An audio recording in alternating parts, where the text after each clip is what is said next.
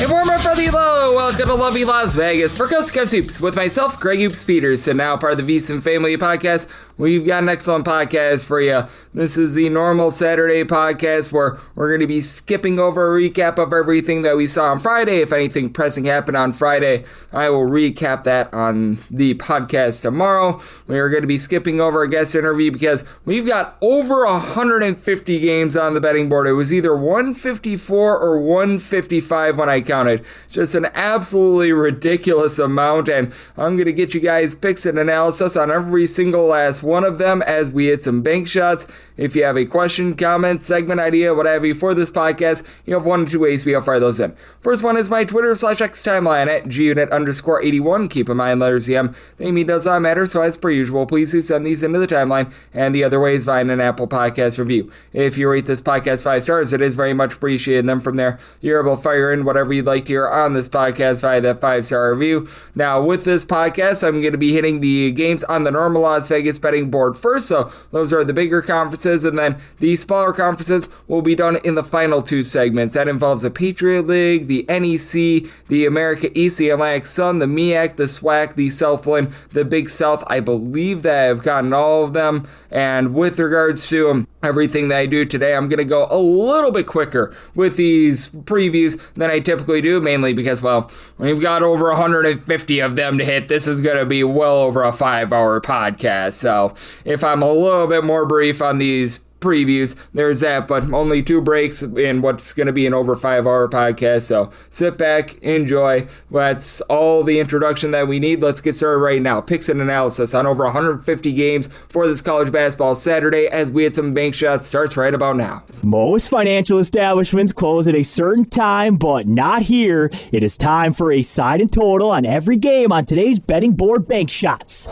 601, 602, Wisconsin is on the road against Indiana. Indiana is a 3.5 to a 4.5 point favorite, and your total on this game is 155.5, and I'm in on the under. I set my total at a 152, as you do have a Wisconsin team that's playing a little bit more up-tempo, and they do a nice job in terms of the little things. They've been a top 45 team in terms of free throw shooting percentage, in terms of taking care of the ball, fewest turnovers on a per possession basis, but have been slowed down a little bit recently, back down to about 107th in terms of total possessions per game. Indiana's about 201st in terms of total possessions per game. And this has been an Indiana defense that has been very rock solid, especially with their 2-point shooting percentage defense. 38th in the country with that regard. It's a Wisconsin team that does give it up from 3, but Indiana has been a little bit neither here nor there with that regard. Wisconsin about 131st in the country in terms of points allowed on a per possession basis. Meanwhile, you've got an Indiana team that is currently checking in 72nd in the country, but they are giving up about 13.5 points fewer per 100 possessions at home rather than away from home. And I mentioned the 2-point shooting defense with them because Wisconsin's been very hit or miss from 3-point shooting, about 34.5% from 3-point range overall for the season. And with Wisconsin, you've got 2 main guys in Nick Boyd, John Blackwell. They combine for 38.5 points per contest. Blackwell's been able to shoot 37.5% from 3. Wisconsin's not lying second and third chances. They have been a top 40 team in terms of defensive rebound percentage. Now you do have an Indiana team that's really not giving you any sort of second and third chances as well in terms of grabbing offensive rebounds themselves, but Nolan Winter, 13.5 points, 8.5 rebounds per game. You've got Braden Carrington shooting 40% from 3 with about 7 points per contest. And on the flip side, it is an Indiana Hoosiers team that has been able to get a lot out of Lamar Wilkerson, 20.5 points, 2.5 assists. He shoots 39% from 3. Tucker DeVries, Udall guy, 13.5 points, 5.5 boards, 3.5 assists. And then Tatum Connerway, about 4 assists per game. Games should be relatively clean. You don't get a lot of turnovers out of either of these teams. Indiana, top 75 team, turns fewest turnovers on a per possession basis. About a country average team with their 3-point shooting percentage. They've been a top 40 team with regards to their 2-point shooting percentage. And for this Indiana team, their all-line teams only shoot about 31% from 3 as well. So in the end, I do think that they get it done against a Wisconsin team that typically has some pretty big home and road splits. And Wisconsin has been outside the top 150 in terms of opponents' 2-point shooting percentage. So made a total of 152. I like the under with Indiana. Made them a 6-point favorite. Willing to lay up to 5.5 with them. 6-3, 6-4 Louisville. They're going to be on the road against Wake Forest. Wake Forest home underdogs of 7.5 to 8.5 points. 159.5 to 161.5 is the total. I did set my line at 5.5, so I'm going to be willing to take the points. It is a Louisville team that very much lives and dies with their 3-point shooting as this Louisville team takes about 54% of their field goal attempts from three-point range. Depending upon the day that you look, that's either numero uno or numero dos in all of college basketball. And one thing that Wake Forest does a pretty solid job of is being able to guard the three-point line. 79th in the country in terms of opponents' three-point shooting percentage at 32%. Where Wake Forest is really vulnerable is down low. They're outside the top 300 in terms of opponents' two-point shooting percentage, and they have been allowing a lot of second and third chances as well. They allow opponents to grab 32% of their misses as an offensive rebound overall. That does go down to 25.9% when they are at home, so they've been a little bit better there. And this is a Louisville team that they have not shot the ball the world's greatest when they've been away from home as well. Overall for the season, it is a Louisville team that has been pretty solid with their three-point shooting percentage at 34.3%, but that goes to 31.9% when they're away from home. And this is a Wake Forest team that has been a top 30 team in terms of turnovers generated on a per possession basis, so it's a big reason why I do like this total under. So I may total 157.5. Got for Wake Forest, Drew Harris, who's been able to supply 20 points, 6 boards, shoots 36.5% for three. Nate Calmezi has stepped up in a big way, 5 assists, 10.5 points per game for a Wake Forest team that they're solid in terms of taking care of the ball. Only about 11.5 turnovers per game. It is a Wake Forest team that if they can get to the free throw line, they shoot 76.5% at the free throw line. That is a top 50 mark in all of college basketball. And for this Louisville team, it is big that they've been able to get back their main point guard, as you've been able to get Mikael Brown going for over 5.5 assists per contest. Doesn't necessarily pop it well from three. That would be Ryan Conwell, who's been that main three-point shooter, 18.5 points, shoots 35% from three. And then Sandra Frew has been able to give you about 10 points, 6.5 boards. You have Javon Hadley throwing in their 5 rebounds. So in the end, I do think that the versatility of Louisville gets it done, and they shoot about the same percentage as Wake Forest at the free throw line at 76.5%. And both of these teams are fast, but they're not necessarily warp speed fast. You've got a Louisville team that in terms of total possessions per game, they check in 83rd in all of college basketball. Wake Forest, they're more in that neighborhood of about 54th, but I do think that Wake Forest being able to generate some turnovers and this Louisville team not shooting it from three away from home quite the same does keep you under. So in on the under, and I'm willing to take anything of 6+ here with Wake Forest. 605, 606, you've got Arkansas on the road against Mississippi State. Mississippi State is a 5.5 to a 6.5 point home underdog. Total on this game, 162.5. It's at a total of a 162. So 162.5, my minimum buy point on the under, mainly because Mississippi State back outside the top 300 in terms of their three-point shooting percentage. Now they're looking to play fast, 49th in the country in terms of total possessions per game. Arkansas obviously looking to gun it themselves, 43rd in the country in terms of total possessions per game. And whereas Arkansas team, they are just 161st in the country in terms of points allowed on a per possession basis. But I mean, for this Mississippi State team, you've had Jaden Epps really go downward with his three-point shooting. He's now shooting less than 31% from three-point. It's just all about Joshua Hubbard. What he's able to give you 20.5 points. Does shoot 32.5% for three. Epps, he does give you 15.5 points per contest. One guy that has bombed it well from three is Jabari McGee. Shoots 39.5% for three. And he's the lone guy on the roster that shoots about 32.5% from the outside. So that's a big issue. It is a Mississippi State team that traditionally is really good on the glass, and they're still a top 100 team with regards to rebound percentage. You've had Serge Makura along with Quincy Ballard combined for 12 rebounds, and Ballard does give you a block per contest as well. But for Mississippi State, they're also not going to put you under duress. Bottom 15 team in the country in terms of turnovers generated on a per possession basis. Arkansas, top 20 team in terms of taking care of the ball, top 30 team in terms of points scored on a per possession basis, and in the top 50 in terms of both 2-point and 3-point shooting percentage. Darius Acuff, 20.5 points, 6 assists, shoots 41% for three. Trevon Brazil, great versatility, 12.5 points, 7 boards. In a pressure spot team, shoots about 74% the free throw line with Malik Thomas. He's able to supply about 15 points per game as well. And DJ Wagner, even though he doesn't score a ton, he does give you 2.5 assists, has done a pretty solid job on the defensive side of things. I do think that Arkansas has the chops to be able to go out there, get it done against a Mississippi State team that's just been all sorts of questionable this season with regards to being able to generate turnovers. I think that Mississippi State just doesn't do their part with this total, with them not being able to shoot it from the outside, and this being an Arkansas team that does a pretty good job in terms of encouraging you to shoot it from the outside. So circumstance where I did some line at 8, I'm willing to lay with Arkansas, and at a 162.5 or higher, in on the under, made by totally 162, 607, 608. Villanova is going to be on the road against Georgetown. Georgetown is a home underdog of 3.5 to 4.5 points, 137.5 to 138.5 is the total, and for Villanova, Southern Bend is a 3.5 point favorite, so 4+. I'm going to be willing to take the points with Georgetown. It's a Georgetown defense that has left a lot to be desired, 149th in the country in terms of points allowed on a per possession basis. Villanova, they've been solid, 82nd in the country, and neither of these teams are going to be looking to push an aggressive pace, especially Villanova is 308th in the country in terms of total possessions per game. You've got a Georgetown unit that is more around about 243rd, but for Georgetown, big reason why I'm going to be willing to take the points is that they're just doing the little things well. This is a top 40 team in terms of fewest turnovers on a per possession basis. They've been a rough 3-point shooting team all season long, but they've been able to get it going a little bit more here. They're riding a nice 4-game win streak. KJ Lewis, Malik Mack, the Mack attack, have been able to combine for 29.5 points per game. Lewis shoots about 33% for 3, only about 30% from Mack, but the big X factor here is Vincent Iwuchukwu. Obviously not going to bomb it from 3 at 7 feet tall, but 11 points, 5 boards. He actually gives you a steal and a block per contest as well. He was missing for 10 games due to injury. Since he's come back, this has looked like a little bit of a different team. Caleb Williams has gotten a little bit more involved.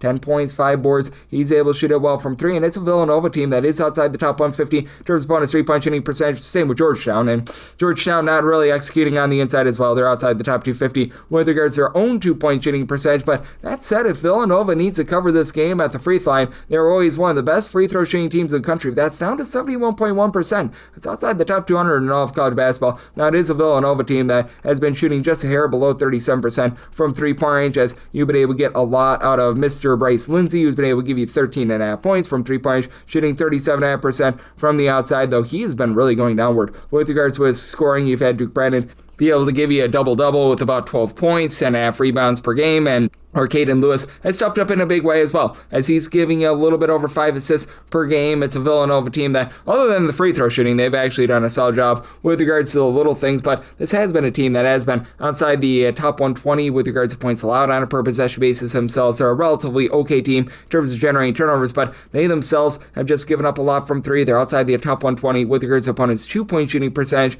as well, and I do think that that's going to be just enough for this Georgetown team to remain lively, and Georgetown does seem to be doing better with their 3-point shooting. I think that this is going to be close enough for late game fouls, even though you do have 2 relatively slow and controlled teams. So I did set a total of 139.5. I'm going to be in on the over, and with Georgetown, made them a 3.5-point dog, so I'm going to take 4+ with them. 609, 610 at Syracuse. They're going to be on the road against Virginia. Virginia is a 13 to a 13.5-point favorite, and total is between 147 to 147.5. And for Virginia, I did set them as a favorite of 11.5 points, so I'm going to be willing to take the points with Syracuse. It is a Virginia team that has been very good in terms of being able to pull in their second and third chances, top 8 team with regards to offensive rebound percentage. They might run into a little bit of issues down low against the Syracuse defense that has been very good on the interior. They're 53rd in the country in terms of opponent's 2-point shooting percentage, and for Syracuse, even with getting back Donnie Freeman, who's been able to give you over 6 boards, 18.5 points per game, they're still well outside the top 140 in terms of points scored on a per possession basis. For Syracuse, overall 57th in terms of points allowed on a per possession basis, and for Virginia, it's been a little bit of an up and down defense, but they've cracked the top 40. They're currently 38th, and neither team is really going to be looking to push a live tempo, with Virginia currently 228th in terms of total possessions per game. Syracuse in that relatively same boat, about 172nd, so mid-tier there. Did set a total as a result at a 145.5, so I'm going to be in on this total under, as for Syracuse, they're going to have to match up with Darius Ritter, who's been able to give you 15 points, 6 rebounds per contest, and on the flip side for the Syracuse group, you've been able to have J.J. Starlin along with Nate Kings be able to step up as really your main guards in terms of a scoring standpoint. These two guys have been able to combine for about 23 points per game, with Kings shoots 37.5% from 3-point. William Kyle is able to give you about 2.5 blocks per contest as well, and for Syracuse, they've been okay on the inside. They're a top 135 team with regards to their own 2-point shooting percentage. They just kill themselves at the free throw line. They shoot 63.3% at the free throw line. That is a bottom 5 mark in all of college basketball, and this is a Virginia team that will put you on the free throw line. In terms of fouls committed on a per possession basis, they are a top 75 team in the country. Now, for Virginia, they've been a little bit of a hot and cold 3-point shooting team. They've been a top 50 team with regards to their 2-point shooting percentage from 3-point range. Virginia shooting a hair above 35.5%. That does go to 37% at home, but I do think that the Syracuse defense could hold up. You've got Malik Thomas, who's giving you 13 points, shoots in the mid-30s from 3. Sam Lewis has been a 40% 3-point shooter, and when he's been out there, Ja'Kari White shoots 43.5% per 3, but has been a little bit banged up himself. Virginia not going to put you under duress. They're outside the top 240 in terms of turnovers generated on a per possession basis, and even though they do such a great job grabbing their own second and third chances, they have been outside the top 100 in terms of defensive rebound percentage as well. So do you think that this is going to be a little bit more defense-oriented game that Syracuse does just enough to hold in? I set my line at 11.5, so we'll take 12+ here with Syracuse. I like the under. I set my total at a 145.5. 6-11, 6-12, Nebraska on the road against Rutgers, and Rutgers, a sizable home underdog here of 12.5 points total on this game, 141.5 to 142.5. Set my line at 11.5, so 12+ does become my buy point on Rutgers, and it's a Rutgers team that is pretty sad and pathetic. They are once again not looking to push tempo, 272nd in the country in terms of total possessions per game. Nebraska, a relatively slow team as well, 251st in terms of total possessions per game, and Nebraska has been able to hunker down on defense, or 18th in the country in terms of points allowed on a per possession basis, and in terms of points scored on a per possession basis away from home, they're a top 8 team in the country. Rutgers, they have been brutal with regards to their defense. They're on 86th in terms of points allowed on a per possession basis, but they do give up 14.4 points fewer per 100 possessions at home, and for Rutgers, they always do have very demonstrative home and road splits. The RAC is a tough place to play,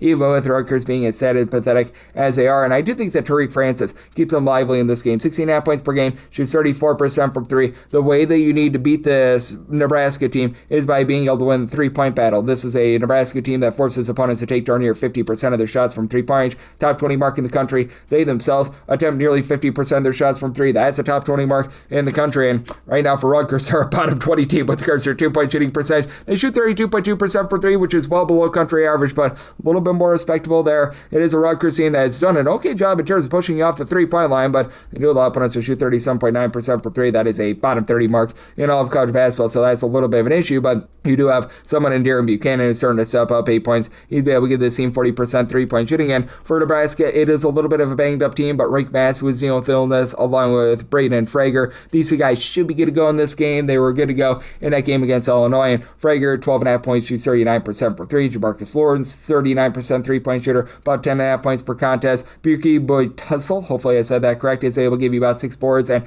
it's a Nebraska team that's really not going to generate a lot of second and third chances. This is a unit that is outside the top 125 with regards to their overall rebound percentage. In terms of offensive rebound percentage, they're outside the top 250 there, but they're also pretty good in terms of executing on the inside. They've been a top 30 team with regards to their own 2-point shooting percentage. For Nebraska, they allow teams to shoot right around about 32-33% from 3 points away from home. Takes a little bit of a dive from when they are at home, but I do think that Nebraska is able to get it done with being able to take good care of the ball. Top 15 team in terms of fewest turnovers on a per possession basis. I do think that this game gets slowed down to a crawl, so slow though that you do get an under, and that allows Rutgers to do just enough to hold in there. I set my line at 11.5, so 12 plus 1 think the points with Rutgers. Made my total 139.5, so 140 plus I'm in on the under. 613, 614. It is Elon, and they're going to be playing us to Drexel. The Dragons of Drexel do find themselves as a underdog here of 4 to 4.5 points. So on this game, 139, and I did set my total at 143. I like the over now. It is a Drexel team that is playing super duper slow. 344th in terms of total possessions per game, and for Elon, currently they are 127th in the country in terms of total possessions per game, but for this Elon team, I do think that they're going to be able to persevere here because they just have been that good on offense. Elon is shooting about 35.5% from 3-point range, but they really do a nice job on the inside. It's a team that ranks 65th with regards to their 2-point shooting percentage. They're a top 40 team in terms of offensive rebound percentage. That's merely the percentage of your missed shots that result in an offensive rebound. And Drexel has been a top 100 team in terms of offensive rebound percentage as well. And even though Drexel has been a really good, hard-nosed offensive team, they do allow a lot of second and third chances. They're just 165th with regards to defensive rebound percentage. Elon, they themselves are 303rd. They're allowing opponents to grab 31.8% of their misses as an offensive rebound, and Elon overall is outside the top 285 in terms of points allowed on a per possession basis, and that's a big reason why I'm in on the over. So you have a Drexel team that has been shooting about 34.5% from 3. That's a country average mark. They've done a nice job with that regard. You've got Shane Blakeney as your lone double figure scorer, give you about 13.5 points, 5 boards. Here's the issue that you are going to have with this Drexel team in terms of covering, though.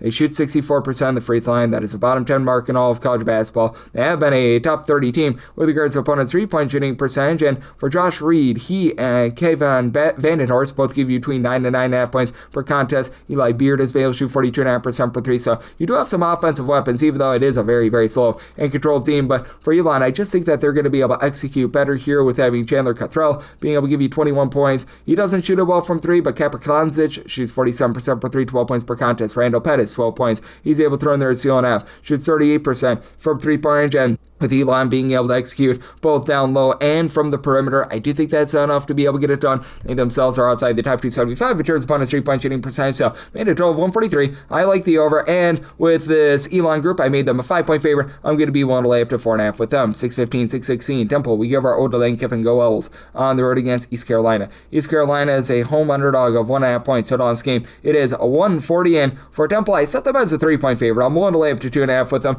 East Carolina has been a little bit more more respectable with their three-point shooting recently, but they're still well outside the top 330 with that regard, and they're not even executing on the inside. They're 343rd with their two-point shooting percentage, and this is a Temple team that they love to go bombs away from three, as they're not necessarily the best interior team themselves. They're about 250th in the country with regards to their own two-point shooting percentage, but they should be able to find a lot of holes against the East Carolina team that right now is 303rd in the country in terms of opponents' three-point shooting percentage, and Temple just does a better job in terms of taking care of the ball. It's an East Carolina team that, if you look at them in terms of turnovers on a per possession basis, they're outside the top 250 in all of college basketball. Meanwhile, for Temple, they're a top 30 team in terms of taking care of the ball. Jordan Riley has been rock solid for this East Carolina team, 23 points. He only shoots 29% for three, but 5.5 boards, C1 per contest. And you have been able to have Dimitri Gardner in a very small sample size of 9 games at about 2 threes per contest, shoots 60% from three. So that's been nice, 9 points per game. But outside of Giovanni Amaruju, who's able to give you 9.5 boards, 13.5 points per game, these are the lone two guys, he and Riley, that give you over 3 rebounds per game for a team that is supposed to be built down low. And they are a top 125 team with regards to their offensive rebound percentage, and Temple's not going to pull in there any sort of second and third chances for themselves, but they haven't been bad on the defensive glass. A top 120 team in terms of defensive rebound percentage, so they're not allowing a ton of second and third chances. Jerry built for tough. 18 points, shoots 35% from three. You have to love what you've been able to get out of Gavin Griffiths with about 5 boards, 11.5 points, CO per contest. In a pressure spot, Temple does shoot 75.5% the free throw line. That's a top 75 mark in all of college basketball. They shoot about 35% from three-point range as well, so they should be able to exploit a bunch that has really not been good with regards to their three-point shooting, offense or defense. And for Temple, that does go down to 31.1% away from home, so that's going to be a little bit of a worry. And you do have a Temple team that is not necessarily looking to push a lot of tempo. In terms of total possessions per game, they're just 300th in all of college basketball. East Carolina, they clock in more around about 138th. I do think that this is going to be close enough for late game felling, though, and East Carolina has been a little bit better with their three-point shooting here recently, ever since they've been able to get the little bit of a spark that you've been finding out of Gardner. So I did set a total of 141. I do like the over. And with Temple, I'm willing to lay up to 2.5. With them, 617, 618, UMass is on the road against Coastal Carolina. The Chanticleers find themselves as a 1-point underdog. Total on this game, 148.5. So Coastal Carolina is a 2.5-point favorite. I do like them on the money line. This is a UMass team that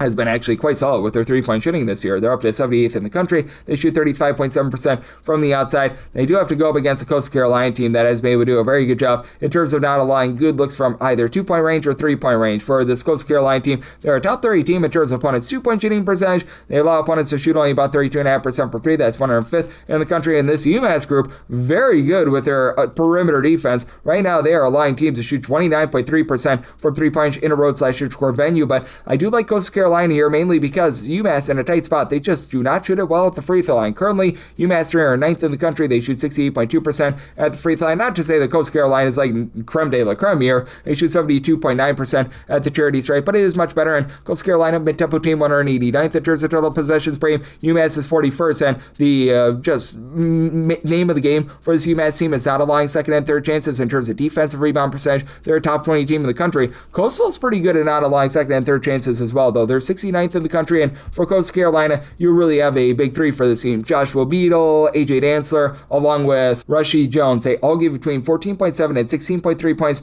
per game. In the case of Beadle, he's your main facilitator with 3.2 assists per contest. Dantzler and Jones combine for about 5.5 assists per game, and Jones shoots 38% from three-point range, a steal per contest. And for Coastal, they're not going to generate any turnovers whatsoever. Bottom 5 team in the country in terms of turnovers generated on a per possession basis. That's big because UMass is outside the top 250 with regards to their ball security, but for a UMass team that has a real kryptonite down low, they're outside the top 300 with regards to opponents' two-point shooting percentage. That should help out a Coastal team as average with their three-point shooting. They've been awful with their two-point shooting, but I do think that that goes a little bit northward in this game. As a matter of fact, they're outside the top 300 with their two-point shooting percentage, but you have Reggie Hill is able to give you about 5.5 boards, 7 points per game, and it's a Massachusetts team that is going to be very intriguing with what you've been able to get in the backcourt out of Marcus Banks along with Leonardo Batil. Batil does not give you any three-point shooting, but 15.5 points, 7.5 boards. You got Banks shooting about 39% for three, 16.5 points per game, and Kajal Parker shoots 42% for three with about 11 points per contest. But I do think that the just overall sloppiness of UMass is going to be a little bit costly. This is a team that is one of the most frequent foul teams in all of college basketball as well, and with them having their warts down low, well. I do think that Coastal Carolina on their own floor gets it done in what I think is going to be a rather up and down game with this UMass team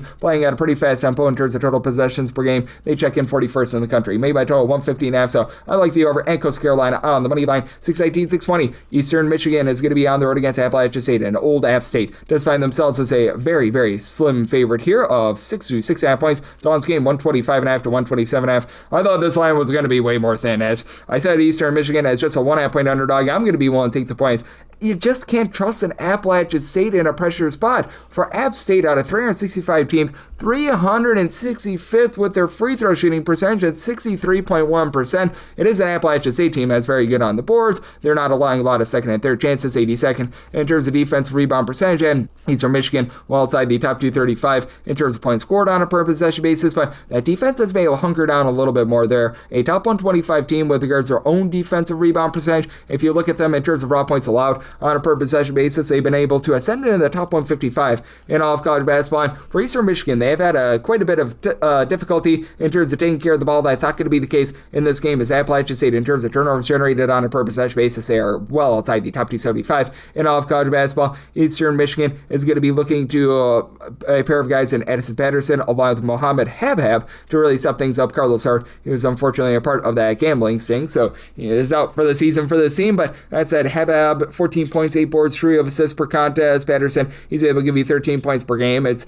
a bunch that is not really shot it well from 3 at 32.5% overall in each of your top 3 scorers. Shoot less than 31% from the outside, but I mean, in the absence of Carlos Hart, you've really been able to see Gregory Lawson be able to take hold of this offense. 8 points. He's been able to shoot 50% from 3-point. You've been able to get a little bit more out of Mac Mansell from the outside as well. And I do think that for Appalachian State, even though you do have a pair of guys in Alonzo Dodd along Kassan Jennings who have been able to combine for about 28 points per contest, you've had Jennings be able to do a pretty solid job in terms of giving you about 2 assists per contest, 4 out of Alonzo Dodd. So they've done a great job there in App State. Top 75 team in terms of fewest turnovers on a per possession basis, but that free throw shooting is going to be costly. This is a team that's very strong on the inside. They're a top 30 team in terms of opponents' 2-point shooting percentage, but I do think that for Appalachian State in a game that's going to be very, very slow and controlled in terms of total possessions per game, 358th in the country, this Eastern Michigan team is going to hold in there. I do think that you get those late game fouls. So I did set a total here of a 127.5. At that 125.5 number, I'd be in on the over, and I'm going to take the points with Eastern Michigan. 621, 622, Middle Tennessee. They are going to be on the road against Delaware. Delaware is a home underdog of 5 points, and your total is between 130 to 131, and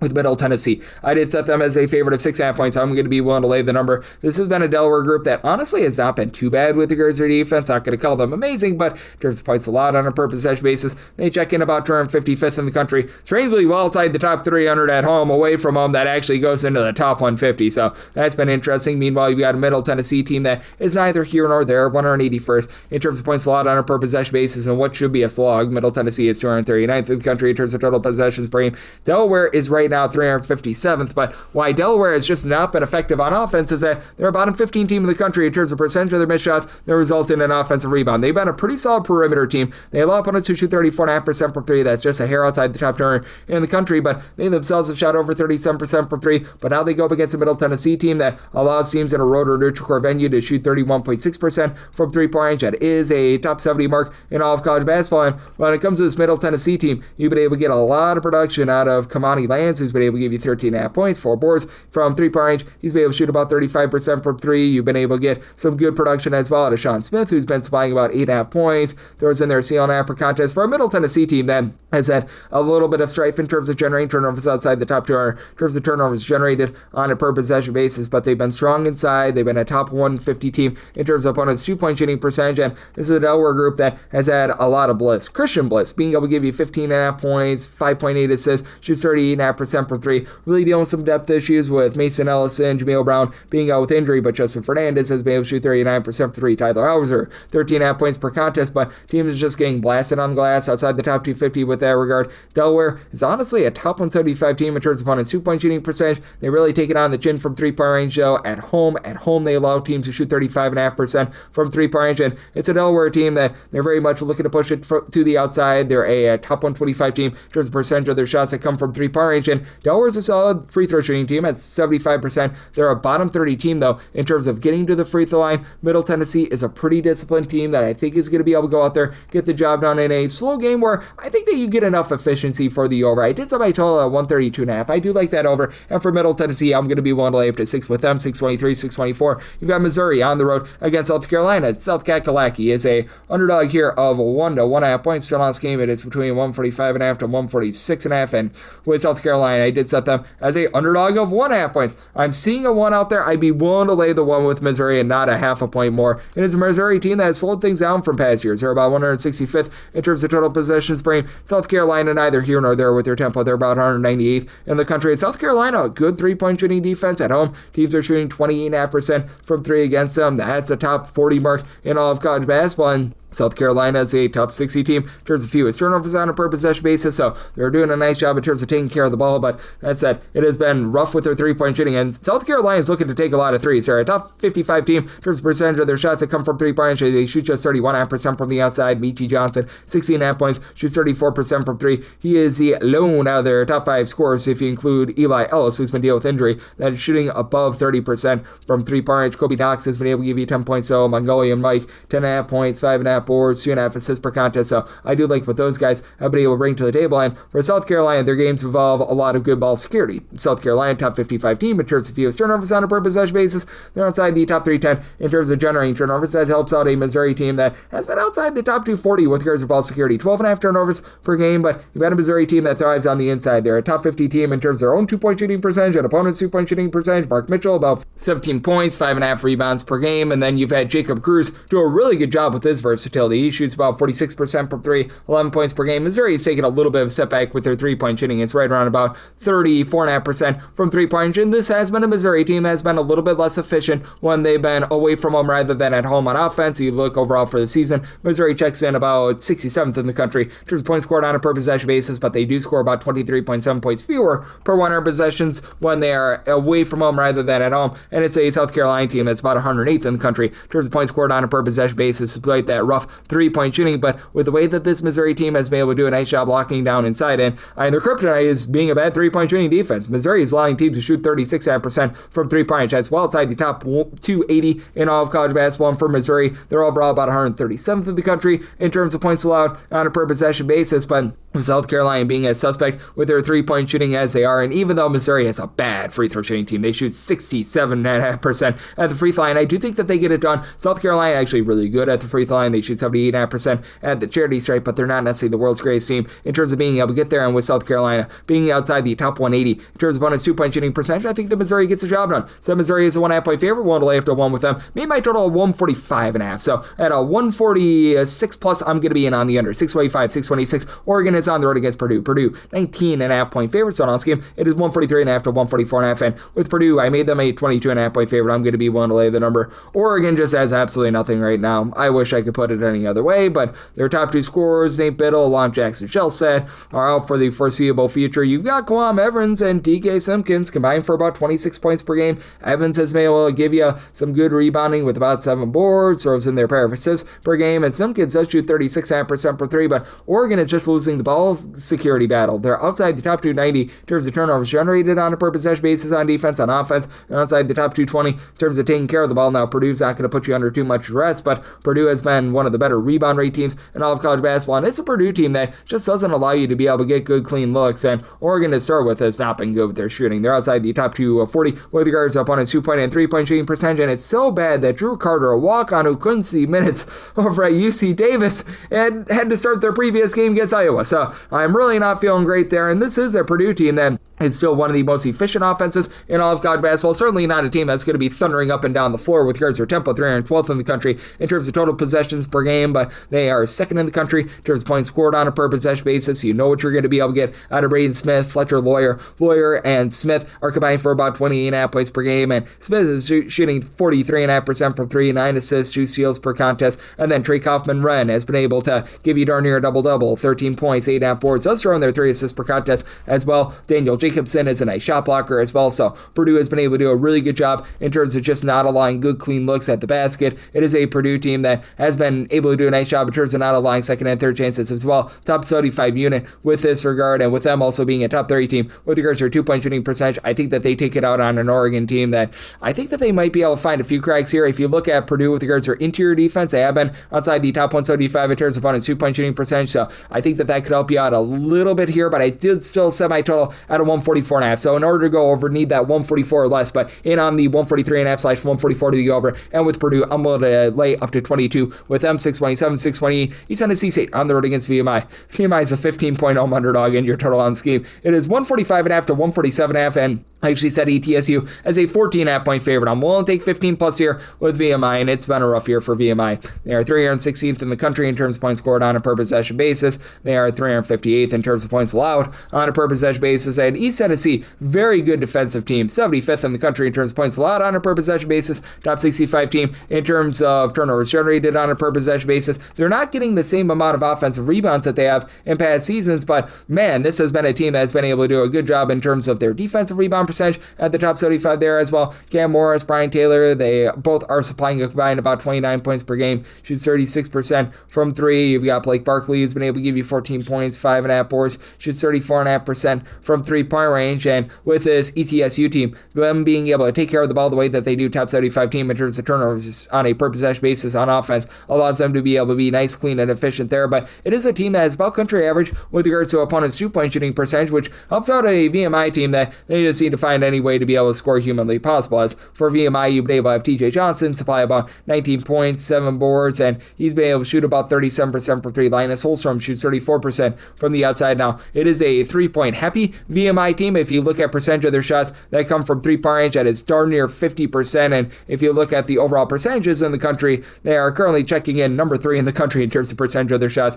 that come from 3-point range. And it is a ETSU team that sometimes can have a few cracks with regards to that outside defense. Right now, they're allowing teams to shoot about 34.2% from 3-point range away from home. So I do think that that's just enough for this VMI team to remain lively in what I think is going to be a lower possession game. ETSU 294th in terms of total possessions per game. You've got a VMI group that right now they're checking in about 248th in all of college basketball, but I do think that with VMI being able to get a relatively okay amount of production out of AJ Clark with about 6.5 points, 6 rebounds per game, and Alan Strothers on the flip side for ETSU only gives you about 4 points per contest, but 3 assists, does a good job generating turnovers. That you are going to get a little bit more of a slowed down game that VMI does just enough to be able to hold in there on. I said I told 144.5, so we'll take 145 plus to the under end. With VMI, we'll take 15 plus points. With them, 629, 630. Virginia Tech is on the road against NC State. NC State does find themselves as a 9.5 point favorite total on this game, 152.5, and I made a total of 156.5. I do like the over. You've got a Virginia Tech team that has been really good in terms of not allowing good looks from three. 29.5% is what opponents shoot from 3-point range. That's actually 19th in all of college basketball. Very fragile on the inside. They're outside the top 150 in terms of their overall rebound percentage. Now, Toby Lawal was dealing with quite a bit of an injury, and he's been able to give the team 14 points, 9 rebounds. He's going to be good to go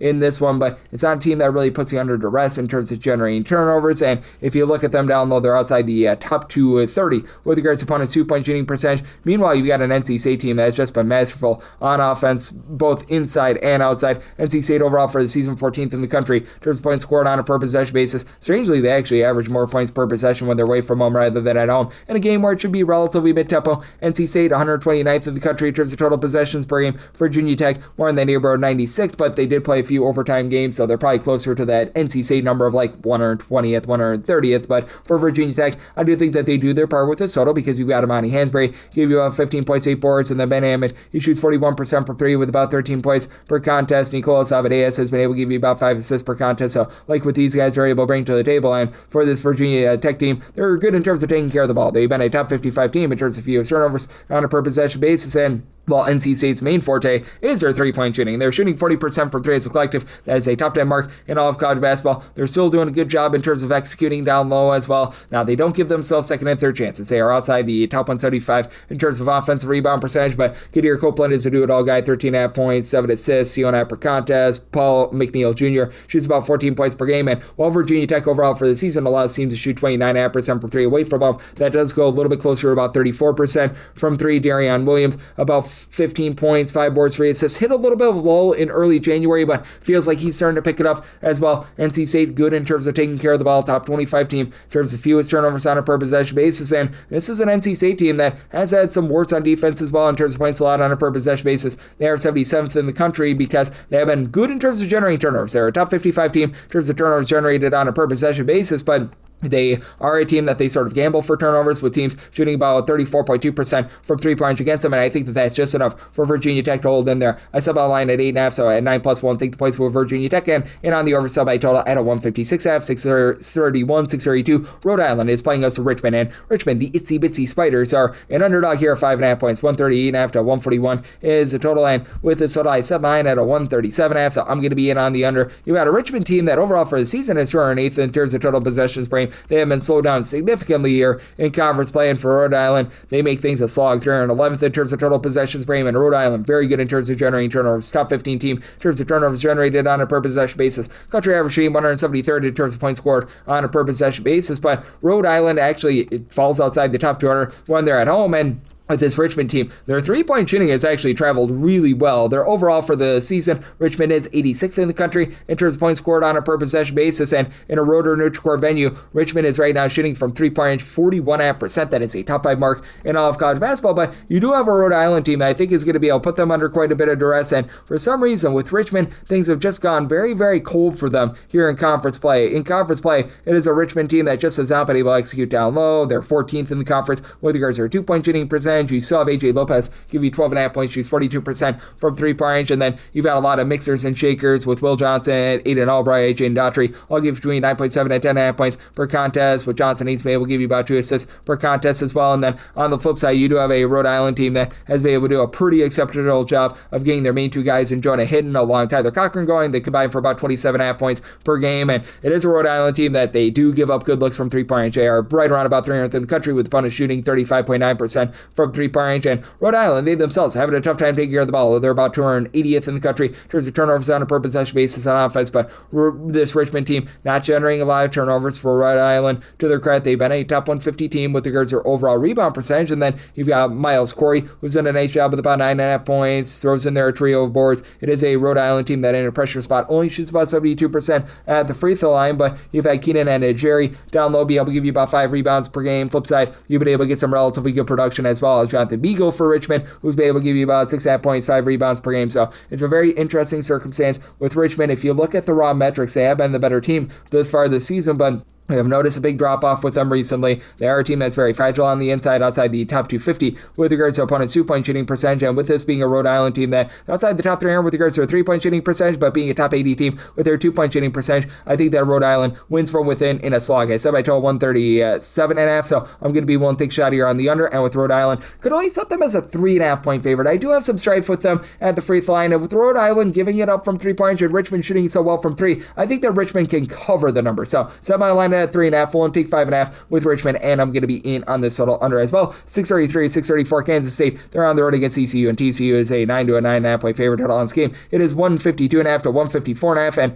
with TCU, I did set them as a 9 point favorite. 9.5 is my buy point on Kansas State, even though it is a Kansas State team that has been ghastly with regards to their defense, and it's a Kansas State team that's absolutely looking to gun it. 24th in the country in terms of total possessions per game. I think that their 3-point shooting is going to be able to keep them lively, though. Kansas State overall shoots 36.9% from 3-point range. That is 36th in all of college basketball. That elevates into the top 35 when they're away from home. They actually shoot 37.7% from the outside, and for this Kansas State team, it has been one that has been really giving it up on the inside. They're a team that does not have a single player on the roster that gives you over 5.4 rebounds per game. PJ Haggerty is that top rebounder, and the lone guy that gives you over 5 boards per contest, 23 points, 4.5 assists, 5.5 boards, shoots 36% per 3, and then Nate Johnson, 40% 3-point shooter. He's been able to give you 11 points per game, but for Kansas State, they are well outside the top 235 in terms of opponents' 2-point shooting percentage. They find themselves hovering right around about 200th with regards to rebound percentage as well. Abdi Bashir has been able to give you 13 points per game, but he's been a little bit shaken up recently as well. But I do think that they hold in there against a TCU team that on offense at home, they just have not necessarily been the world's greatest team. This is a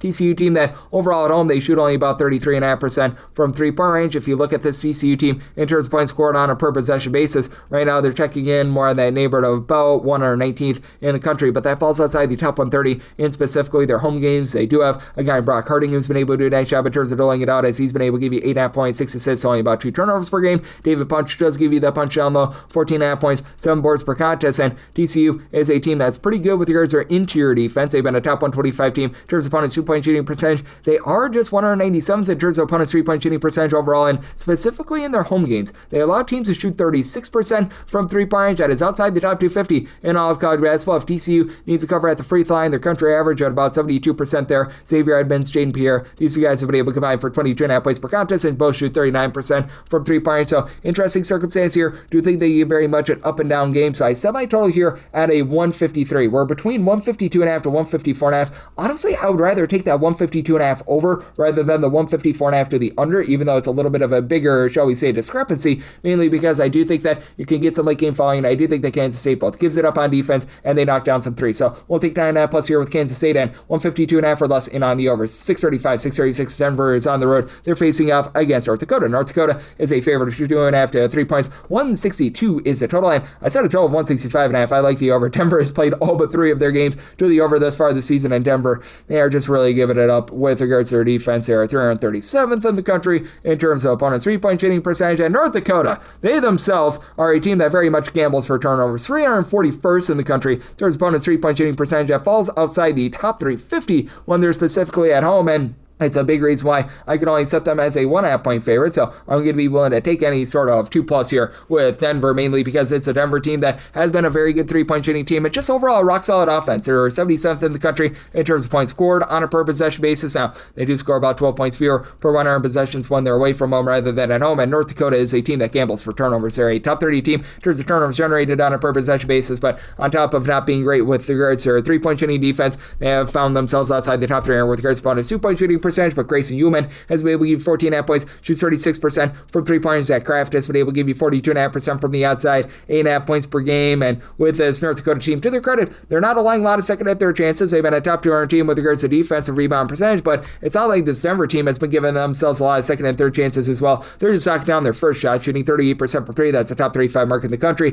Carson Johnson, he's able to give you 19 points, shoots 41% for 3. Zane Nelson, he gets zany, shooting 47.5% from 3-point. Julius Rollins, 8.5 points, 3 boards. He doesn't necessarily pop it well from 3, but gives his offense a little bit of direction as well, and there should not be a lot of turnovers in this game. Denver, a top 75 team in terms of fewest turnovers on a per possession basis on offense. On defense, they're a bottom 30 team in terms of generating turnovers, so I do think that they keep things clean. Denver also a negative rebound percentage, so should be some second and third chances there. And Denver, if they get sent to the free throw line, they're a top 30 team with their free throw shooting percentage, so we'll take 2+ here with Denver. Made by total 165.5, so at 165 or less in on the over. 637, 638. Princeton is going to be on the road against Penn, and the Quakers of Penn do find themselves as a favorite here of 2.5 to 3.5 points. 140.5 to 141.5 is the total, and I made my total a 143.5, so I'm going to be in on this total over. You've got a Princeton team that's very much looking to play slow and controlled, 326th in terms of total possessions per game. Penn not as fast as a lot of people would think under Fran McCaffrey, only about 190th in terms of total possessions per game, but it's a Penn team that has been pretty solid in terms of their offensive execution. They're a top 200 team in terms of points scored on a per possession basis. Princeton has fallen to 261st, but that's a little bit of a warped number because they were without their top scorer for quite a bit of time, as they have Dalen Davis now back in the fold after he was missing for about 9 or so games. He's been supplying 14.5 points. He shoots 38.5% from 3-point, and all of a sudden Jackson Nixie has actually really been able to step up for the team. He is now the top scorer, 15.5 points per game. That's because he has scored 18 plus points in now 3 of the last 4 games from 3-point. He's been able to bomb it at about 43% from the outside, and it is a Princeton team that they very much live and die with their 3-point shooting. They're a top 30 team in terms of percentage of their shots that come from 3-point, and to the credit of Penn, they've been a top 100 team in terms of opponents' 3-point shooting percentage, but that said, they really give it up on the inside, and you've got a Princeton team that they do a good job in terms of not allowing second and third chances. Top 50 team in terms of their defensive rebound percentage. You do have a Penn team that's going to give up some second and third chances at home. They are outside the top 275 with opponents grabbing about 30.2% of their missed shots as an offensive rebound. Meanwhile, for this Penn offense, though, they have been one of the most explosive 3-point shooting teams in all of college basketball. Right now, they shoot as a collective over 39% from 3. That's a top 20 mark with Ethan Roberts leading the way, 18.5 points. He shoots 44.5% from 3. And then TJ Power, Michael Zanoni, they combine to shoot about 39.7% from 3. They combine to give you about 26.5 points per contest. Cam Thrower, he's been able to do a nice job, give you about 6.5 points. Shoots the ball from 3, has been dealing with a little bit of ailment, probably going to be out of the fold once again in this game, but In his absence, you've had A.J. Levine step up, give you about 8 points, 4 boards. He shoots in the high 30s from three-point range as well. If this does come down to a pressure spot, it is a Penn team that is only shooting about 69.5% the free throw line. That does leave you a little bit weary there, but that said, this has also been a Princeton team that has just not done a great job defensively either. This is a unit that is currently finding themselves outside the top 250 in terms of points allowed on a per possession basis. No dress is what they're going to cause. They're outside the top 325 in terms of turnovers on a per possession basis generated, and with this Princeton team, I do think that they're going to be beat on the inside, and I do think that Penn finds a way to be able to get the job done here. I set Penn as a 5.5 point favorite, 1 to 5 with them. I think that you get some late game following for the over. Sub I total 143.5, so almost went on the over. 639, 640. Boston College plays us Miami. Miami is a 7.5 to an 8.5 point road favorite. Total on this game 139.5 to 140.5. I said Miami is an 8 point favorite, so at a 7.5 to an 8.5, we're between those two numbers. I'd rather lay 7.5 rather than take 8.5. That's just because I am that bearish on the Boston College shooting. And Boston College, legitimately a solid defensive team. This team is playing very slowly, 263rd in terms of total possessions per game. They've been pretty good in terms of not allowing second and third chances, or a top 110 team in terms of defensive rebound percentage. And Miami has been one of the better offensive rebound rate teams in the country. Ernest Uday giving you 9 plus rebounds per game. That's been big for them. And then Malik Renew, he's able to give you 19 plus points, 7 plus rebounds. He's a little bit of stat sheet sufferer, but I am for Boston College. I wish I could put it any other way, but this team just can't shoot. Right now, they are 345th in the country with regards to their 3-point shooting percentage. In terms of that 2-point shooting percentage, they check in 286th in the country. You've had Donald Hand be able to give you about 15 points per contest, but he is shooting less than 30% from 3 points. Of Payne Train in Fred Payne has actually been able to give you a little bit of something from the outside. He's right now supplying about 15 points from 3 points. He shoots 35% per 3. And look at who's, he does shoot 46% from the outside. Those are the lone 2 of your top 7 scorers that shoot above 28% from 3-point range. And for Boston College, if they do get sent to the free throw line, they shoot about 65.5% when they're there. That's a bottom 20 mark in all of college basketball. Meanwhile, for Miami, you've got some solid exterior play with Trey Donaldson, Sheldon Henderson. They've been able to combine for about 30.5 points per contest. Donaldson has been able to shoot 35% from 3-point range, and it's a Miami team that has been able to do a really good job in terms of not allowing those second and third chances, or a top 100 team in terms of turnovers generated on a per possession basis, and I think that they can win from within. This Miami team, they're about a country average team with about 34.5% 3-point shooting, but they're top 25 team in terms of opponents' 2-point shooting percentage, and for Boston College, they're a much better 3-point shooting defense than a 2-point shooting defense. So in the end, I do think that Miami gets the job done here, and I do think that with Miami being a relatively up-tempo team in terms of total possessions per game, this team is checking in more in that neighborhood of about 100th in the country. I think they get just enough for the over, and I do think the Boston College sees a little bit of positivity with that shooting. So I like the over, so I total 142, and I'm willing to lay up to 7.5 here with Miami. 641, 642. Cleveland State is going to be on the road against IU Indy, and IU Indy does find themselves as a home underdog here of 1.5 points in some spots. Some spots they become the 1-point favorite. Totals all over the place, anywhere between 169 to 172, and I made my total 172. So anything below 172, I am going to be in on the over. You've got a pair of teams that are going to be looking to play very, very quickly. IU Indy still 10th in the country in terms of total possessions per game. That's come down a little bit here in conference play, but they still like to move in. And for Cleveland State, overall, they're about 74th in the country in terms of total possessions per game. In games played away from home, though, that actually goes into the top 35. And these are two defenses that are not doing a great job of guarding whatsoever, especially Cleveland State down low. Cleveland State has actually been able to allow opponents to shoot only about 33.5% from 3-point range. That goes down to about 35% away from home, but they haven't been too bad there. But on the inside, this is a team that's just getting absolutely barbecued in terms of overall points allowed on a per possession basis, 361st in all of college basketball. IU Indy 350 first, and you've got an IU Indy team as in the bottom 30 in terms of defensive rebound percentage. They give up a lot of second and third chances. Cleveland State well outside the top 300 as well, so you should be able to get a lot of offensive rebounds in this game. Cleveland State has Desai, who's been able to give you 15.5 points, shoots in the mid-30s from 3. Trey Beard has been able to shoot 45% from 3 points, 14 points per contest. Josiah Harris, he dealt with a little bit of injury, but he's been able to come back, give this team 6.5 rebounds per game, and he and Desai are the lone two guys on the roster that give you over 3.7 rebounds per game, so that's been a little bit grody right there. And for the IU Indy Jaguars, it's a team that just really gambles for turnovers. They are a top 50 team in terms of turnovers generated on a per possession basis, and Cleveland State has had their issues in terms of taking care of the ball. This Cleveland State team hovering right around about 300th in terms of turnovers on a per possession basis, but for IU Indy, they find themselves outside the top 340 in terms of opponents' 2-point and 3-point shooting percentage. They do, though, have Kyler Day-Agostino, give you 18.5 points, 3.5 assists, shoots 40% from 3-point range. Right now, you've only got two guys on the roster. It gives you over 3.5 rebounds per game. Jackson Edwards, along with Finley Woodyard. They combined to be able to give you about 20 points per contest, 10.5 boards. Woodyard is able to give you about 5.5 assists per game. And IU Indy is a country average team in terms of taking care of the ball. They're a team that has been pretty good with their 2-point shooting percentage. They've been a top 125 team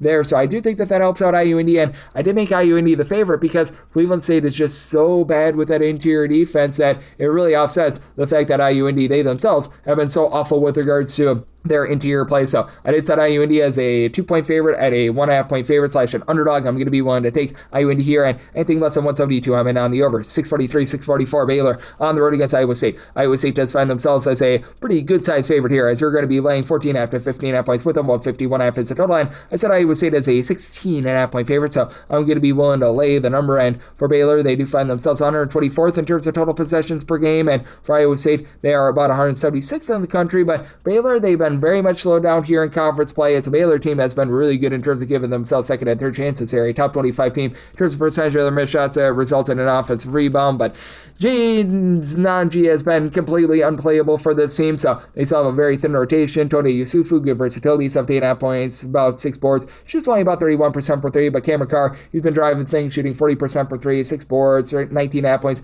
per contest. Obi Edgem has really been able to come alive, shooting 39% per 3, 11.5 points per game. And Isaac Williams as a 6th man, 9.5 points. He's been actually shooting 50% from 3-point, but they've had a little bit of an issue with regards to just taking care of the ball outside the top 150 there, and Iowa State continues to be a top 10 team in terms of both points allowed on a per possession basis and turnovers generated on a per possession basis, and this Iowa State team will absolutely knife you from 3-point range. They shoot 41+% from 3. That's the top 5 mark in the country. Milan Mimosilovic, 54% 3-point shooting, 18.5 points per game. Joshua Jefferson, do it all guy, 17.5 points, 7.5 boards, 5 assists, steal 9 per contest. Timon Lipsky, not necessarily a great 3-point shooter, but 13.5 points, 2.5 steals per contest. And then guys like Jamarian Bateman, Killian Toure, these guys have all been able to step up, really know their role for this team. It is an Iowa State team that can also get you on the inside. They're a top 55 team with regards to their 2-point shooting percentage as well. And this is a Baylor team that just has not been good in terms of being able to guard the 3-point line, 236th in the country, with Iowa State bombing it from 3 the way that they do. I think that they're going to be able to get the job done, and I think that they're going to be able to give you just enough to be able to get you that over. Somebody told 152.5, so at a 151.5 in on the over, and I'm willing to lay up to 16 with Iowa State. 645, 646 Sacred Heart on the road against Manhattan. Manhattan does find themselves as a home underdog here of 1.5 points. 159.5 to 160 is the total, and I set Sacred Heart here as a 2-point favorite, so 1.5 is my absolute max buy point here, but I'm going to be willing to lay the 1.5 with Sacred Heart. Manhattan has just been so sloppy on the boards. They're right now outside the top 345 in terms of overall rebound percentage. Manhattan is a bottom 30 team in terms of points allowed on a per possession basis, and there should be plenty of open looks from 3. Manhattan is allowing teams at home to shoot 38.1% per 3-point. That's a bottom 25 mark in all of college basketball. Sacred Heart, they allow teams to shoot 35.3% per 3, which is 454th, but that does go down to 34.7% away from home. That's a more respectable top 235 mark, and for Sacred Heart, I do think that they're going to do a nice job in terms of winning this battle on the glass, as you've been able to have some good production out of Deshaun Gittins along the Anquan Hill, combined for 12 rebounds per game between the two of them. You're getting about 32 points per game, and Gittins is shooting 43% for 3, and then Niall Rothbyer, Jan Farrell, they combine to shoot 43.5% for 3 between the two of them, about 25.5 points per game. Makai Connor, with about 6.5 assists per game, has been really good in terms of being able to dole it out. And then on the other side of things, you've got a Manhattan team that has been good in terms of their ball security and doing the little things. If they can find a way to the free throw line, this has been a top 30 team with regards to their free throw shooting percentage. But the problem is, the one thing that Sacred Heart has done an okay job of is not allowing a lot of free throw attempts. They're a top 100 team in terms of fewest free throws allowed on a per possession basis. Should be a mid-tempo game. Sacred Heart 209th in the country in terms of total possessions per game. Manhattan more around about 192nd. And for this Manhattan team, you've been able to have some good production out of Jaden Winston along Devin Ninkins, who have been able to combine for about 28.5 points per contest. With Winston, he shoots about 37% from 3, 2.5 steals per contest. Frazier Knight at the Roxborough has been able to give you about 5.5 boards, 11.5 points. And for Terrence Jones, he shoots about 35.5% from 3-point range, 11 points, 4 boards. And I do think that for this Manhattan team, they're going to be able to do an okay job executing on offense, even though they've been outside the top 225 towards points scored on a per possession basis. Her main issue has been on the inside. They're outside the top 300 with regards to their own 2-point shooting percentage, but you do have a Sacred Heart team that they're outside the top 300 with regards to opponents' 2-point shooting percentage. But I do think that with the Sacred Heart defense being a little bit better in terms of guarding the 3 away from home, and this being a game where I do think that Sacred Heart is going to do a nice job of not allowing Manhattan to get to the free throw line, I think the Sacred Heart gets it done. I said Sacred Heart is a 2-point favorite, and in a pressure spot, Sacred Heart also shoots 77% of the free throw line, top 40 mark in the country. So want to lay the 1.5 of Sacred Heart in on the under semi total at a 158. 647, 648. Butler, they're going to be on the road against Marquette. Marquette is a 2.5 point favorite. 157 to 157.5 is the total. I said Butler as a 4.5-point favorite, I'm going to be willing to take a shot on them on the money line. This is a Marquette team that just has not been good thus far this season. For Marquette, they're a top 75 team in terms of turnovers generated on a per possession basis, and they're significantly better at guarding the three-point arc at home rather than away from home. 31.2% is what opponents shoot from three-point range at home at a roadside shoot score venue. That goes to about 37%, but for Marquette, I think that they're just going to get absolutely pounded on the glass. Butler, a top 45 team in terms of offensive rebound percentage. Marquette is allowing teams to grab about 31.4% of their missed shots as an offensive rebound. That is 293rd in all of college basketball. Now, it's not a Butler team that's going to put you under duress. They're outside the top 2 at 35 in terms of turnovers generated on a per possession basis, but they bizjack teams with Finley Bizjack, giving you 17.5 points, shoots 35% per three. Michael Jai, double-double machine, 16.5 points, 11.5 rebounds per game. You've got a guy in Jamie Kaiser who has stepped up with the Jalen Jackson injury in a big way, 9.5 points, shoots in the mid-30s from three-point range. And for Marquette, this is just stopping a team that's been able to shoot it really well from three-point range, and they're not even executing on the inside. For Butler, they can be had down low. They're outside the top 175 in terms of opponent's two-point shooting percentage, but Marquette outside the top 225 with their two-point shooting percentage. They shoot 31.4% per three. That's outside the top three. Now, Nigel James has stepped up. He shoots 42% per three, 15.5 points per game. He is the lone out of their top 4 scorers, though, that shoots above 27% from three-point. Chase Ross, good versatility, 15 points, 4 boards, 2.5 steals per contest, and it is a Marquette team that they themselves have been a top 155 team in terms of their offensive rebound percentage. They do an okay job in terms of taking care of the ball, but this is a very fragile team in the inside, and for Marquette, if this is a pressure spot, they shoot 66.9% at the free throw line. That is a bottom 35 mark in all of college basketball. Recognize that Butler sound amazing at 70.5% at the free throw line, but Butler's going to foul quite a bit. There's a top 55 team in terms of fouls committed on a per possession basis, and free throws allowed on a per possession basis. Should be a rather up and down game. Marquette 63rd in terms of total possessions per game. Butler more around 42nd, but that said, I just think that the inefficiency of Marquette costs you an over, and I like Butler here on the money line. Set them as 4.5-point favorite, so in on Butler on the money line, 157 or higher, in on the under, 649, 650. Columbia is going to be playing against Cornell. Cornell does find themselves as a 1 to a 2-point underdog, 172 to 173.5 is the total. Maybe a total 173. Right now, I'm seeing a 172 out there. I'm going to be willing to take a shot on the over, as for Cornell, they absolutely gun it. They are 22nd in the country in terms of total possessions per game. Columbia, more of a mid-tempo team at about 187th, and I think that you're going to get some really good three-point shooting in this game, as you've got a Cornell team that is in the top 30 in terms of percentage of their shots that come from three-point range. You've got a Columbia team that they actually shoot 36.4% from three. They are 50th in the country. Cornell is even better with this regard. Cornell is right now shooting 39.3% for three-point range, both at home and away from home. That is 11th in all of college basketball, but we also have a Cornell team as well outside the top 320 in terms of points allowed on a per possession basis, and Cornell is allowing teams to shoot 41.3% from three-point range away from home. That is a bottom 10 mark in all of college basketball. Meanwhile, Columbia, they are allowing teams to shoot 36.7% from three-point range, so I think they get a nice high-scoring expose, but I did set Columbia as a 5-point favorite, mainly because I think that they're going to be able to dominate the rebound battle. This has been a Columbia team that's been able to grab second and third chances themselves and not allow teams to be able to get those second chances. They're 15th in the country in terms of their overall rebound percentage. For Cornell, they're more around about 216th, and for this Columbia group, it's been really Blair Thompson who's been able to do a nice job with his versatility. He stands right around 6'7", 6'8". Right now, he's supplying you with about 11 points per contest. He shoots 43% for three-point range, 5 rebounds per game. Kenny Nolan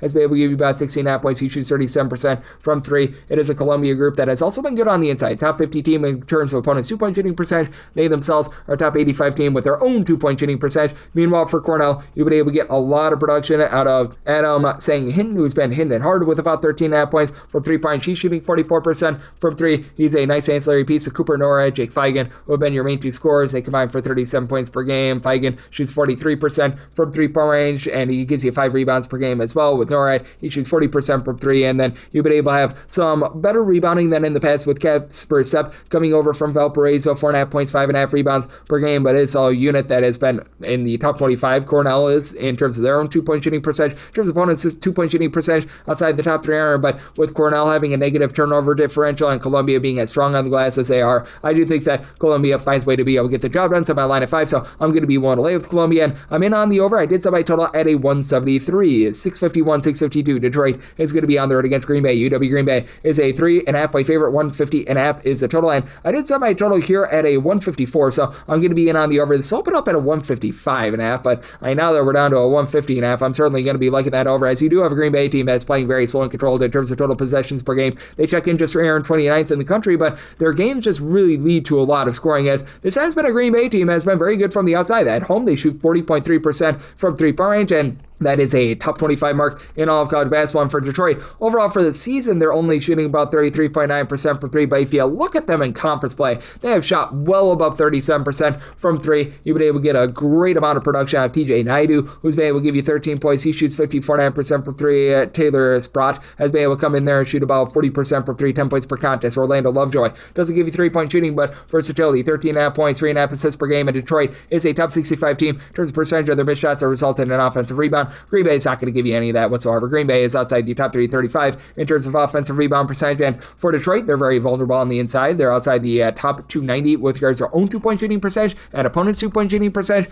Meanwhile, Green Bay, they do not force any turnovers whatsoever. They are outside the top 330 in terms of turnovers generated on a per possession basis. So lots of good, clean possessions to be had here. And for UW Green Bay, they are finding themselves outside the top 285 in terms of both opponents' 2-point and 3-point shooting percentage. But top 85 team with their own 2-point shooting percentage. You've got a trio of guys: Justin Allen, CJ O'Hara, Marcus Hall, who all give between 12.5 and 14 points per contest. O'Hara and Hall combined for 10 rebounds, 4 assists per game, and Hall has been able to shoot 40% from three. Preston Rudinger shoots 43% from three. Caden Wilskins with his 7.5 points, he shoots 41% from three-point range. And in a pressure spot, UW Green Bay, they do shoot about 74.5% at the free throw line. I do think that that's going to be enough to be able to get it done. It is a UW Green Bay team that has been allowing teams to be able to get to the free throw line quite a bit themselves. And for Detroit, they shoot about 75.5% at the charity stripe. But with this Detroit team and how the fragile they are down low, I think that that's going to be a little bit costly in a game where you might not get a lot of possessions, but I think that you get high amounts of execution. And I think that Green Bay just flat out executes better at home. So semi-total 154. I'd like the over with Green Bay. Made them a 6-point favorite. Won't lay 3.5 with them. 653, 654. St. Bonaventure on the road against Fordham. Fordham is a home underdog of 1.5 points. 139.5 is the total line. I'm going to be in on this total under. I semi-total at a 137 as you've got a Bounty team that is still not necessarily pushing an aggressive tempo or anything like that. You're on 40th in the country in terms of total possessions per game. Meanwhile, you've got a Fordham team that has been just really slowing things down in terms of total possessions per game, 353rd in the country, and for Fordham, top 30 team in terms of rebound percentage. St. Bonaventure has some very funky home and road splits themselves with regards to their defense, as this is a St. Bonaventure team that has been able to just not really guard very well this year. 245th in terms of points allowed on a per possession basis, 97th though in a road/neutral square venue, and for Fordham, they are 62nd in terms of points allowed on a per possession basis overall. Now they're going to have a little bit of a tough time down low with Frank Mitchell. Mitchell has been a double-double machine here for St. Bonaventure, being able to give you 16.5 points, 9.8 rebounds per game, and then Daryl Simmons, he's a 40% three-point shooter who's able to give you 16 points per game. St. Bonaventure has really been able to ascend with regards to their three-point shooting percentage, as right now they're 58th in the country. They shoot about 36.3% from three. Fordham is not shooting that. They're 361st, shooting just 27.2% from three-point at home. I do think that that goes northward, especially to Joel Reeves, giving you 16 plus points per contest, but also for this Bonnie's team, they've been very fragile on the inside. They're outside the top 240 with regards to opponents' 2-point shooting percentage, even with having Caden Charles give you 12.5 points, 6.5 rebounds per game. And I do think that Fordham is going to be able to get the job done on the money line despite that rough 3-point shooting, as they've been able to get a lot of production out of their guy in Christian Henry. In terms of doling it out, 5.2 assists, 11 points per contest. You've got down low Rikus Schulte, who's been able to give you 9.5 rebounds, 10.5 points per contest. Jack Whitbourne has been dealing with injury, but he's now been coming back for the team. 2 games ago against George Washington at a double-figure amount of rebounds. So I do think that Fordham is going to do a nice job against Frank Mitchell with the way that this team has been so stout on the inside. They're a top 55 team in terms of opponents' 2-point shooting percentage.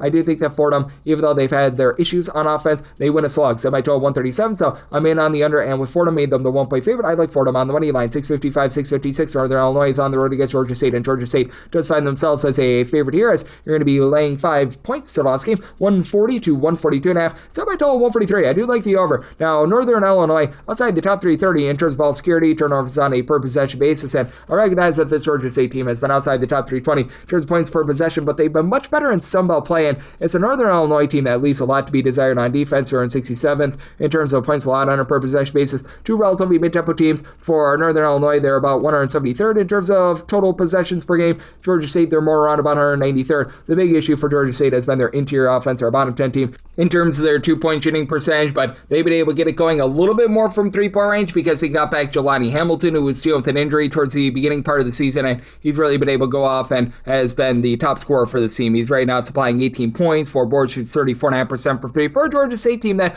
overall for the season, they shoot 32.5% from 3. In conference play, that's gone up to about 35.5% from 3. They still have the issues down low, but with regards to their interior defense, they've actually been a top 150 team with regards to opponents' 2-point shooting percentage, and they've got some ancillary pieces helping out Hamilton as well. Mike Tucker, Malachi Brown combined for about 23.5 points per contest. Joey Chappelle has been able to give you 5.5 rebounds per game. And for Northern Illinois, this has been a team that has been able to give themselves a few second and third chances. They've been a top 150 team with regards to offensive rebound percentage, and they've been able to do a solid job in terms of not allowing a lot of second and third chances, but they are outside the top 340 in terms of opponent's two-point shooting percentage, so that should help out Georgia State in terms of getting going. If this does find itself in a tight spot as well, for Northern Illinois, they shoot 67% at the free throw line. That's the bottom 35 mark in the country, and you really only have two main scorers, Mekhi Valentine along Dylan Common. They've been able to combine for about 26 points per game, and you've got Valentine give you about 5 rebounds, shoots 33.5% from three-point range, and then G&I Cobb has done a nice job giving you about 8.5 points, 4 assists, 2 steals per contest. And with this bunch, they just need a little bit more out of Jai Otiko, who's been dealing with injury, and when he's been out there, just has not been able to give you a lot of a spark from three-point range. For this bunch, they only shoot about 31.8% from three-point range. With the way that this has been a Georgia State team that has been able to do a pretty solid job with regards to their interior play, I do think that they find a way to be able to persevere, get the job done. I did set Georgia State as a 7-point favorite. They've been much better on offense here recently, so I'm going to be willing to lay the number with them, willing to lay up to 6.5 with them, and I did set my total at a 143, so 143.5 or higher. That becomes my buy point on the under. 657, 615. George Washington, our nation's first president,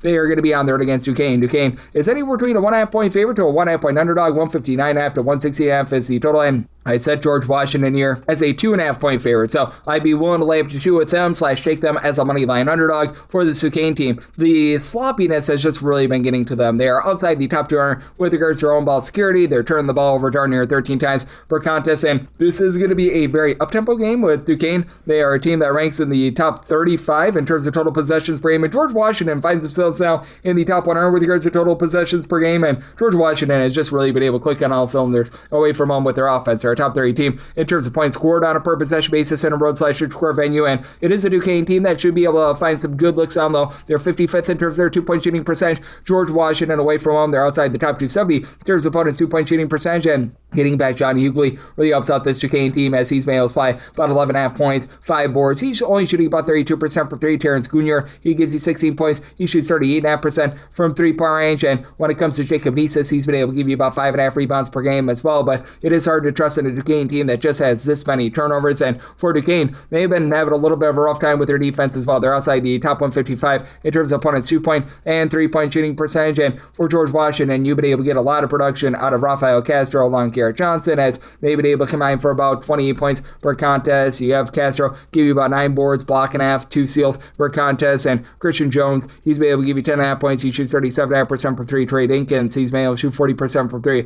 gives you about 10.5 points per game, and when it comes to George Washington, they have been just really, really efficient in terms of their overall shooting. Top 75 team with their 3-point shooting percentage, top 60 team with their own 2-point shooting percentage. Biggest issue for them has been turnovers outside the top 190 in terms of turnovers on a per possession basis on offense, but they've been able to do a better job in terms of securing that, and it is a George Washington team that should be able to own the glass as well. George Washington finds themselves in the top 60 with regards to rebound percentage. Only shoots 73% at the free throw line at pressure spot. It's a Duquesne team that at the charity stripe, they shoot more around 71%. Do you think that George Washington finds a way to be able to get the job done here? Made them a 2.5 point favorite, so whether that be as a slight favorite or a slight underdog, like them here, and I do think that their turnovers cost you an over, so I told 157.5, so I'm in on the under. 659, 660 on the card. It's old Liberty, and they are going to be playing against Missouri State. Missouri State 8.5 to 9 point underdog, so on this game 138.5 to 139.5. Made Liberty the 13-point favorite. I'm going to be willing to lay the number. It's a Missouri State team that has been having just a really difficult time in terms of guarding the 3-point line, and this is a Liberty team that is in the top 15 with regards to their 3-point shooting percentage. It's a Liberty team that just does a great job in terms of taking care of the ball as well. Top 30 team in terms of fewest turnovers on a per possession basis, and Missouri State right now line teams that shoot 39.9% from 3-point range away from them. I think that that's going to be a big issue, and that's a big reason why, even though it's going to be a lower tempo game with Missouri State, they are in terms of total possessions per game 253rd in all of college basketball. Liberty, they are truly one of the slowest teams in the country at 350th. I'm going to be willing to take a shot on the under, and for Missouri State, it's a unit that they themselves have had a really difficult time with their own 3-point shooting, as right now they're only shooting about 31.5%. They're right around about 300th in all of college basketball. And Keith Ballack, 18 points, 7 rebounds, steal per contest. Kobe Williams, he shoots 37.5% for 3, 14 points per game. And then Saxon King, he's been able to give you about 8 points, and he's been able to throw in there about a pair of assists per contest as well. It's a team that does an okay job in terms of taking care of the ball, but for this Missouri State team, it is a unit that has been much stronger on the interior rather than the exterior, and And with this Liberty team, they've got some of the better guard play they're going to find at the mid-major level. Brett Decker giving you 17.5 points, shoots 50.3% from three. And as a matter of fact, each of our top four scorers all shoot at least 40% from three. And then Zach Cleveland, he doesn't give you any three-point shooting, but at 6'7", 10.5 points, 7.5 boards, 7 assists, stealing half, blocking half per contest, and with having the ancillary guys like Xander Carter being able to give you a little bit more of something with regards to just good, strong defense, generating a steal per contest as well. And this Liberty team also being really good with their interior play as well. They're a top 100 team in terms of opponents' 2-point shooting percentage. They're a top 10 team with their own 2-point shooting percentage. Where you can really hurt them is from the outside, but Missouri State doesn't do that. That should allow Liberty to be able to get the job done in convincing fashion. Semi-total 141. So like the over, and with Liberty, I'm going to be willing to lay up to 12.5 with them 661, 662. Ole Miss is on the road against Texas. Texas, they are back to being a favorite of 9.5 points total on this game, 145.5 to 146.5. With Texas, I made them an 8.5 point favorite. So 9+, I'm going to be willing to take the points with Ole Miss. It's not an Ole Miss vintage team or anything like that. They certainly have had their issues, especially on the inside. This is a team that's outside the top 150 with regards to rebound percentage. It's a Texas team that has been able to do a really good job in terms of not allowing second and third chances, with having Mateus Volkaitis, who's been able to give you about 14.5 points, 6.5 rebounds per game, and Dalen Swain, good versatility, comes over from Xavier with Sean Miller, 15.5 points, 7.5 boards, only shoots about 32% from three. In Texas, rather ordinary three-point shooting team at 34.7%. They've been really good in terms of getting to the free throw line. They're a top 40 team in terms of their 2-point shooting percentage, top 10 team in terms of free throw attempts on a per possession basis, and that makes up for the fact that this has been a team that's been quite bad with their 3-point shooting defense. They're outside the top 240 in terms of opponents' 3-point shooting percentage. So that should be enough for this Ole Miss team to remain lively, because Ole Miss, their weakness is their interior offense outside the top 250 with regards to their 2-point shooting percentage, and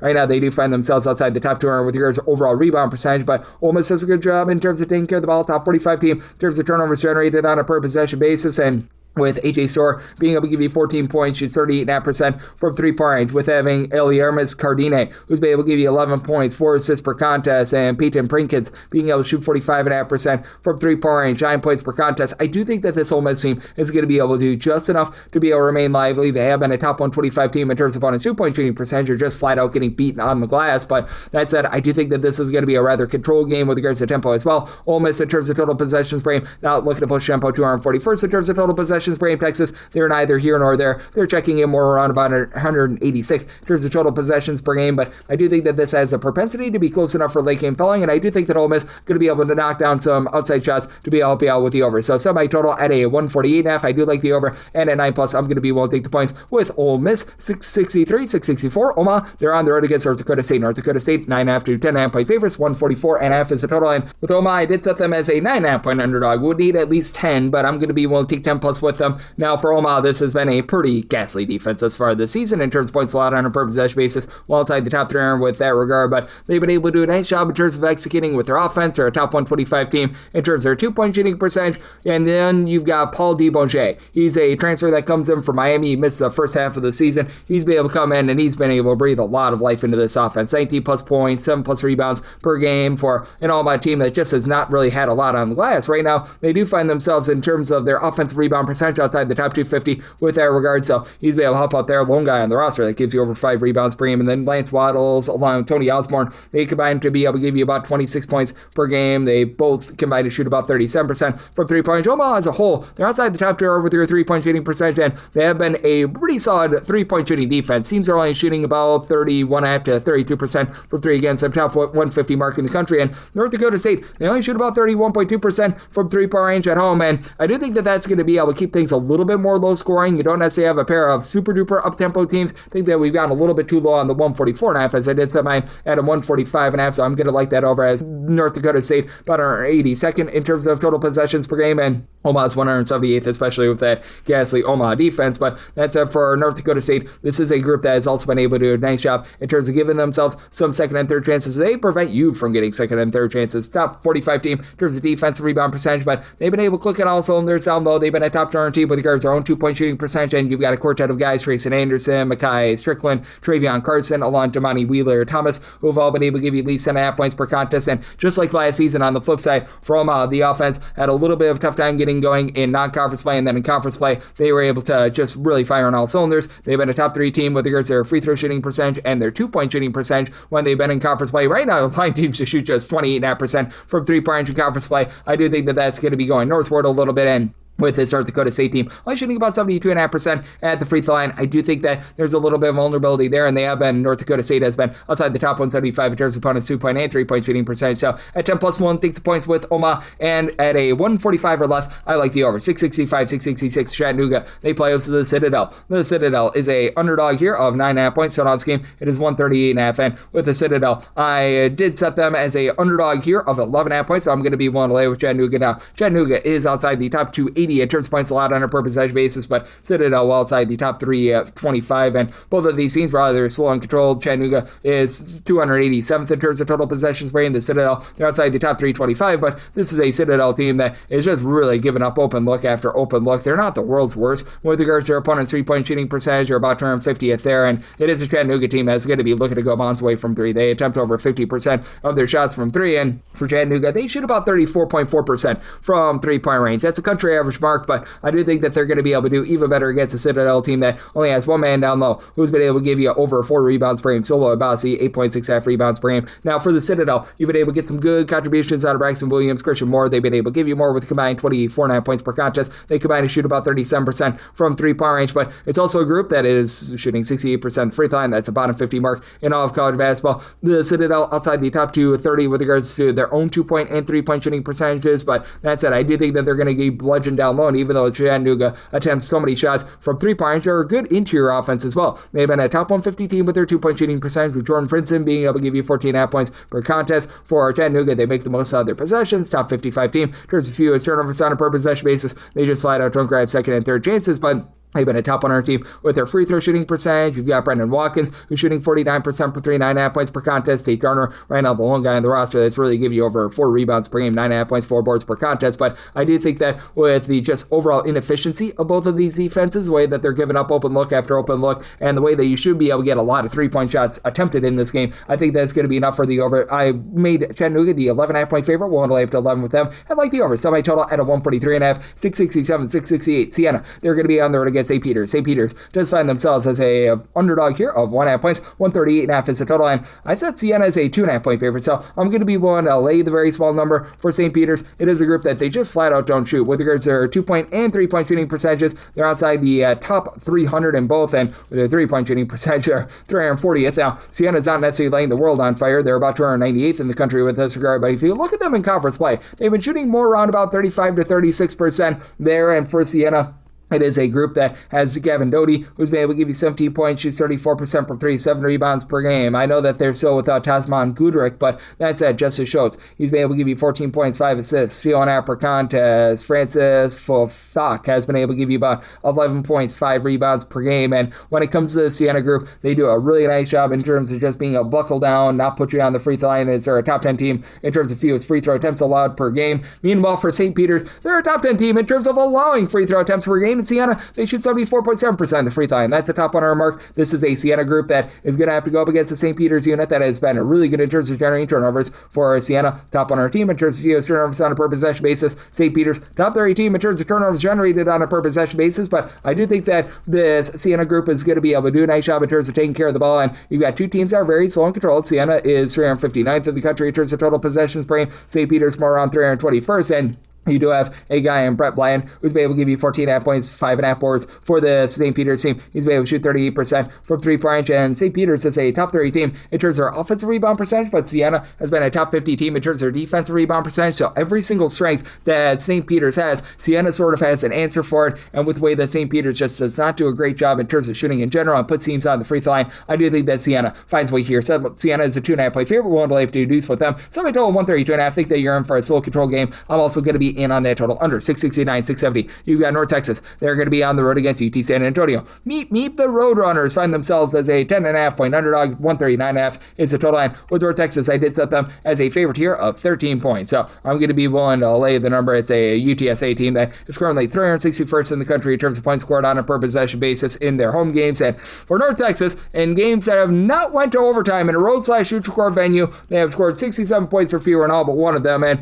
away from home, they're currently shooting a nice hearty 23.6% from 3-point range. That's not great, but For North Texas, top 25 team in terms of points allowed on a per possession basis away from home, top 15 team in terms of turnovers generated on a per possession basis away from home. And for this North Texas group, you've had David Terrell along Jashawn Stevenson really take hold of the offense. They're combining for about 30.5 points per contest. You've been able to have Terrell be able to give you about 5 assists, 0.5 per contest. So I do like what he's able to bring to the table. It is a North Texas group that is just not allowing good looks from three-point range. Sheets are shooting overall less than 30% from three-point range. So that is a top 30 mark in all of college basketball. Meanwhile, for UTSA, you've really only got two guys who have been able to give you double figures. Shabir Simpson has been your main man with 16 points per contest, and depending upon the day, Austin Nunez has been hovering between 9.9 and 10 points per contest, but he shoots 26% from 3 points. This is a UTSA team that does give themselves a few second and third chances. They've been a top 125 team in terms of offensive rebound percentage, bottom 15 team in terms of defensive rebound percentage. They are getting absolutely waxed down low. They're outside the top 330 with regards to their own 2-point shooting percentage, so that means that North Texas, who's been really good in terms of not allowing good looks from three, that's going to help them out quite a bit. This UTSA team outside the top 240 in terms of ball security, even though UTSA was looking to play at a relatively brisk pace in terms of total possessions per game, 120th. You had a North Texas team that entering into that overtime game that we saw against Rice, 268th in terms of total possessions per game. After that, before that, 298th. So if you look at regulation and regulation only, a bottom 75 team in terms of total possessions per game, I think that they get it slowed down. I think that North Texas gets the job done. One to lay here with North Texas made them 13-point favorite, like the under sub total at a 127, 671, 672. Campbell, they're on the road against North Carolina A&T, and A&T does find themselves as a underdog here of 3.5 points, 159.5 to 160.5 is the total. Semi total at 157.5. I do like the under. You've got a Campbell team that just has not been able to shoot it from 3-point range away from them. 29.3% is what they shoot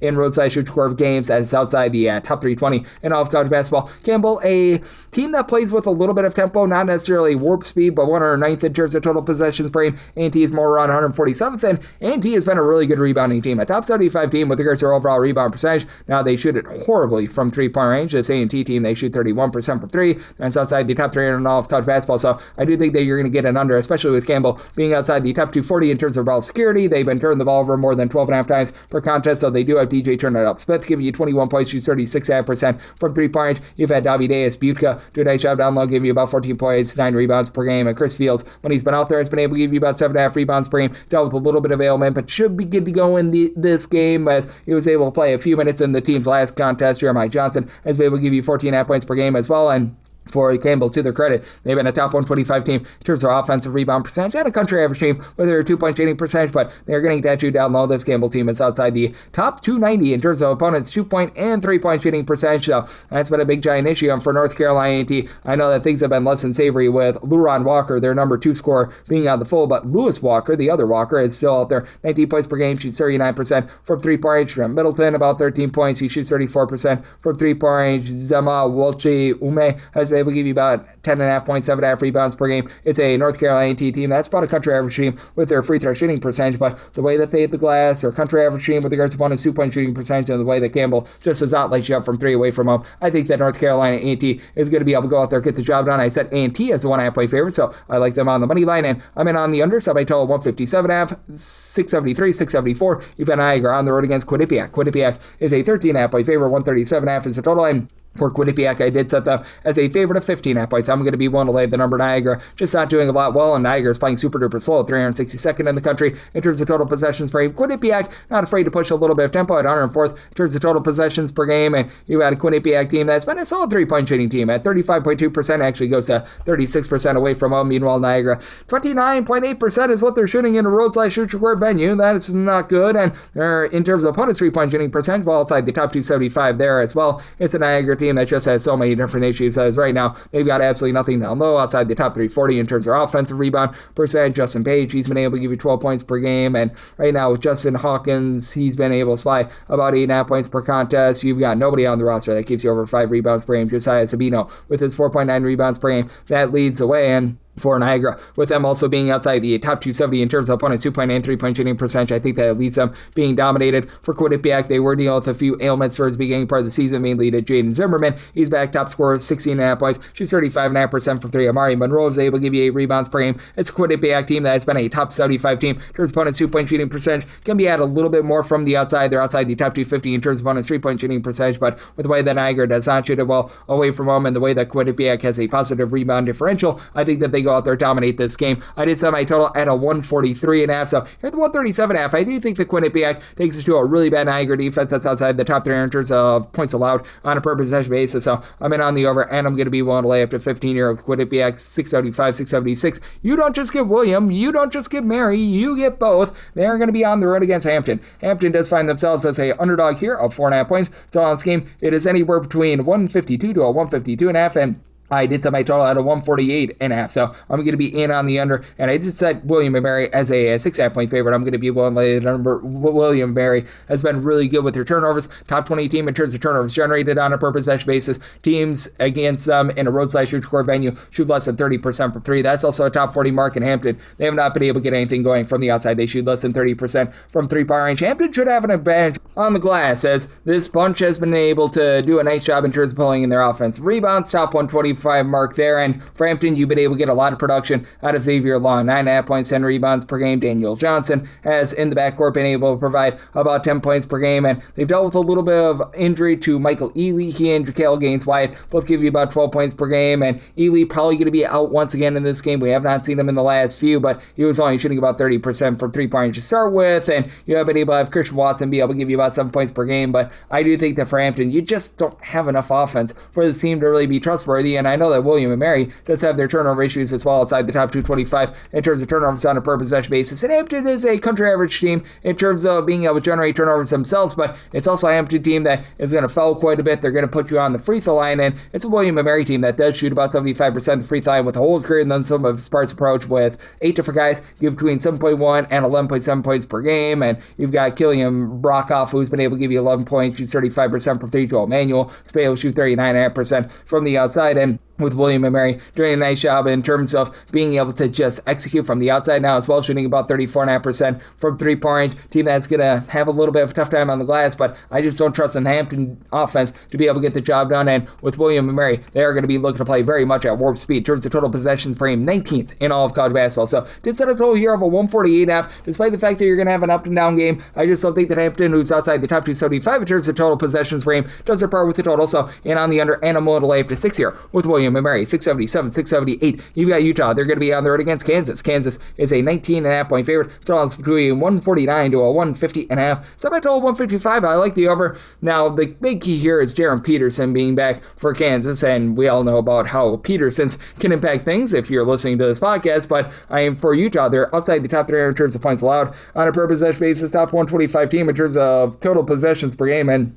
they're just not really putting pressure on you, and both of these teams should have clean possessions. Utah, 335th in terms of turnovers on a per possession basis on defense. Kansas outside the top 345, and you do have a Utah team that does have Terrence Brown, give you 21.5 points, shoots 36% from 3. Don McHenry shoots 40% from 3, 18 points per contest, and Jacob Patrick, he's been able to supply the team with about 7 points per game, but other than Keno Dallas, who gives you 9 rebounds per game, James Okonkwo with about 5.5 rebounds and only about 3 points per game is the lone other guy on the roster that gives you over 3 rebounds per contest, so that should allow Kansas to be able to go out there and dominate. I did set them as a 21-point favorite for Peterson when he's been out there on the floor for the, I believe, 12 games that he's been out there. 74-plus points for Kansas in all but one of them. He's giving you 21 points, shoots 43% for 3. Kansas overall outside the top 70 in terms of points scored on a per possession basis, but I do think that that's a little bit of a warped set. With Peterson out there, it's significantly better, and they should be able to dominate down low. Kansas should, with Flory Brunga being able to give you 14.5 points, 2.5 blocks per contest. Melvin Council has been able to give you versatility along with Trey White. These guys combined for about 28 points per contest, and White shoots 44.5% from 3. It's a Kansas team that, while they don't generate turnovers, they've been a top 25 team in terms of opponents' 2-point and 3-point shooting percentage. Do you think that Utah does just enough to be able to help you out with that over? But I think that Peterson just takes things to another level for this Kansas offense, a Kansas team that's mid-tempo, about 210th in terms of total possessions per game. So set Kansas is a 21-point favorite. I'm going to be willing to lay the number.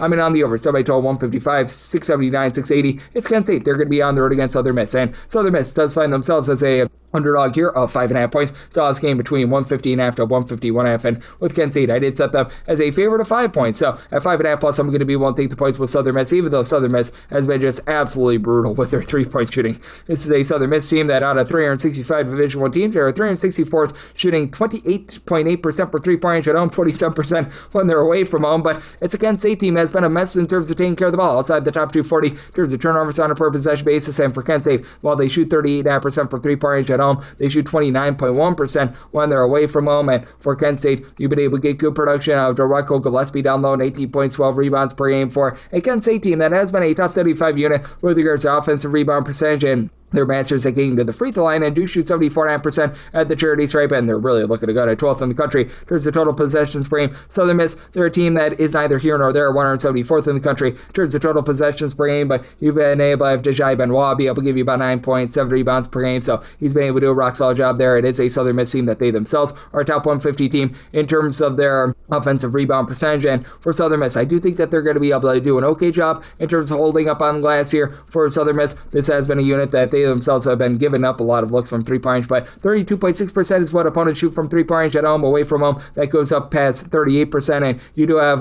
Sion Medley for Kent State, who's giving you about 6.5 assists and 1.5 points per contest, but the 3.4 turnovers per game, they have been a little bit costly. Now for Southern Miss, they've been dealing with a injury to one of their top scorers, as right now you've got two main men that have been able to come through and have been able to do a good job for this team, as you have Talik Weeks giving you about 17 points, only shoots 7% for three, and then Isaac Tavares, 15.5 points, 6.5 boards, but Tavares is right now dealing with an injury, so that means that Israel Hart, Dylan Brumfield, who combined for about 16.5 points per game, they're going to need to step up in a big way. I do think that they're going to be able to do so, and for Southern Miss, they've also been a top 100 team in terms of opponents' 2-point shooting percentage as well. Southern Miss has been a top 175 team in terms of turnovers generated on a per possession basis. Do think that you're going to have a lot of sloppiness and a lot of dead possessions, but I do think that this is going to be close enough for late game fouling, and this is a Southern Miss team that's a top 100 team in terms of free throw attempts on a per possession basis, at a Kent State team that's not afraid to foul. So I did set my total 153 with Kent State playing as fast as they do. I think they get enough possessions for the over, so like the over, and could only set Kent State as a 5-point favorite, so at 5.5 plus, and on the points on Southern Miss. 681, 682, Florida National. They're going to be on the road against Western Kentucky, and Western Kentucky does find themselves as a 3.5 to a 4.5 point favorite. Total on this game, it is 157.5 to 158.5, and I did set my total 158.5, so 158 or less. I do like the over. You got two teams that are looking to fly. Now, Western Kentucky has dealt with a lot of injuries, so they have been slowed down a little bit more. They're still about, though, 46th in the country in terms of total possessions per game, and for Florida National, this has been a team that has been really looking to push a lot of tempo as well. Right now, 18th in the country in terms of total possessions per game, and Florida National, still a very rock-solid team in terms of generating turnovers, in terms of turnovers generated on a per possession basis. Top 50 team in the country. They do leave themselves vulnerable from the outside, though. Away from home, they allow opponents to shoot 37.4% for three-point range. That's well outside the top 275 in all of college basketball. And for Florida National,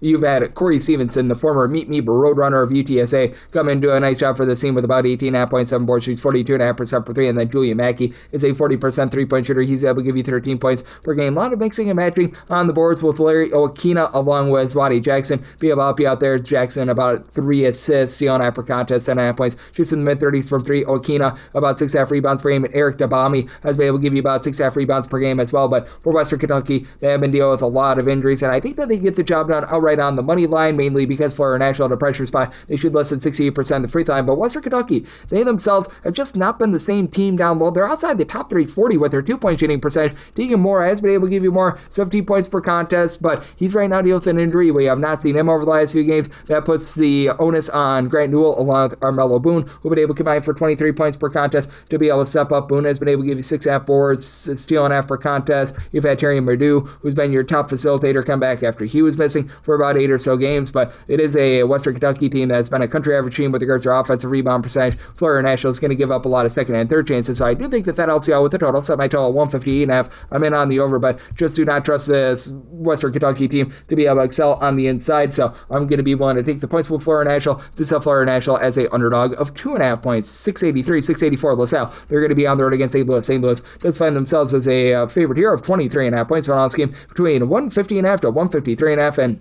I made my total a 147.5. I'm going to be in on the under. Now, St. Louis is a team that plays quite fast, top 55 team in terms of total possessions per game, and while we all love the St. Louis offense, it's a top 12 group in terms of points scored on a per possession basis. Low-key, this has been one of the better defensive teams in all of college basketball as well. Right now, they are checking in terms of points allowed on a per possession basis at 11th in the country, and you got a LaSalle team that's outside the top 3 in terms of points scored on a per possession basis, albeit LaSalle also 244th in terms of points allowed on a per possession basis, but LaSalle plays super slow, 325th in the country in terms of total possessions per game. Now, you did get a matchup a little bit earlier in the season between these two, and for LaSalle, they lost that game 84-72. They actually did an okay job in terms of hanging in there. I don't think that they're going to be quite that lucky this time around, as they've been having a lot of mixing and matching in the backcourt. They just have not been able to find a ton there, as LaSalle has actually been an okay interior team. This is a group that, with regards to opponents' two-point shooting percentage, they rank in the top 275 there, and that's like their only top 275 ranking in terms of any sort of shooting whatsoever. And for LaSalle, they've been a top 175 team in terms of offensive rebound percentage, but Dream Marshall, Jerome Brewer, they combine to be able to give you about 24.5 points per game. They combine to shoot about 32% per three. They're like the lone two guys other than Eric Acker on the roster that shoot above 26.5% from three-point. They've had a tough time taking care of the ball outside the top 260 in terms of turnovers on a per possession basis, and if there is one kryptonite with St. Louis, they've been a country average team in terms of taking care of the ball, but I mean, even though you've got a star guy in Robbie Avila who's able to give you 14 points, 4 assists, and is right now shooting 44% per three, it is a whole grand sum of its parts collective. You've got 8 different guys between 8 and 13 points for St. Louis. It could be anyone on any given night that steps up. You've got a trio of guys, Ian Brown, Kellen Thames, and Amari McCautry, that'll give you between 10 and 11 points per game. That'll give you 5.1 to 5.8 rebounds per game. That'll give you between 2 and 2.7 assists per game. It's just a really, really deep team. Ishan Sharma has been able to step up. He's been able to give you a bit of something in the backcourt. It's a team that ranks in the top 15 with regards to their 2-point and 3-point shooting percentage. They dominate the boards. I do think that St. Louis is going to be able to go out there, put up there a big number, and get the job done. I did set my line at a 25.5, so I'm going to be willing to lay the number in. I think that LaSalle just doesn't do their part with the total. I set my total 147.5, so I'm in on the under. 685, 686, Sam Houston State. They're going to be on the road against Louisiana Tech. Louisiana Tech, 3.5 to 4.5 point home underdogs, and your total on this game, it is between 140 to 141.5, and I like the under. I set my total 137.5. Louisiana Tech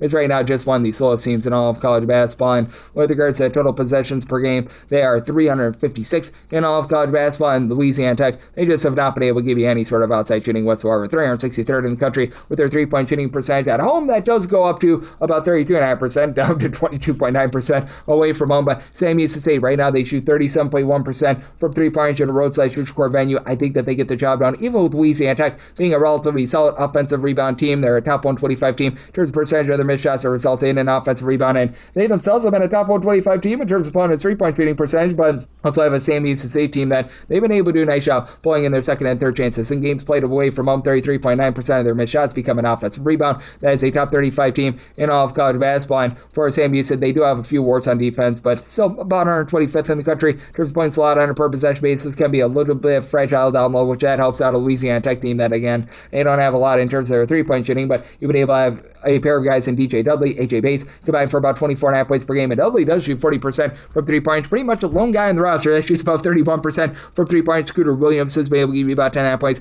per game, and it is a Louisiana Tech team that if they're in a pressure spot, they shoot 64.2% at the free throw line. That is a bottom 30 mark in all of college basketball. Meanwhile, Sam Houston State, they shoot about 71.8% at the free throw line, but just a really good collective of guys in general. If you include the currently injured Isaiah Manning, who comes over from TCU, you've got 8 different guys between 7.8 and 13.5 points per contest. Bobo King, great name, comes over from NC Central, 13.5 points, shoots 35% per three. Kashai Knott, 44% 3-point shooter, 2 assists, 2 steals, 7.5 points per contest. All that versatility, I think, allows Sam Houston State to be able to get the job done, and Sam Houston State going to be looking to push tempo a little bit more, 75th in terms of total possessions per game, but I think that this is going to be a slow game where Louisiana Tech does not do their part with the total. So by total 137.5, I like the under, and with Sam Houston, I'm going to lay up to Mambo number 5 with them, 687, 688. You got Bowling Green, they're going to be on the road against Arkansas State. Arkansas State, a slim favorite here of 1.5 to 2.5 points, 154.5 to 155.5 is the total. I made Bowling Green the 1.5 point favorite. I do like them on the money line. Bowling Green is just doing a lot of little things well. They're one of the best teams in the country in terms of generating turnovers, as they do find themselves in the top 35 in terms of turnovers generated on a per possession basis, with Javante Campbell being one of the top guys in the country with being able to generate 3 steals. He throws in there 15 plus points. He's been able to give you 5 boards per game as well. And this has also been a team that has been very good in terms of denying second and third chances. They're a top 75 team in terms of defensive rebound percentage. That takes away one of the main fortes of Arkansas State. A top 45 team in Arkansas State in terms of percentage of their missed shots that result in an offensive rebound. Meyer Wool, additionally, for this Bowling Green team, 12 points. He shoots 42% from 3 points. And it's a Bowling Green team that has also been a top 100 team in terms of points scored on a per possession basis. They're pretty solid in terms of taking care of the ball. Top 100 team with their own 2-point shooting percentage. They've been about a country average team in terms of opponent's 3-point shooting percentage, but Bowling Green also a top 100 team in terms of free throw attempts on a per possession possession basis. They are going to fall a little bit, and Arkansas State very good at the charity stripe. They shoot 76% there, top 75 mark in the country, and for Arkansas State, it's just a big giant collective here. You've had 8 different guys that give between 5.8 and 12 points per contest. As a matter of fact, 9 different guys with at least 5 points per contest. Christian Hammond at about 11.5 points. He only shoots about 32% for 3. And Arkansas State, not a strong 3-point shooting team, 32.5%. That's outside the top 250 in all of college basketball for Arkansas State. Additionally, they have a team that's been getting gash on the inside. They're outside the top 250 with regards to opponents' 2-point shooting percentage. It is an Arkansas State team that is not going to be able to get those second and third chances like they're used to. And the big issue for Arkansas State, ball security, 341st in terms of turnovers on a per possession basis on offense, with Bowling Green generating the turnovers that they do. I do think that even though you've got Kyle Heyman give you 12 points per contest, Joey Chama, who's dealing with injury, he was out for about 11 games for Arkansas State, shoots 35% for 3. Not going to be enough in this spot. And I do think that even though Arkansas State top 50 team in terms of total possessions per game, I think that the turnovers cost you an over. So set my total at a 153.5. I'm going to be in on this total under, and Bowling Green on the money line, 689, 690 on the card. Louisiana Monroe plays us Ball State. Ball State is a 4.5 point favorite total on this game. It is 140.5 to 141.5. I actually say UL Monroe is a 1-point favorite. I'm going to be able to take a shot on the money line. These are two grody teams. You've got a Monroe team that just does not give themselves any second chances. 345th in the country. There's a percentage of missed shots that result in an offensive rebound. Ball State, though, they're 325th with this regard. It's a Ball State team that has much less 3-point shooting as well than Louisiana Monroe. That's the one thing that Monroe is going for them. Ball State is right now 341st in the country with their 3-point shooting percentage. And Monroe, it's been dipping for them. They're down to about 225th, but at the very least, at home, they shoot closer to about 37% from 3-point. I think that's going to be enough to be able to get the job done, because for Monroe, where they really get hurt is down low, but you have a Ball State team that has one guy that gives you over 5 rebounds per game. That'd be Amani Ziegler with 13 points and approximately 5 rebounds per game. Davion Hill has been able to give you 12.5 points per game as well, but Joey Hart was supposed to be a big-time contributor. He's been injured, and he's pretty much out for the season at this point, and for Ball State, they're hovering right around about 300th with regards to own 2-point shooting percentage and opponent's 2-point shooting percentage. Now, for Louisiana Monroe, they're really relying upon 2 guys to be able to get the offense going. Christian Lewis, Matavius Russell. These guys have been able to combine for about 33 points per game. Russell shoots 35% from 3, and for Lewis, only about 31% from the outside, but throws in their 3 assists per game. It's a Monroe team that's been outside the top 275 towards ball security. And one thing that Ball State does is they're a top 135 team towards the turnovers generated on a per possession basis that falls outside the top 150 away from home. And for this Louisiana Monroe team, terrible with regards to their interior defense. They're outside the top 300 with regards to their own 2-point shooting percentage and opponent's 2-point shooting percentage, but they're a country average team in terms of being able to shoot at the free throw line, 72.7%. This is a Ball State team that has been just 69% of the charity stripe in a nip and tuck spot. I think that a Monroe team that's been ghastly with regards to their defense, but super fast, 62nd in the country in terms of total possessions per game, gets it done in a relatively good scoring game. Somebody told 145, so like the over, and Monroe on the money line, 691, 692. Oklahoma's on the road against Vanderbilt. Vanderbilt anchor down for a 12.5 to a 13.5 point line. That's what they're favored by. Total is between 159 to 159.5, and for Vanderbilt, did make them a 13.5 point favorite. I'm going to be willing to lay up to 13 with them, and did set that total at a 159.5. So at a 159, I do like the over. Oklahoma has been a top 40 team in terms of points scored on a per possession basis. A team that's a relatively mid-tempo team, 152nd in terms of total possessions per game. And Vanderbilt, as we know, they're a very fast team, 30th in terms of total possessions per game. And obviously, Vanderbilt has been a high-flying offense. They're a top 80 team with their 3-point shooting percentage, or a top 25 team in terms of overall points scored on a per possession basis. This defense has still been stout, though. They're a top 45 team in terms of points allowed on a per possession basis. Oklahoma, it's been a downfall for them. They're 240th in terms of points allowed on a per possession basis, and that's a big reason why I just can't back them. They used to be a really good 3-point shooting defense. They have not been that this season. They have been a team that's been able to give you a little bit more in terms of second and third chances, as well as Muhammad Wagyu has been pretty solid with that regard, about 6.5 points, 6.5 rebounds per game. And then Xavier Brown, Nigel Pack, they pack it in the backcourt, give you a combined about 32 points per game. Pack shoots 42% from 3-point range, and Tay Davis, 12.5 points, 6 rebounds per game. He's been able to do a nice job with that regard. And for Oklahoma, they've been a top 100 team with regards to their own 2-point shooting percentage, outside the top 175 in terms of opponents' 2-point shooting percentage. And Vanderbilt has been much better on the glass this year. Jalen Washington has been able to team up with Devin McLaughlin. These two guys combined for about 12 rebounds, and in that neighborhood about 18.5 points per game. Still dealing with the injury to Frankie Collins, but you've had Tyler Tanner, Tyler Nickel, Tyler Squared be able to combine for about 32.5 points per game. Tanner shoots 38% from 3, and he and Duke Miles combined for 5.2 steals per contest. It is a Vanderbilt team that does a nice job in terms of taking away the ball. To the cry of Oklahoma, top 50 team in terms of fewest turnovers on a per possession basis, but Oklahoma's really looking to pop it from 3. Vanderbilt is allowing you to shoot only about 28.5% from 3. That's the top 10 mark in the country. Now they put you on the free throw line. This Vanderbilt team is a top 75 team in terms of free throw attempts allowed on a per possession basis. Oklahoma shoots about 74% of the charity stripe. I think that that's going to be just enough for you to be able to get over, but I think that Vanderbilt wins from within. Tarleton will only up to 13 with Vanderbilt. Like the over semi-total at a 159.5, 693, 694. SMU is going to be on the road against Pittsburgh. Pittsburgh is a home underdog here of 4.5 points, 147.5 is the total, and for Pittsburgh, I did set them as an underdog of 5 points, so 4.5 is my absolute max lay with SMU. You've got a tempo war here as Pittsburgh, in terms of total possessions per game, they're checking in 340th in all of college basketball. SMU, the exact opposite, 27th in the country, and it is an SMU team that falls outside the top 90 in terms of points allowed on a per possession basis, but a good three-point shooting team. They shoot 37.2% from the outside, and even though it's a Pittsburgh team that plays slowly, they're not very good on defense. They're just 191st in the country in terms of points allowed on a per possession basis. It is a Pittsburgh team that has been able to give themselves some good second and third chances. You've got Cam Corn, who's been able to give you 13 points, 8 rebounds per game. You've been able to have some good production out of DeMarco Minor, 10 plus points, 4 boards, 4 assists, so he's a relatively nice stat sheet stuffer there, but there should be some open looks from 3 points for SMU as Pittsburgh at home, they allow teams to shoot 37.2% from 3 points, just hovering right around about 300th in all of college basketball. And you've got Kevin Miller, who I refuse to call Boopy, but he's been able to do a nice job in terms of booping teams, as he's been able to give you a darn near 20 points per contest, shoots the 930s from 3-point range, and then you've got ancillary guys that have really stepped up and have shot it well from 3-point range. BJ Turner Up Edwards, 37% 3-point shooter, 14 points, 6 rebounds per game. Deron Pierre, 17.5 points, he shoots 36% from 3. Corey Washington shoots 42% from the outside, and it is a SMU team that can be out on the inside. They're about 240th in the country in terms of opponents' 2-point shooting percentage, so that's been a little bit of an issue, and they will give up second and third chances. SMU outside the top 150 in terms of defensive rebound percentage, but even with that, I do think that they get the job done. They shoot 76% of the free throw line. Pittsburgh is outside the top 275 with their free throw shooting percentage, but do think that you get very much an up and down game between two teams, not doing the world's greatest job on defense, and do think they get those late fouls. So I told 151, I like the over, and I'm below to lay with SMU, made them a 5-point favorite, 695, 696, Central Michigan on the road against Louisiana. Louisiana does find themselves as a favorite here of 2 to 2.5 points, 133.5 to 134.5 is the total.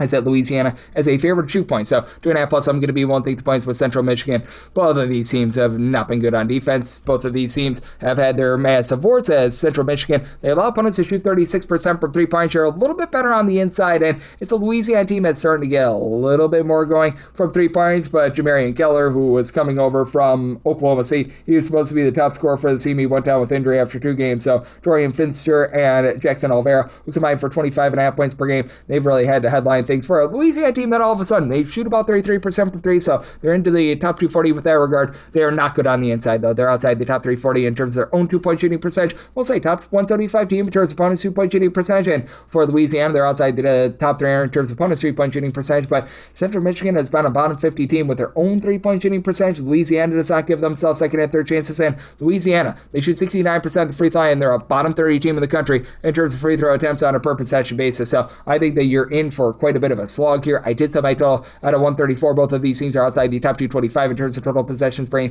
Do you think that late fouls, because this is going to be a close game, is going to be just enough for you to be able to get over? And for Central Michigan, they should have the best low post presence in this game. Nathan Clearbot, 6 boards, pair of blocks, 12.5 points per contest. Logan McIntyre, he shoots 40% from 3 with 10.5 points per game. Fat Brooks, he's been able to give you 10.5 points. Rodney Johnson, he's been able to supply about 9 points per contest. Keenan Gardner, 8 points, 5 rebounds, and I do think that for Central Michigan, they do just enough to hold in this game against a team that has just been really up, down, all around. Even with Rodney Johnson, deal with an injury for Central Michigan, do think that they hold in this game. So set my line at 2. I'm going to be willing to take the points with Central Michigan, and at 133.5 or less, I'm in on the over. 697, 698, Eastern Illinois, they're going to be on the road against Tennessee Tech, and Tennessee Tech is a favorite here of 4.5 points on last game, 140.5, and for Eastern Illinois, I did set them here as an underdog of 1.5 points, so I'm going to be willing to take the points, and I think that you're in for a slog. Semi-total at a 133.5. I'm in on the under. Tennessee Tech is a relatively mid-tempo team in terms of total possessions per game. They're clocking in more in that neighborhood, about 203rd in all of college basketball. In Eastern Illinois, they are playing with absolutely no tempo whatsoever, 262nd in the country, but one thing that Eastern Illinois has done a really good job of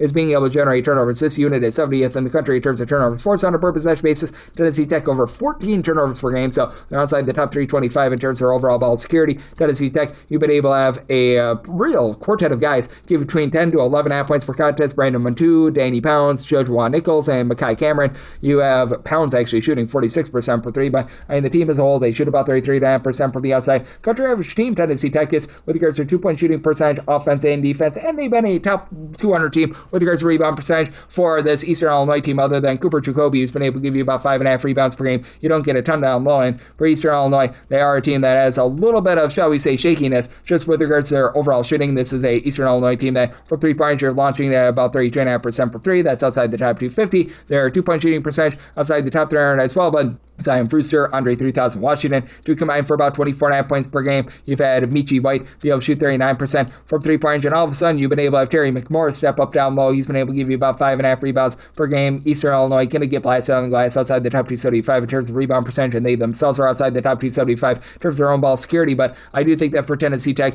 just the way that they have not been able to protect the ball themselves, that allows this Eastern Illinois team to remain lively in what I think is going to be a very sloppy game with a lot of turnovers. Semi-total 133.5. I like the under and the points with Eastern Illinois. Set them as a 1.5 point dog. 699, 700 on card. UC Riverside on the road against Cal State Northridge. CSUN does find themselves as a favorite here of 9.5 points. So on this game, it is 160.5. Semi-total 158. I do like the under mainly because even though CSUN is a very fast team, they're a top 10 team in terms of total possessions per game. Riverside has just been sloppy with the ball. They are not winning the turnover battle in either department. 275th in terms of turnovers on a per possession basis generated on defense. On offense, they're outside the top 310 with regards to being able to take care of the ball. And for this Riverside team, it's a very ordinary shooting team. They shoot about 32.5% for 3. That's outside the top 240 in all of college basketball. Outside the top 240 with their own 2-point shooting percentage. Should get blasted inside. They're outside the top 275 with regards to opponents' 2-point shooting percentage. I did set my line at 8. CSUN in a nip and tuck spot. They shoot less than 67% at the free throw line, and this is a Riverside team that will put you on the free throw line. For Riverside, one thing that they've been able to do an okay job of is blocking shots with BJ Culley down low, 8.5 points, 5 boards, about a block and a half per contest, and then Andrew Henderson in the backcourt shoots 34.5% for 3, gives you about 17.5 points per average assists per contest. Meanwhile, for Northridge, you've got the son of Larry Hughes. Larry Hughes, the second slasher, Larry Hughes Jr., who's been really that go-to scorer, shoots 42% for 3, 18.5 points per contest. CSUN very much looking to pile drive the ball inside. They're a top 40 team in terms of percentage of their shots that come from 2-point range, as you've got Josiah Davis, give you 7.5 assists per game, but 4.5 turnovers per game. This is a CSUN team that's been outside the top 275 in terms of their own ball security as well. So I do think that the sloppiness on both ends is going to cost you an over. Now, for the CSUN team, they're going to dominate the glass. They have been a top 100 team with regards to overall rebound percentage. Muhammad Fafana has been able to give you about 8 rebounds per game. Josh O'Gara, 9.5 rebounds per game, but hard to trust in a team that shoots it so rough at the free throw line. Riverside, they're going to be looking to push you on the free throw line, and this is a CSUN bunch that dares you to shoot it from 3 in terms of percentage of opponent shots that come from 3-point range. Top 75 team in the country, and Riverside, they've been an okay 3-point shooting team here recently in conference play. They're shooting more in that neighborhood, about 29.5% for 3, but I do think that goes a little bit northward here. So I'm going to be in on the under sub. I told 158 and the points with Riverside made them an 8-point dog, 701, 702. Alabama is on the road against Auburn, and Auburn does find themselves as a favorite here of between 2.5 to 3.5 points. This game, it is between 174.5 to 176.5, and with Auburn, I did set them as an underdog of 1 point, so I do like Alabama here, all right on the money line. Alabama's been able to do a really nice job with their overall offense, ranking in the top 20 in terms of points scored on a per possession basis away from them, and Auburn, obviously much more of an offense-oriented team. They do find themselves outside the top 180 in terms of points allowed on a per possession basis, and Charles Bediako has been able to be a nice contributor for this Alabama team. I know that there's the injunction that is going on, and there's a lot of question mark there, but even if you don't have them, you still have been able to have Ken Bristow and company do a solid job down low. As right now for Auburn, they're not even a great 3-point shooting team. They shoot 32.8% for 3. They still are a top 35 team in terms of points scored on a per possession basis, mainly because they've been able to own things on the inside. They're a top 35 team in terms of offensive rebound percentage, thanks to Keyshawn Hall being able to give you 21 points, 7 boards, shoots 40% for 3. Kevin Overton has been able to give you about 35% 3-point shooting, 12.5 points, and then Keyshawn Murphy about 6.5 rebounds per game, but still have a lot of question mark with regards to an Auburn group that has been a little bit up and down all season long, held to fewer than 70 points in that game against Tennessee, though Tennessee has been able to do a pretty solid job there. And I will say, for this Auburn group, they have been a little bit better defensively recently, 77 points or fewer. Doesn't sound like much, given up in 3 of the last 4 games. And for Alabama, they have been slowed down a little bit ever since they got Bediako in there, a little bit more defense-oriented. That was not the case against Florida, but you've been able to have LeBaron Filan give you 21.5 points, shoots 38.5% from 3-point range, and it is an Alabama team that they make the most out of their possessions, top 25 team, there's few turnovers on a per possession basis. They do give up a lot of second and third chances. Alabama as well outside the top 200 with regards to their defensive rebound percentage, but they really don't allow a ton of good looks. They've been a top 100 team in terms of opponents' 2-point and 3-point shooting percentage. I think that's going to be just enough for you to be able to stay under. As I did set my total 171 as Alabama. As we know, this is a team that's going to be looking to move it 6th in the country in terms of total possessions bring. You've got an Auburn team that's more around about 105th though, and I do feel like both teams are starting to improve a little bit more defensively, but I just have a little bit more faith faith here in Alabama with having someone like an Aiden Terrell give you about 10.5 points, 6 boards,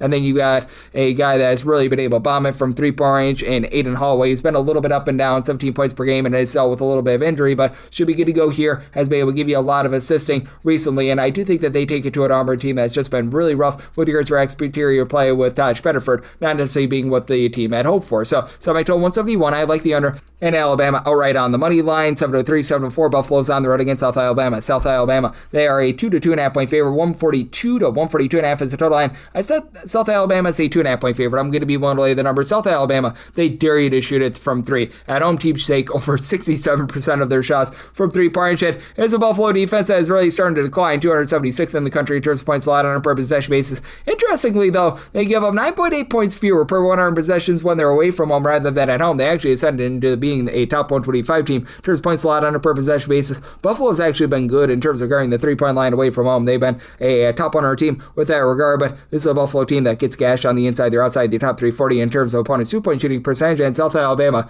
they dare you to take threes. They look to pound the ball inside, and for Buffalo, you do have a trio of guys, Daniel Freitag, Ryan Sable, Angelo Breezy, Ben Roxall, Breezy, and Sable combined for 30 points per game and combined to shoot about 39% for 3. Freitag, 4.5 boards, 4 assists, 20 points per contest. The way that you're able to hurt the South Alabama team is they will give up second and third chances, but Buffalo outside the top 275 in terms of their offensive rebound percentage, and to the credit of Buffalo, they do shoot 39% from 3-point. That is a top 25 mark in all of college basketball. But for South Alabama, even though they give up a lot of good looks from 3-point range, teams are not knocking them down. Teams are shooting just 31% from 3-point range against them. That is a top 75 mark in the country. Chaz Harris, along with Adam Lawson, have done a nice job in tandem with about 33.5 points per game, and Olsen does shoot 37% from 3-point range. It's a South Alabama team that ranks in the top 75 in terms of percentage of their shots that come from 2-point range, so they should be able to excel there. It's a South Alabama team that's also been great in terms of taking care of the ball. They're a top 20 team in terms of fewest turnovers on a per possession basis. Now, Buffalo does a good job in terms of taking care of the ball as well, and I think that they're going to have more success than most teams in terms of being able to pop it from 3 against South Alabama, so I am in on the over semi-total at a 144.5, even though you're going to get a relatively slow and controlled game for Buffalo,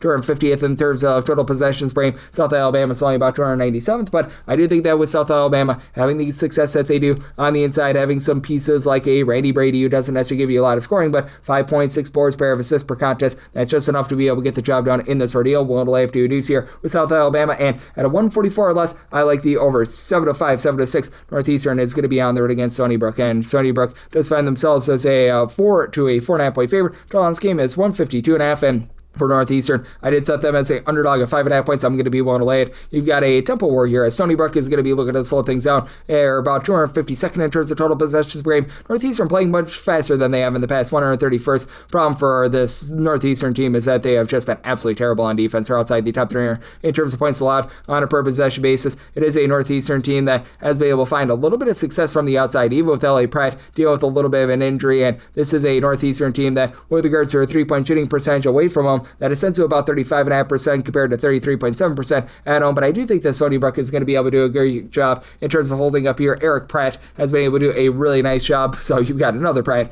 in terms of leading the way for Stony Brook, 19.5 points per game. Only shoots about 30% for 3, but Stony Brook as a whole, they shoot 36% from 3-point shot on our mark in the country. Where they've been really rough has been on the inside. They're outside the top 3 in terms of their 2-point shooting percentage, but have a Northeastern team that currently is outside the top 340 with regards to opponents' 2-point shooting percentage. You're outside the top 275 towards opponents' 3-point shooting percentage. Let's say that you get into some late game fouling for Northeastern, right around about 300th in the country, shooting 68.6% at the free throw line. You do have William Kamori shooting 42% for 3, 13.5 points per contest, and then you've been able to get some good production out of Mike Longany, who's been able to give you about 8.5 points per game, but Xander O'Leary, who's been your top rebounder, he's right now dealing with a little bit of an injury, so in terms of healthy players, you really don't have pretty much anyone on the roster that gives you over 3.5 rebounds per game, as Yuri Fritz has been dealing with a little bit of an injury as well. Stony Brook, they don't have a ton on the glass, but that said, even though they're outside the top 220 in terms of rebound percentage, they should have the edge here, and they still been a top 75 team in terms of opponents' 2-point shooting percentage with Richard Goods, give you the goods, 8 points, 6 rebounds per game. It's a Stony Brook team that they themselves only shoot about 71.5% of the free throw line, but with the way that the Stony Brook team has been able to slow things down, the way that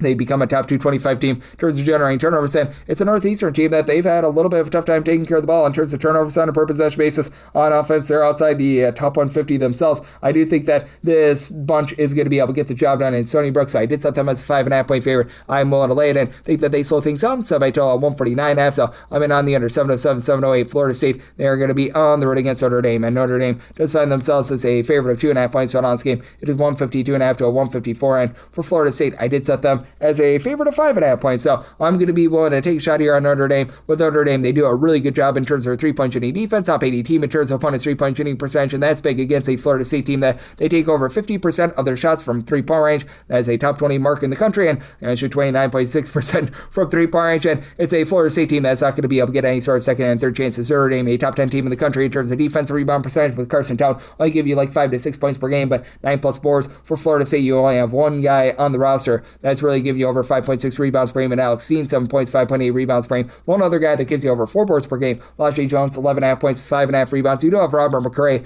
being a bit of a do-it-all guy, a steal, 6.5 assists, 14.5 points per game. And for Florida State, they've been a top 75 team in terms of turnovers generated on a per possession basis, but they really give it up on the inside, outside the top 275 in terms of bonus 2-point shooting percentage. Notre Dame still dealing with the injury to Marcus Burton, but Jalen Harrelson has stepped up in a big way. 15 points, 2.5 assists per contest. Brandon Shrewsbury and Cole Kurta, they combine for about 22 points per contest, and Shrewsbury shoots 42% from 3, Kurta about 36% from the outside. It's a Notre Dame team that has been shaky with the free throw shooting percentage at 69%, but with this Florida State team just not being able to get good looks from the outside, with Florida State being a team that they themselves have been a little bit sloppy with the ball, and with Florida State really giving up a ton on the inside, I think that Notre Dame is going to be able to persevere, get the job done in a game that should be relatively up and down. Notre Dame is outside the top 275 in terms of total possessions per game, but Florida State, they are 20th in the country. I think that you can get some late game following, but I do think that the turnovers keep you under. Semi-total 151.5 like the under, and for Notre Dame, we'll up to 5 with them, 709, 710. Oklahoma State is on the road against Arizona. Arizona is a 20 to a 21.5 point favorite. Total on this game is between 167.5 to 169.5, and I set my line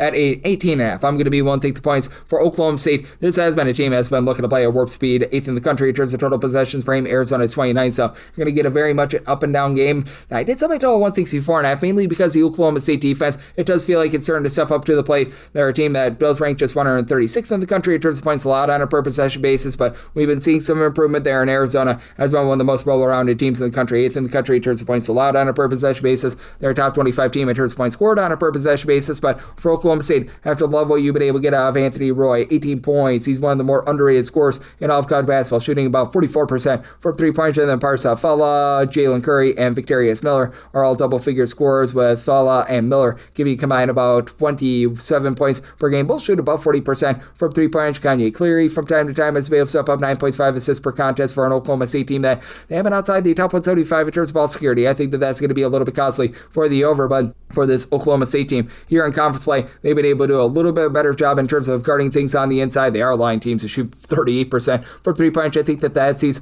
a little bit of positivity, but that's it for Arizona. They should be certainly able to control the glass in this one. You've been able to have a double machine in Toby Awaka coming off the bench. He's giving you just under 10 rebounds and 10 points per contest. Braden Burry's about 15.5 points. He's been able to shoot about 37% from 3. Cole Pete, he's up to about 35% 3-point shooting. Doesn't necessarily pop a ton of them. 15 points, 5.5 rebounds per game. And for Arizona, they've been a top 55 team with regards to 2-point and 3-point shooting percentage. A team that does a good job in terms of not putting you on the free throw line, but if there is one weakness for this team, they have been allowing teams to shoot about 32% from 3-point range. Arizona, a solid but not amazing team in terms of generating turnovers, so I think that that'll be just enough for Oklahoma State to hold in there, below. It is an Arizona team that I think that their defense and their prowess is just enough to be able to keep it under, so I told 164.5 and on the under end at 19+, going to be willing to take the points with Oklahoma State, 7-11, 7-12. DePaul is going to be on the road against Providence. Providence does find themselves as a mid-tier favorite here, 5 to 5.5 points, 155.5 is the total line. I did set Providence as a favorite of 5.5 points, so 1 to 5 with them for DePaul. They just have not been able to get anything going on offense. They're outside the top 190 in terms of points scored on a per possession basis.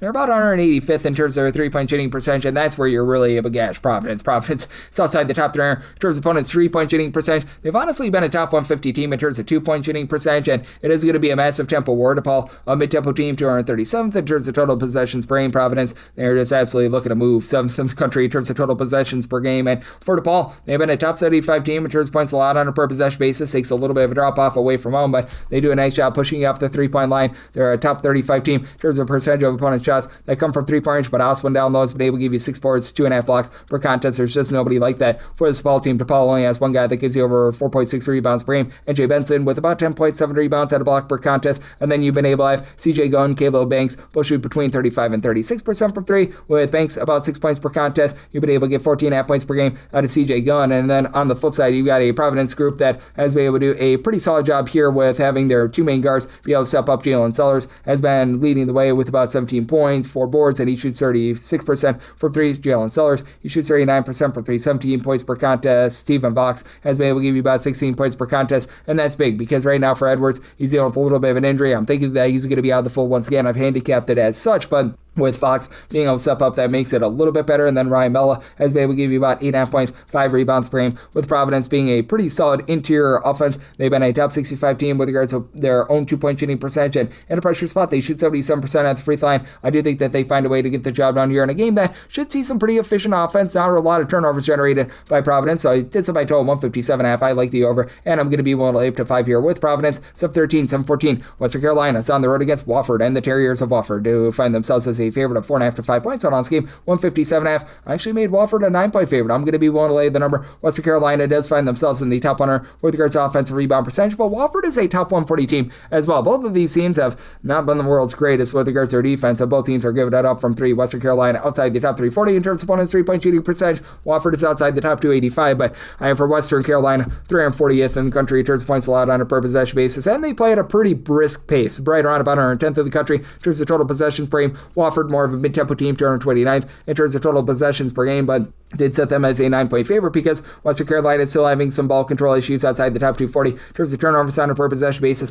Wofford, they have become a top 50 team in terms of taking care of the ball, and for this Western Carolina team, your two main scorers, Court Sainsbury along with Marcus Kell, who combined for 27.3 points per game. They both shoot less than 31% from 3-point range. You've got Samuel Dada, who's been able to give you 7 boards, 6.5 points per game, and then Abdul Fanta Keba has been able to give you about 5.5 points, 6.5 rebounds per game. And on the other side of things, you've got a bunch of Wofford that has been able to have Niles Malchowski really be able to step it up for the team, as right now he's been able to supply 16.5 points, 5 boards, and from 3-point range, he's shooting in that neighborhood about 39% from 3-point range. You've had Kamari Holmes deal with a little bit of injury. He's been missing the last few games, and I think that he's going to be out the full once again, so that was taken into account with regards to his handicap. But you've got Chase Westerly, Caden Vasco, who've been able to combine for 20 points per game, only shoot about 32.5% from 3 apiece, and very strangely for Wofford, they shoot about 32.5% from 3-point range at home, over 38% away from home. I do think that split is going to be ironing out with how bad Western Carolina is at being able to guard the 3-point line, and it has been a Wofford team that has been pretty solid in terms of not allowing second and third chances, and with the way that they take care of the ball, I do think that Wofford is going to be able to find a way to persevere, get the job done here, even though it's going to be probably a mid-tempo game. I do think that Wofford finds a way, and I do think that those turnovers from Western Carolina cost you the over. Semi-total 155. I'm going to be in on the under end. Will lay with Wofford, made them a 9-point favorite. 7-15, 7-16. St. Joe's hopes to not be average Joe's. They are going to be on the road against George Mason. George Mason does find themselves as a 8 to an 8.5-point favorite. 139.5 is the total line. With George Mason, I did set them here as a favorite of 10 points, so I'm going to be willing to lay it. For St. Joe's, they just continue to be a bad 3-point shooting team, bottom 30 team with regards to their overall 3-point shooting percentage. St. Joe's a relatively mid-tempo team, 164th in terms of total possessions per game. Meanwhile, you've got a George Mason group that is 333rd in terms of total possessions per game, and George Mason has just become a really efficient offense. This is a George Mason group that has seen a little bit of drop-off with their 3-point shooting at home, 32.8% at home compared to 35.3% away from home, but top 50 team in terms of taking care of the ball. George Mason, not quite the same defense that they were a season ago, but they're still clocking in about 65th in terms of points allowed on a per possession basis. St. Joe's has become a top 110 defense with having Justice Ajabor giving you about 5 boards, 5 points, and about 2 blocks per contest, so he's been solid there. They've had Jaden Glover really step up to be able to give this offense a little bit more spark with about 15.5 points, 4.5 boards per game. That's been big because Juice Jones, their top scorer in non-conference play, he's off the team right now. Derek Simpson has been able to give you 13 points per game, but it's hard to be excited about a St. Joe's team that's just really getting blasted from the perimeter. They're outside the top 150 in terms terms of opponents' three-point shooting percentage. Very good on the interior, but they also allow a lot of second and third chances. They've been outside the top 225 in terms of defensive rebound percentage. They're outside the top 225 in terms of ball security. Not a George Mason team that has been necessarily masters in terms of generating turnovers, but they themselves do a nice job. Top 125 team in terms of taking care of the ball. And then Corey Mincy along with Jahari Long in the backcourt have been incredible. They combine for about 28 points per game. Mincy shoots 43% from three-pointers. Riley Allen patches may able to give you about 6 rebounds per game as well in a tight spot. George Mason only shoots about 72.5% of the free throw line. That's country average, but they're actually a top 25 team in terms of free throws attempted on a per possession basis, so they've been able to make the most out of their possessions. They're a top 100 team in terms of defensive rebound percentage. I do think that that's enough to get the job done. I think that you get just enough with regards to possessions to be able to get you the over with George Mason making the most out of their possession. So I told 140 here at the 139.5, like the over end. I'm willing to lay up to 9.5 with George Mason. 7-17, 7-18. It is SIU Edwardsville on the road against Little Rock. Little Rock does find themselves as a 1.5 point favorite. 131.5 is the total line. I like SIU Edwardsville on the money line. I did set them as a favorite of 3.5 points, and I do like the over. I set my total at a 133. Little Rock has been a top 125 team with their three-point shooting percentage. Little Rock about 270th in terms of total possessions per game. You got an Edwardsville team that's about 301st, and Edwardsville has been dealing with an injury to their top two scorers, but hasn't affected the defense at all. Top 10 team in terms of points allowed on a per possession basis in a road/neutral venue. Away from home, they're about 7th in terms of opponents' two-point shooting percentage, and that's big because you do have a Little Rock team that's 32nd in the country in terms of percentage of their shots that come from inside the three-point line. For Edwardsville, with having Ring Malaith along Miles Thompson deal with injury, it's been all about Arneas Sarkinas along Jack Champion, stepping up Champion, has been able to give you 5 assists, 8 points per contest. Sarkinas has been able to supply about 8.5 points per game. It's a very suspect three-point shooting team, though. They do shoot overall for the season 34.5% from the outside. Joe Valeri has been able to give you 6.5 points. He shoots about 38% from three-point range, but this team has just been very locked down with regards to that defense. They've got a nice positive rebound differential. Tugan Gagic on the flip side for Little Rock has been able to give you about 5 to 6 boards and about 2 blocks per contest, but let's say that you get in a pressure spot. This Little Rock team, they shoot just 68.2% of the free throw line. That's outside the top 300 nationally. They're outside the top 275 with their own 2-point shooting percentage, and they just don't take care of the ball. It's a Little Rock team that has been a top 75 team in terms of turnovers generated on a per possession basis, but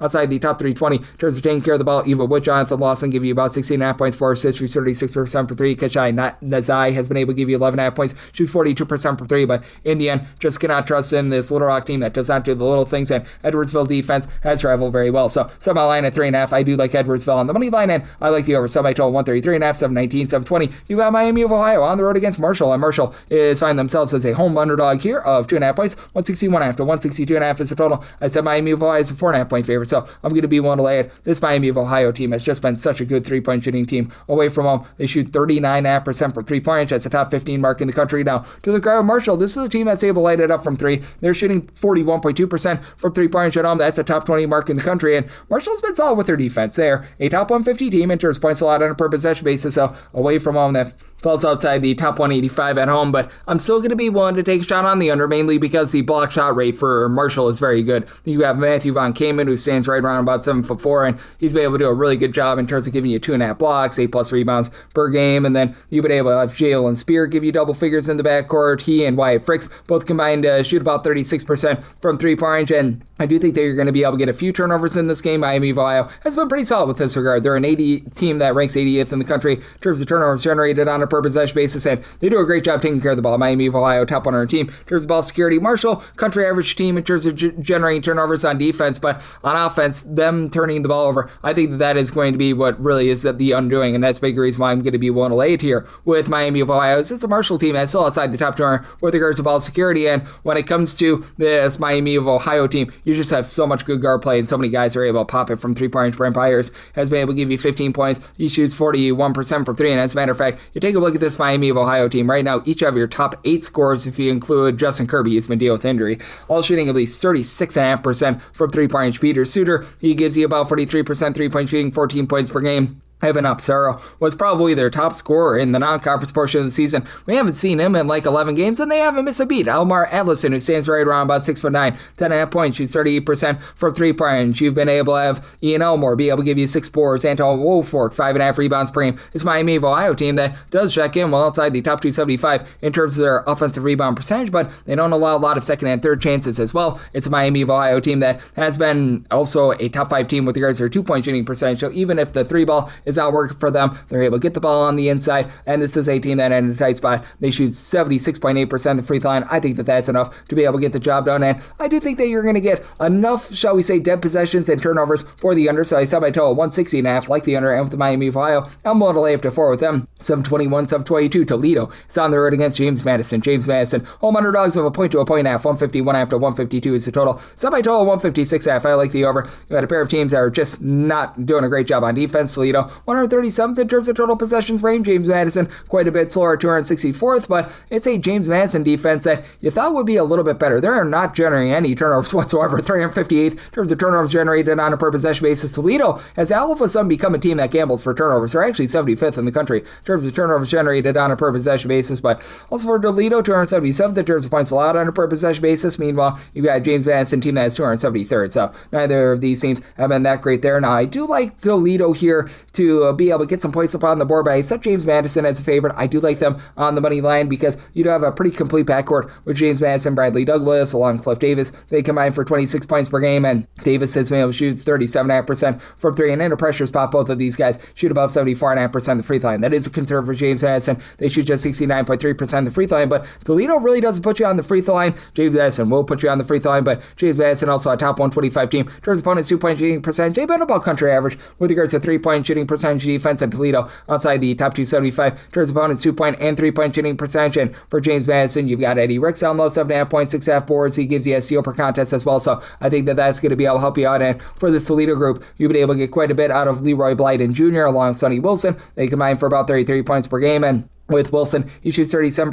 for 3.5 assists per game. Blyden Jr. shoots 42% for 3-point, and Kyler Vanderjagt does shoot about 37.5% from the outside. But for Toledo, all of a sudden they've been a team that's been trying to pile drive the ball down low. Top 50 team with regards to percentage of their shots that come from 2-point range, and with this bunch being outside the top 275 in terms of defensive rebound percentage, giving up a lot of second and third chances, I think that that's just enough for James Madison to get the job done. I think that you're going to get a lot of scoring opportunities in this game. So I told 156.5, I like the over, and with James Madison taking them on the money line, 723, 724. Hofstra is going to be playing goes to Towson. Towson is the underdog here, as you're going to be catching with them about 3.5 points. So on this game, it is 138.5, and I saw my total 131.5. I'm in on the under. Towson out of 365 Division I teams, 365th with their 3-point shooting percentage, and just 347th in the country in terms of total possessions per game. You've got a Hofstra group that it has been a team that has been pretty slow and controlled right now. They're outside the top 285 in terms of total possessions per game themselves, but it is a Hofstra team that is a top 30 team with regards to their 3-point shooting percentage. It is a Towson group that has been able to do a nice job on the offensive glass, giving themselves second and third chances. They're a top 50 team with regards to overall rebound percentage, with having a trio of guys giving between 5.3 and 5.8 rebounds per game. Caleb Amaya, along Tyler Tejada and Jack Dumbia. Dumbia about 10.5 points, throws in there a steal per contest, and then Tejada is your top scorer, 16.5 points per game, while Dylan Williamson, he throws in there 14.5 points per game as well, but they have to do it exclusively on the inside because they just have no 3-point shooting whatsoever. Now, it is a Towson team as a top 125 team in terms of taking care of the ball, but they're outside the top 275 in terms of generating turnovers as well. To the credit of the Towson team, they've been a top 100 team in terms of opponents' 3-point shooting percentage as well, but it's a Hofstra team that they do a nice job controlling things on the inside as well. For Hofstra, they're a top 25 team in terms of opponents' 2-point shooting percentage, so a Towson team that has not been able to pop it well from 3-point range, well, they're going to have some issues, and I think that that's going to help you out with regards to the Thunder. But additionally for Hofstra, they've been a top 75 team in terms of offensive rebound percentages. You got Silas Sunday, a true 7-footer, 5.6 rebounds per game.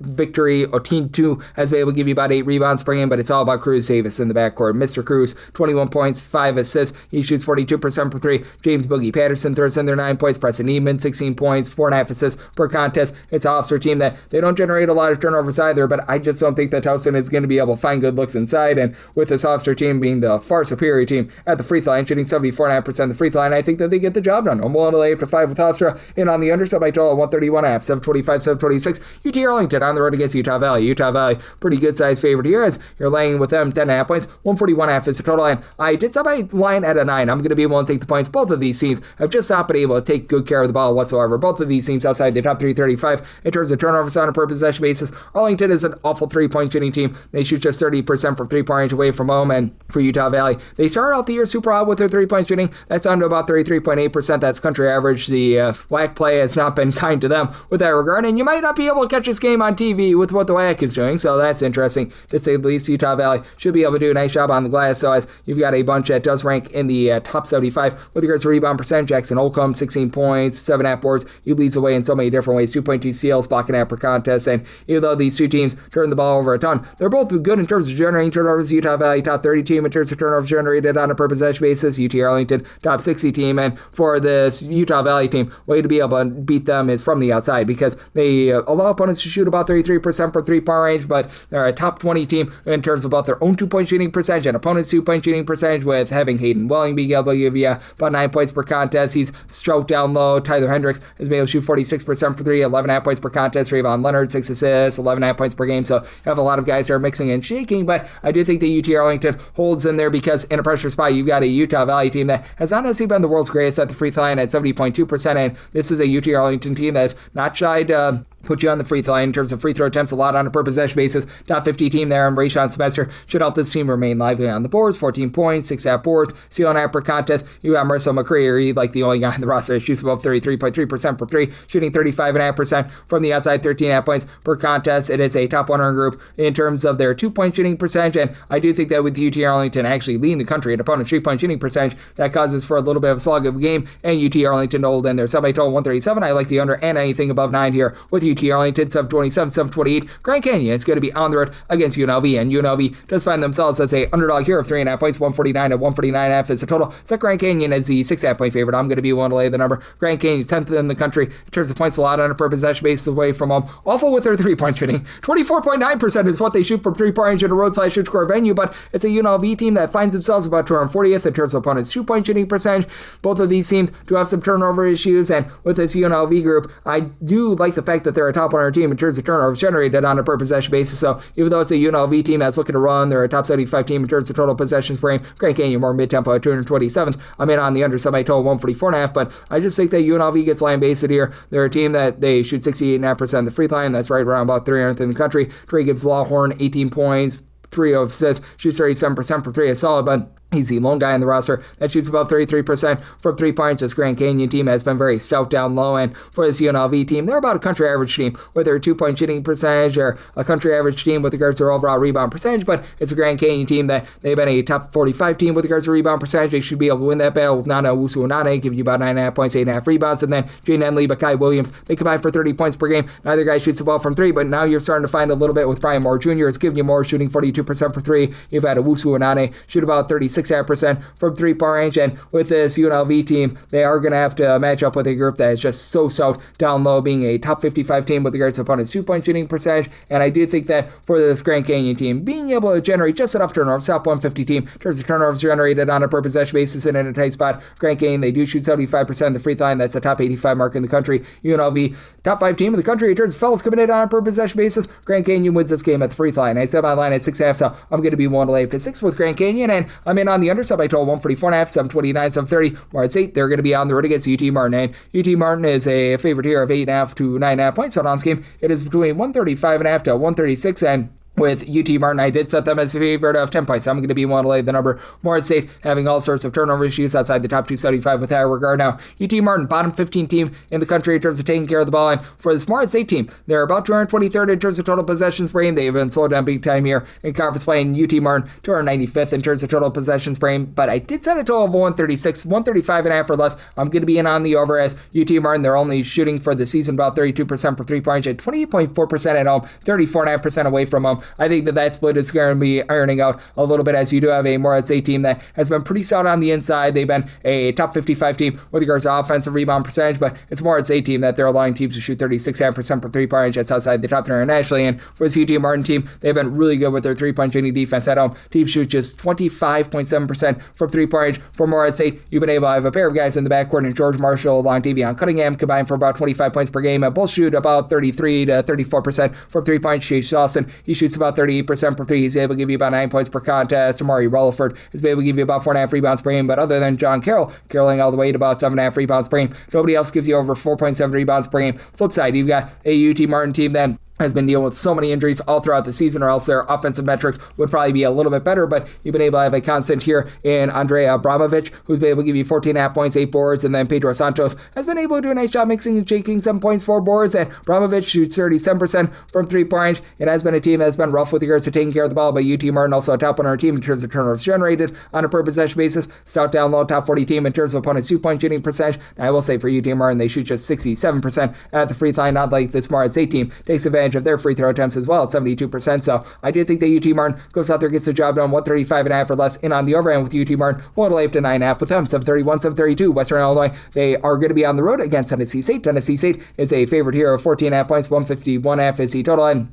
for Tennessee State, I did set them as a favorite of 15.5 points, so I'm going to be willing to lay up to 15 with them. Tennessee State has become a better team in terms of taking care of the ball, and Western Illinois, if you look at their metrics right now, it's a big giant sea of red, as right now they are giving up a lot of open looks from both 2-point and 3-point range, with Western Illinois 339th in the country in terms of opponent's 3-point shooting percentage. Western Illinois is looking to play slower, 283rd in the country in terms of total possessions per game, and you got Tennessee State team that they have been really looking to push tempo, 50th in the country in terms of total possessions per game, but for this Western Illinois team, I just have all sorts of question marks with them as they're getting absolutely blasted on the glass. Right now, 326th in the country in terms of their overall rebound percentage. Tennessee State is going to give up some second and third chances themselves, but they're pretty solid in terms of giving themselves second and third chances. Top 180 team with regards to rebound percentage. Western Illinois does have Isaiah Griffith being able to give you about 12 points, 4 boards, and he's been able to shoot about 35% for 3, but Western Illinois is a whole outside the top 3 with regards to both their 2-point and 3-point shooting percentage, while being outside the top 275 in terms of opponents' 2-point and 3-point shooting percentage. And Tennessee State, very good team in terms of being able to win the turnover battle, as they've been a top 50 team in terms of turnovers generated on a per possession basis, albeit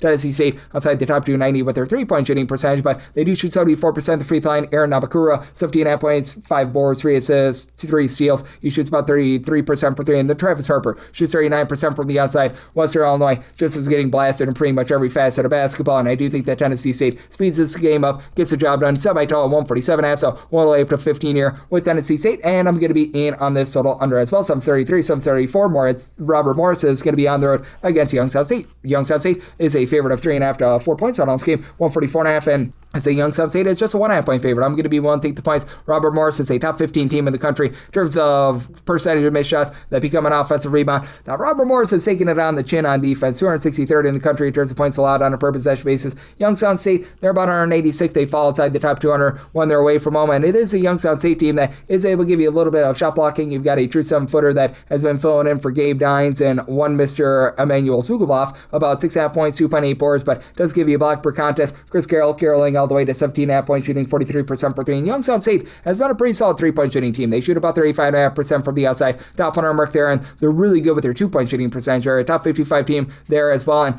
both of these teams have had their turnover issues. If you look in terms of turnovers on a per possession basis, Robert Morris is well outside the top 240 in all of college basketball, though that's been getting a little bit better here in conference play. Meanwhile, you've got a Young South State group that they're checking in about 326th in the country as well. I think that that's going to be costly to the overs. Did semi-total at a 143.5. Young South State mid-tempo team, 211th in terms of total possessions per game. With regards to this Robert Morris team, they're neither here nor there as well. Robert Morris, they're more around about 236th in the country, but with Young South State in a pressure spot, they shoot about 73% of the free throw line, which is okay, not amazing, not terrible, but with Robert Morris being able to have a pair of guys in Nicolas Chatakulis along with Deshaun Good being able to give you the goods with a combined about 15 rebounds per game, I think that that's going to be able to win out Ryan Frazier through 36.5% per 3, 15 points per contest. Darius Livingston, he's been able to supply about 8 points per contest, and I do think that with Robert Morris grabbing those second and third chances, and Robert Morris, they themselves have had a pretty good 3-point shooting team right now. They're shooting about 36.8% from 3-point range, and they're a team that they do look to pile drive the ball down low a little bit more with those second and third chances, but still, in games played away from home, they still shoot about 35% per 3. I think that they hold in there. So I told 143.5, so 144 plus and on the under, and the points with Robert Morris made them a 1.5 point dog, 735, 736, Southern Indiana. It's on the road against Southeast Missouri State. SEMO, who finds themselves as a favorite here of 11 to 11.5 points,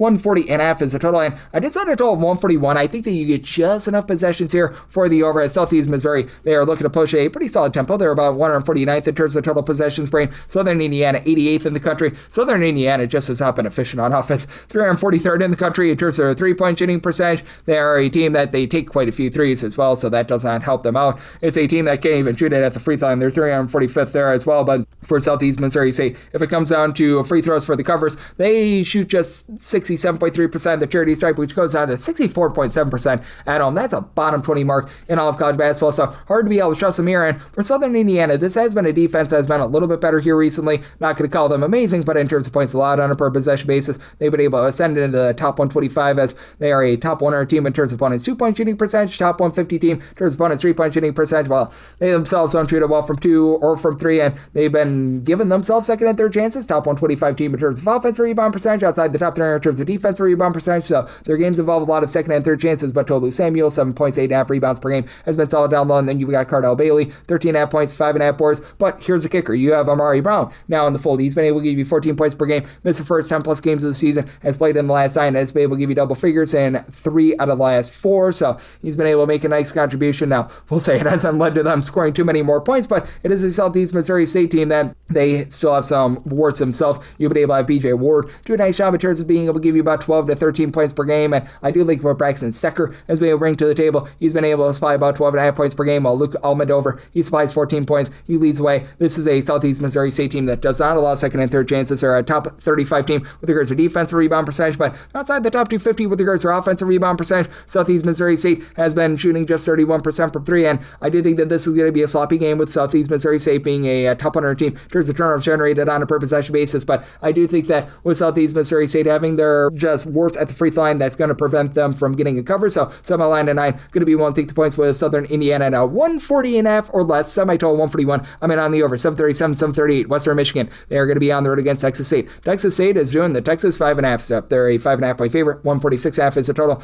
with Texas State. Made them a 2.5 point favorite. I'm going to be one to take the points with Western Michigan. They have really been taking a bit of a drop off on defense in terms of points allowed on a per possession basis. This team is down to about 316th in the country, but you've got Justice Williams. He was missing for the first 10 plus games of the season. Since he's come back, 17 plus points per contest, shooting about 40% from 3. And Texas State, they're not a team that's going to look to go bombs away from 3. They're a bottom 10 team in the country in terms of percentage of their shots that come from 3-pointers. Texas State, a relatively solid defense, top 100 team in terms of points allowed on a per possession basis at home, and they play at a rather controlled pace. Right now, they're about 197th in terms of total possessions per game. Western Michigan, about 157. So you have two teams that are neither here nor there with that regard, and it is a Western Michigan team that has been able to do a relatively solid job on the glass. Meanwhile, it's a Texas State team that just has not been able to take care of the ball. Texas State outside the top 310 in terms of turnovers on a per possession basis. Western Michigan, a bottom 15 team in terms of turnovers generated on a per possession basis on defense. So you've got two weaknesses there, and this is a Western Michigan team that has been able to get a lot of production as well. Jaden Brewer along with Jalen Griffith, they've been able to combine for about 27 points per game. It is a Western Michigan team that has been a top 175 team in terms of offensive rebound percentage, outside the top 225 in terms of defensive rebound percentage. Meanwhile, for Texas State, they dealt with some injuries in the backcourt, but you've got DJ Hall, Mark Drone, who've been able to combine for 28 points per game, and Hall shoots 36.5% from 3. Caden Gums on low volume shoots 45% for 3, 8.5 points, pair of steals, 3 assists per game. And Texas State has been a top 100 team in terms of turnovers generated on a per possession basis. And Texas State, they do find themselves in the top 75 with regards to rebound percentage, but they are outside the top 150 in terms of opponents' 2-point and 3-point shooting percentage. And Texas State, they are a team that is not shy to put you on the free throw line. I think that that's going to be able to help out this bunch in Western Michigan remain lively here. And I do think that Justice Williams really does give you a nice little boost. So somebody told 146.5. Right now, I'm seeing a 147, 147.5, 147 or higher in on the under, and I'm willing to take the points with Western Michigan, 739, 740. You've got UW Milwaukee on the road against Northern Kentucky. Northern Kentucky does find themselves as a 7.5 point favorite total on this game. It is 156.5, and I said Northern Kentucky is a 9.5 point favorite. I'm going to be willing to lay the number. Here's the issue for UW Milwaukee. All sorts of injuries. Your top 2 rebounders, Faison Fields and Danilo Jovanovic, have been out of the fold for the last 3 or so weeks, and that leaves you with pretty much nobody other than Mr. Sekou Kana, who's been able to give you over 5 rebounds per game, and Aaron Franklin, 6.5 points, 6.5 rebounds per game. So those two guys have been able to step up, but Seth Hubbard, your top scorer, he's out for the season as well. And UW Milwaukee, their main forte on offense has been ball security, top 80 team in terms of fewest turnovers on a per possession basis. That's starting to fail them a little bit more with these guys out of the fold. They've been a rough shooting team, as they're now outside the top 290 in terms of both their free throw shooting percentage and their 3-point shooting percentage. Country average team down low, but they're also really, really brutal in terms of allowing good looks. They're outside the top 3 in terms of opponents' 2-point and 3-point shooting percentage. They've been a solid team on the glass, but now you're without your top rebounder. So Northern Kentucky, a team that has been very good in terms of generating turnovers, top 75 unit in terms of turnovers forced on a per possession basis. Should find a little bit more success there. You've got a quartet of guys that give you at least 13.9 points per game. LJ Wells, Khalil Robinson, Dan Granzinger, and your top scorer, Donovan Ode, gives you 18.5 points, 4 boards, pair of steals, shoots about 32.5% for 3. Robinson shoots 40% for 3, 4.5 rebounds per game. Granzinger, 16 points. He's been able to throw in there 2.5 assists. And then LJ Wells, he does a Wells job down low with about 7.4 rebounds per game. Lone guy that gives you over 5 rebounds per game, but still, it is a Northern Kentucky team that has been a top 50 team with their 2-point shooting percentage. Give it up from the outside. They're allowing teams to shoot 35.5% for 3, but Milwaukee being down their top scorer, Amar Uyagard, is not necessarily the greatest 3-point shooter. I think that Northern Kentucky is going to be able to run this game with the UW-Milwaukee team that metrically looks better than what they are right now with all those injuries. So, somehow line at 9.5. I'm going to be willing to lay the number at somebody total 155.5. UW-Milwaukee in terms of total possessions per game, not necessarily the most up-tempo team in the world, just 177. So, I think that that's enough for the under. And on the under and Northern Kentucky, 741, 742. You've got Cal Poly. They're going to be on the road against UC Davis, and UC Davis does find themselves as a 6.5 point favorite total on this game. It is 170.5, and for Davis, I did set them as a favorite of just 5.5 points. So, we'll take 6+ here with Cal Poly. Cal Poly has been one of the most strange team with regards to their 3-point shooting splits in all of college basketball. This is a team that needs to take better care of the ball. They're outside the top 330 in terms of turnovers on a per possession basis, and UC Davis, top 80 team in terms of generating turnovers, so that's going to be an issue. But here's what's an issue for UC Davis. Cal Poly shoots 29.5% for 3-point range at home, 36.7% away from home. In terms of roadside shoot score venue, that's a top 55 mark in all of college basketball, and UC Davis is a team that has 2 really nice go-to scorers in the backcourt, Niles Cooper, Connor Sevilla. They combine for 27.1 points per contest. For Sevilla, he shoots 45% from 3-point range. Cooper, he gives you about 5 rebounds per game. Nico Dokac has been able to give you about 5 rebounds per game, but it's a Cal Poly team that traditionally they have been relatively rough on the glass, but UC Davis outside the top 275 with regards to rebound percentage, so that means that Cal Poly should be able to do a little bit better job there, and UC Davis is finding themselves in the neighborhood about 250th in terms of opponents' 3-point shooting percentage, so I think they get some good looks there. This should be a relatively up-tempo game, especially with Cal Poly number 3 in the country in terms of total possessions per game. UC Davis has sped it up a little bit more as well, 85th in the country with this regard. I did set a total here, though, of a 163.5. I do think that the turnovers are going to be a little bit costly to the over, so I'm going to be in on the under, but Cal Poly, Hamad Musa has been able to give you 6+ boards, 20+ points per contest. You could have Peter Benjai give you about 15.5 points. He shoots it relatively well from 3-point range with this Cal Poly team. I do think that they're going to force some turnovers on a UC Davis team that they themselves have been outside the top 270 with regards to their own ball security, and additionally for Cal Poly, team that's very good at the free throw line. They're shooting 77% of the charity stripe. UC Davis gives up a lot of looks at the free throw line, and for Cal Poly, outside the top 3 in terms of opponent's 2-point shooting percentage, but UC Davis taking more threes than in the past. So by total 163.5, I like the under with Cal Poly. We'll have to take 6+ with them. 743, 744. Harvard is going to be on the road against Dartmouth. Dartmouth does find themselves as a 1.5 point home underdog to an all-game, 141.5. Set by line at 2. I'm going to be willing to lay up to 1.5 with Harvard. If Harvard finds themselves in a tight spot, this is one of the best free throw shooting teams in all of college basketball. And it's a Dartmouth team that just has not done a good job with the little things. They're outside the top 300 with regards to their own ball security. They really don't generate a lot of turnovers themselves. And Harvard, 83.4% is what they shoot at the free throw line away from home. That is numero uno in all of college basketball. Dartmouth, meanwhile, they shoot 71.9% of the free throw line at home. That's outside the top 200 in all of college basketball. And it's a Dartmouth team that's been really good in terms of their 3-point shooting defense, top 100 there. But that said, they're outside the top 275 in terms of opponent's 2-point shooting percentage. Dartmouth about 246th in terms of points allowed on a per possession basis. Harvard, country average team at 172nd. But this is a Harvard team that's traveled really, really well. In games played away from home, that actually sends into the top 75 in the country. In Harvard, very slow and controlled team. In terms of total possessions per game, they're right now checking in about 355th in all of college basketball. Dartmouth more of a mid-tempo team at about 162nd. And when it comes to this Dartmouth group, I do think that you're going to be able to get a lot out of Brandon Mitchell-Day, who's been able to give you 15+ points, 7+ boards. He shoots it relatively well from 3-point range. And Kellen Thomas, he's been able to supply 17 points. He's shooting darn near 50% from 3. On the flip side, for Harvard, you've got Robert Hinton, who's hitting it hard, 17 points. Shoots 34% from 3. Tay Barber, 41% 3-point shooter, 12.5 points per game. Chandler Piggy, 13.5 points, 4 boards, 3 assists, 2.5 per contest.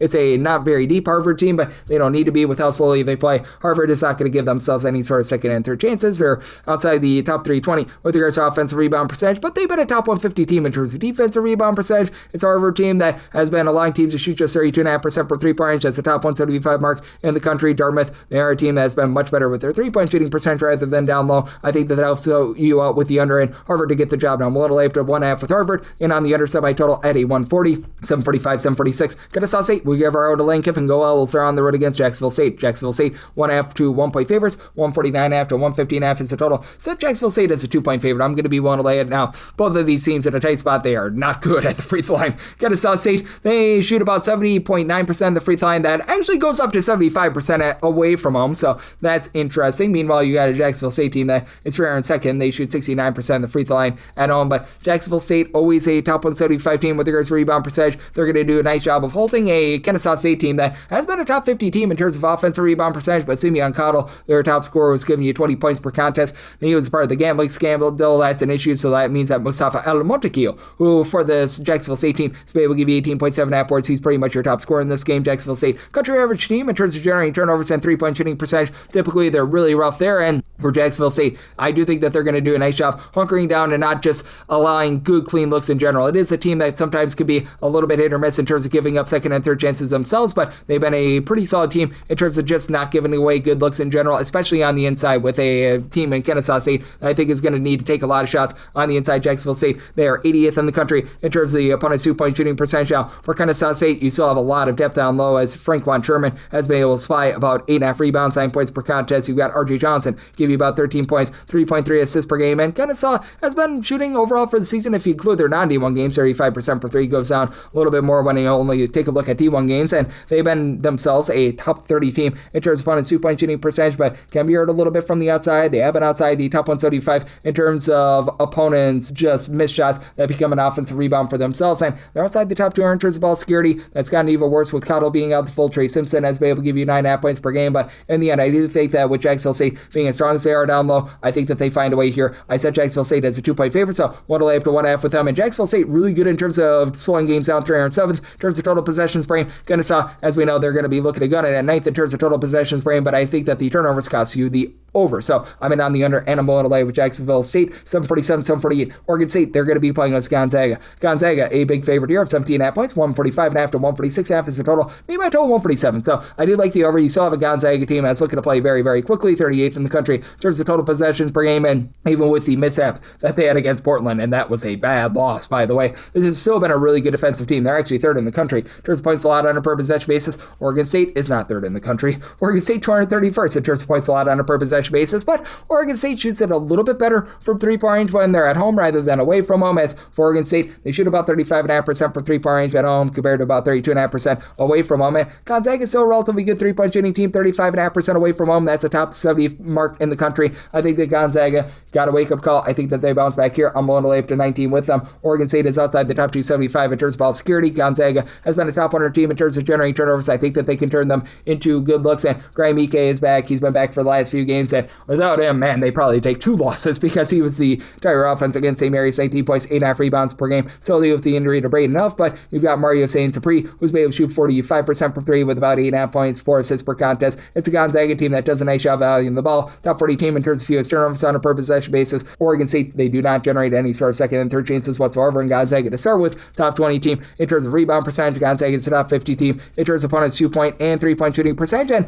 Oregon State does not have a single guy that gives you over 5 rebounds per game. You've got Josiah Lake, 13.5 points, 4.2 rebounds per game. Jonah Munch has now been able to give you about 5 rebounds per game, depending upon the day. So you might have one guy give you about 5 rebounds per game, but still, Oregon State outside the top 3 with regards to their own 2-point shooting percentage, hovering right around about 200th with regards to opponents' 2-point shooting percentage. Oregon State is very much going to be looking to slow things down in terms of total possessions per game. They do clock in outside the top 260 in all of college basketball, but I think that Gonzaga goes out there, avenges the loss, and gets the job done. Somebody told 147. I'm in on the overhand for Gonzaga. Want to lay up to 18.5 with them. 749, 750. Georgia is going to be on the road against LSU, and LSU just find themselves as a 1 to 1.5 point underdog total game, 162.5 to 163.5. Georgia is the 2-point favorite. I'm going to be willing to lay the number. Now, Georgia has been outside the top 225 in terms of defensive rebound percentage, so that's been a little bit of an issue, and Georgia is not necessarily the world's greatest 3-point shooting team, 285th in the country, and away from home, they shoot just 27.1% per 3, but for LSU, they're a top 45 team in terms of points scored on a per possession basis, despite only shooting 33.3% per 3. That does go up to about 36% at home, but Georgia has been a top 50 team in terms of turnovers generated on a per possession basis, and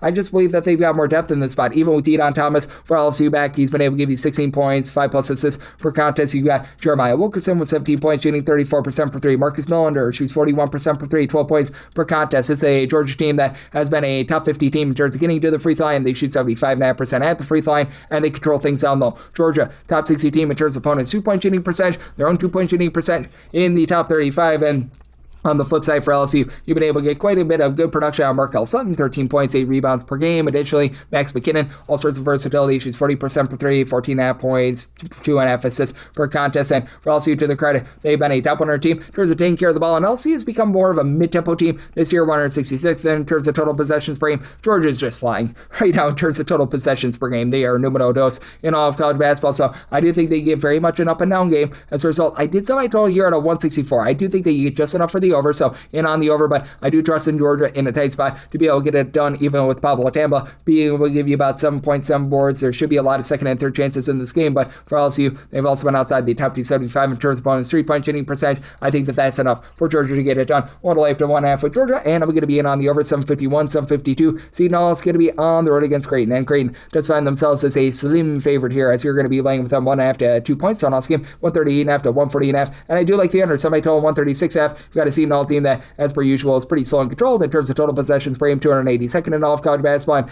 Seton Hall outside the top 3 are with regards to their 2-point shooting percentage, their 3-point shooting percentage, 328th, and that's a big reason why I did set Creighton as a 2.5 point favorite, even though Creighton, they've been experiencing some downfalls with their offense as well. They're outside the top 85 in terms of points scored on a per possession basis. Creighton, a much better team at home, though, 36.8% 3-point shooting team at home, 30.4% away from home, and they do not put you on the free throw line. They're a top 10 team on defense in terms of fewest free throw attempts allowed on a per possession basis, and Seton Hall still really good on defense. Top 20 team in terms of points allowed on a per possession basis. They're a top 15 team in terms of turnovers generated on a per possession basis, with Adam Clark, TJ Simpkins, AJ Starr, and McCray all give between 11 and 11.6 points per game. And Simpkins does shoot 39.5% from 3 outside of him. Nobody else really shoots above 34% from 3-point, but Najee Hines has been able to give you 5.5 boards, 6.5 points per game. Stephon Payne, the Payne train, blocking half, 7 rebounds per game, and Owen Freeman on the flip side for Creighton for 1 as well with injury. Too, when he's been out there on the floor, he's been a big giant disappointment, but you've been able to get quite a few guys be able to give you between 9.5 to 11.5 points per contest. Blake Harper, Josh Dix, Austin Schwartz, Jason Green, and Nick Graves, and you've been able to have Schwartz should be able to shoot about 38% per 3 along with Harper, and additionally you've been able to have Green chip in there about 5 rebounds per game. It's a Green team that has been outside the top 275 in terms of their offensive rebound percentage, but they have been a top 80 team with regards to their own 2-point shooting percentage, so they should be able to find a little bit on the inside. Where they really give it up is from 3, as they're outside the top 275 with regards to opponents' 3-point shooting percentage, but as we know, Seton Hall not doing a great job there, and Seton Hall will put you on the free throw line, and this Creighton team, they shoot 74.8% of the free throw line. I think that that's going to be just enough for them to find a way to be able to get the job done. What'll they have to do here with Creighton, with Seton Hall being outside the top 275 in terms of total possessions per game, and this being a Creighton team that they're only about 230th, semi-total 136.5, so that's an under for me. 753, 754, South Dakota, they're going to be on the road against South Dakota State. South Dakota State does find themselves as a favorite here of 9.5 to 10 points, 157.5 is the total, and I set my line at 9.5, so at a 10 plus, I'm going to be one thing the points with South Dakota. South Dakota very much looking to gun it in terms of total possessions per game, 21st in all of college basketball. South Dakota State, they've been looking to slow things down a little bit more, 220th in the country, and for South Dakota State, they've been one of the most efficient offenses in all of college basketball at home. One of the biggest splits that you're going to find is right now for South Dakota State, overall they're about 155th in the country in terms of points scored on a per possession basis, but if you look specifically at their home games, they do check in the top 25 with this regard, as they've been scoring about 24 points more per 100 possessions at home rather than away from home. South Dakota, a respectable 167th in terms of points per possession. They've actually had a tough time in terms of taking care of the ball. Last year, they were really good in terms of protecting it. This year, South Dakota outside the top 200 with regards to ball security, but South Dakota State has been well outside the top 200 in terms of turnovers generated on a per possession basis. Forte of South Dakota getting to the free throw line. Top 15 team in terms of free throw attempts on a per possession basis. Country average team shooting about 34.5% from 3-point range as well, with Isaac Bruns, the Bruns burner, give you 21 points, shoots 39% from 3. Jordan Crawford shoots 37.5% from the outside. Really the lone two guys that shoot about 33% from 3, as this team is one of the top teams in the country in terms of percentage of their shots that come from 2-point range, and they do give it up from the inside, as they're outside the top 250 with regards to opponents' 2-point shooting percentage, while South Dakota State quartet of guys, Kellen Gary, Joe Saylor, Damian Wilkerson, Jaden Jackson, all give between 10.8 and 13.5 points per contest for a team that shoots about 34% from 3-point range overall. They've been a top 100 team in terms of their 2-point shooting percentage, but let's say they get a nip and tuck spot, and South Dakota is a team that falls quite a bit. They shoot, South Dakota State does just 68.8% at the free throw line. That's outside the top 270 in all of college basketball, and for the South Dakota State team, they're just outside the top 200 with regards to 2-point shooting percentage, so I think that that's enough for South Dakota to remain lively. I think they get an up and down game, so I told 157.5, so 157 plus in on the over, and I'm going to be willing to take the points here with South Dakota, made them a 9.5 point underdog, so 10 plus is my buy point on the Coyotes. 755, 756, Northern Colorado is going to be on the road against Idaho State. Idaho State is a 1.5 point home underdog, 153.5 is the total line. I did set Northern Colorado as a 1-point favorite, so 1.5 plus is my buy 5 point on Idaho State. Idaho State has been a pretty efficient offensive team this year. They're outside the top 3 in terms of total possessions per game, but 113th in terms of points scored on a per possession basis. If you look at just specifically their home games, they do creep in the top 50 with that regard. And Northern Colorado, to their credit, they're not going to allow second and third chances, top 45 unit in terms of their defensive rebound percentage. That said, this is a team that really gives it up on the inside, outside the top 265 in terms of opponent's 2-point shooting percentage, but Quinn Dinker on offense has been tremendous. 18.5 points, 7 assists, shoots 34% per 3. Zach Block shoots 45% per 3, 12.5 points per contest. Brock Wisney, he gives you about 6 boards, 3 of assists, 15.5 points per game. And then guys like Vincent Delano, who comes over from Portland, they've been able to do a nice job in terms of making and shaking in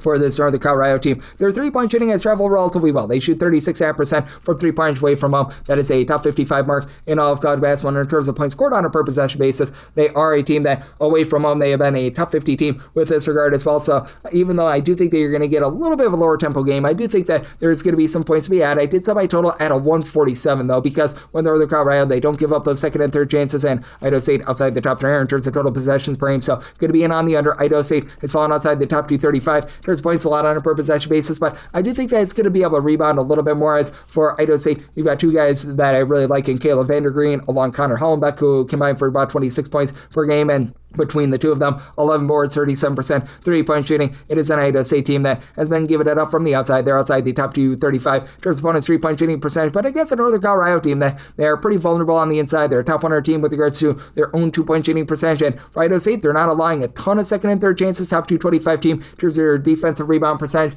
It's an Idaho State team that will not really press the issue in terms of generating turnovers, about 300th with that regard, but do think that Idaho State shoots 74% of the free throw line, remains lively in this one in a nip and tuck game, won't take any sort of number of 1.5 plus here with Idaho State, and semi total 147, so I'm in on the under. 757, 758. Mercer, they're going to be on the road against Hanford, and same Hanford finds themselves as a underdog of 1.5 points. 161.5 to 162.5 is the total. Me, Mercer, the 2.5 point favorite. I'm going to be willing to lay the 1.5. Mercer has become a really efficient offense in terms of points scored on a per possession basis, 63rd in the country. Now, they do score about 23 points fewer per 100 possessions when they're away from home rather than at home, and Sanford, neither here nor there. They're about 138th in the country in terms of points per possession, but here's the biggest reason why I'm not going to be willing to back Sanford in a tight game. This is a Sanford team that's 326th in the country with their 67.6% free throw shooting. That is a big, giant issue because Sanford does a great job taking care of the ball. Top 5 team in terms of fewest turnovers on a per possession basis. They've got the top scorer in this game in Jaden Blue, 20.5 points, 2.5 assists, shoot 42.5% per 3, and he shoots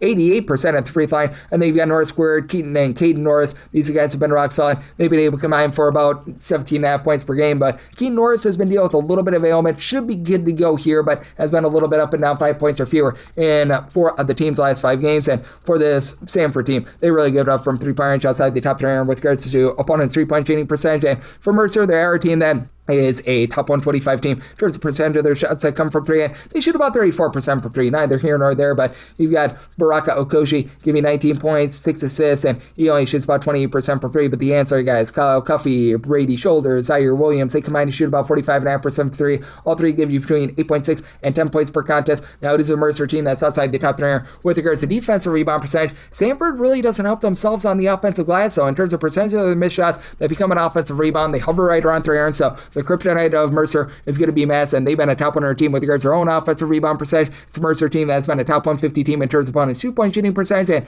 I do think that with Mercer taking good care of the ball, top 125 team in terms of generating turnovers on defense, top 100 team and protecting it on offense, that's just enough to be able to get it done. Set my line at 2.5, so I'm going to be willing to lay with Mercer, and it's at a total of 160. I do think that Sanford, the missed free throws might cost you over here, so going to be in on that under. 759, 760. Montana plays us Idaho. Idaho is looking to vandalize Baker Hill, says 2.5 point underdogs, 151.5 to 152 as the total line with Idaho. I did set them as a 2.5 point underdog at 2. That's my max lay here with Montana. With Montana, they've been not taking care of the ball outside the top 320 in terms of turnovers on a per possession basis on offense, but a really good 3-point shooting team. This Montana team, they shoot as a collective 37% per 3, 36th in the country. Idaho has been a pretty solid 3-point shooting team as well. Right now, they are shooting in that neighborhood about 34.2% from 3, but that does drop off to about 32.5% away from home. And For Idaho, they are a team that is going to have to make sure that Montana does not get to the free throw line, because Montana, they are 9th in the country, shooting 78.8% at the free throw line. And it's an Idaho team that they really don't force the issue in terms of generating turnovers or anything like that, so they're not going to put you on the free throw line a ton. You'll be able to get good production out of Jackson Rasmussen. He's been supplying about 13.5 points per contest, 4.5 boards,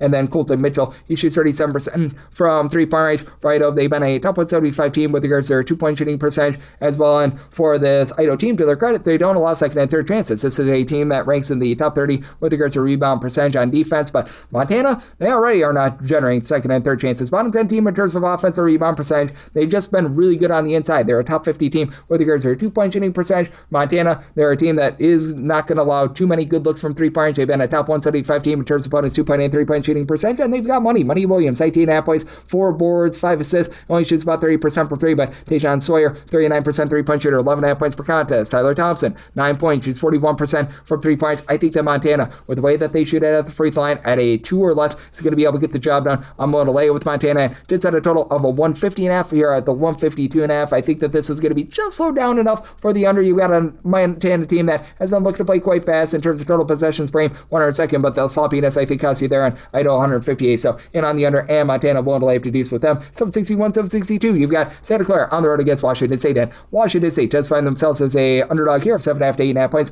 159.5 to 160.5 is the total line. Said Santa Clara is just a 6.5 point favorite. I'm going to be willing to take the points. Now, the big issue that you're going to have for Washington State in this game is the turnovers. They're outside the top 290 in terms of ball security, and Santa Clara has become a top 45 team in terms of turnovers generated on a per possession basis. Washington State was slow and controlled to begin the season. They've sped up a little bit, 213th in terms of total possessions per game. Santa Clara is down with their tempo for past years as well, about 130th in the country in terms of total possessions per game. But I'm going to be willing to take the points here, as you do have a Santa Clara team that just isn't the same shooting team that they've been in the past. They're about 176th in the country with regards to their free throw shooting percentage from the outside, where you can really hurt this Washington State team. They're only shooting about 33.9% from three. That's country average 184th. And Washington State, after a rough start to the season from three-point range, all of a sudden, they've become a top 55 team. They're shooting 38.6% from three-point range at home. And for Santa Clara, I have to like the way that this team should be able to control the glass, even though Washington State has been one of the better defensive rebound rate teams in all of college basketball. They do not allow you to get second and third chances, and that's been a lifeblood for Santa Clara. Santa Clara, top 40 team in terms of percentage of their missed shots, become an offensive rebound with Elijah Mai, give you 14.5 points, 5.5 boards. Alan Graves throws in their 6 rebounds per game. Jake Amundsinger, 6.5 points, 5.5 rebounds per game. And then you do have Christian Ammon, who shoots 40% from three. Graves is able to shoot 39% from the outside as well. But Santa Clara, country average team in terms of turnovers on a per possession basis,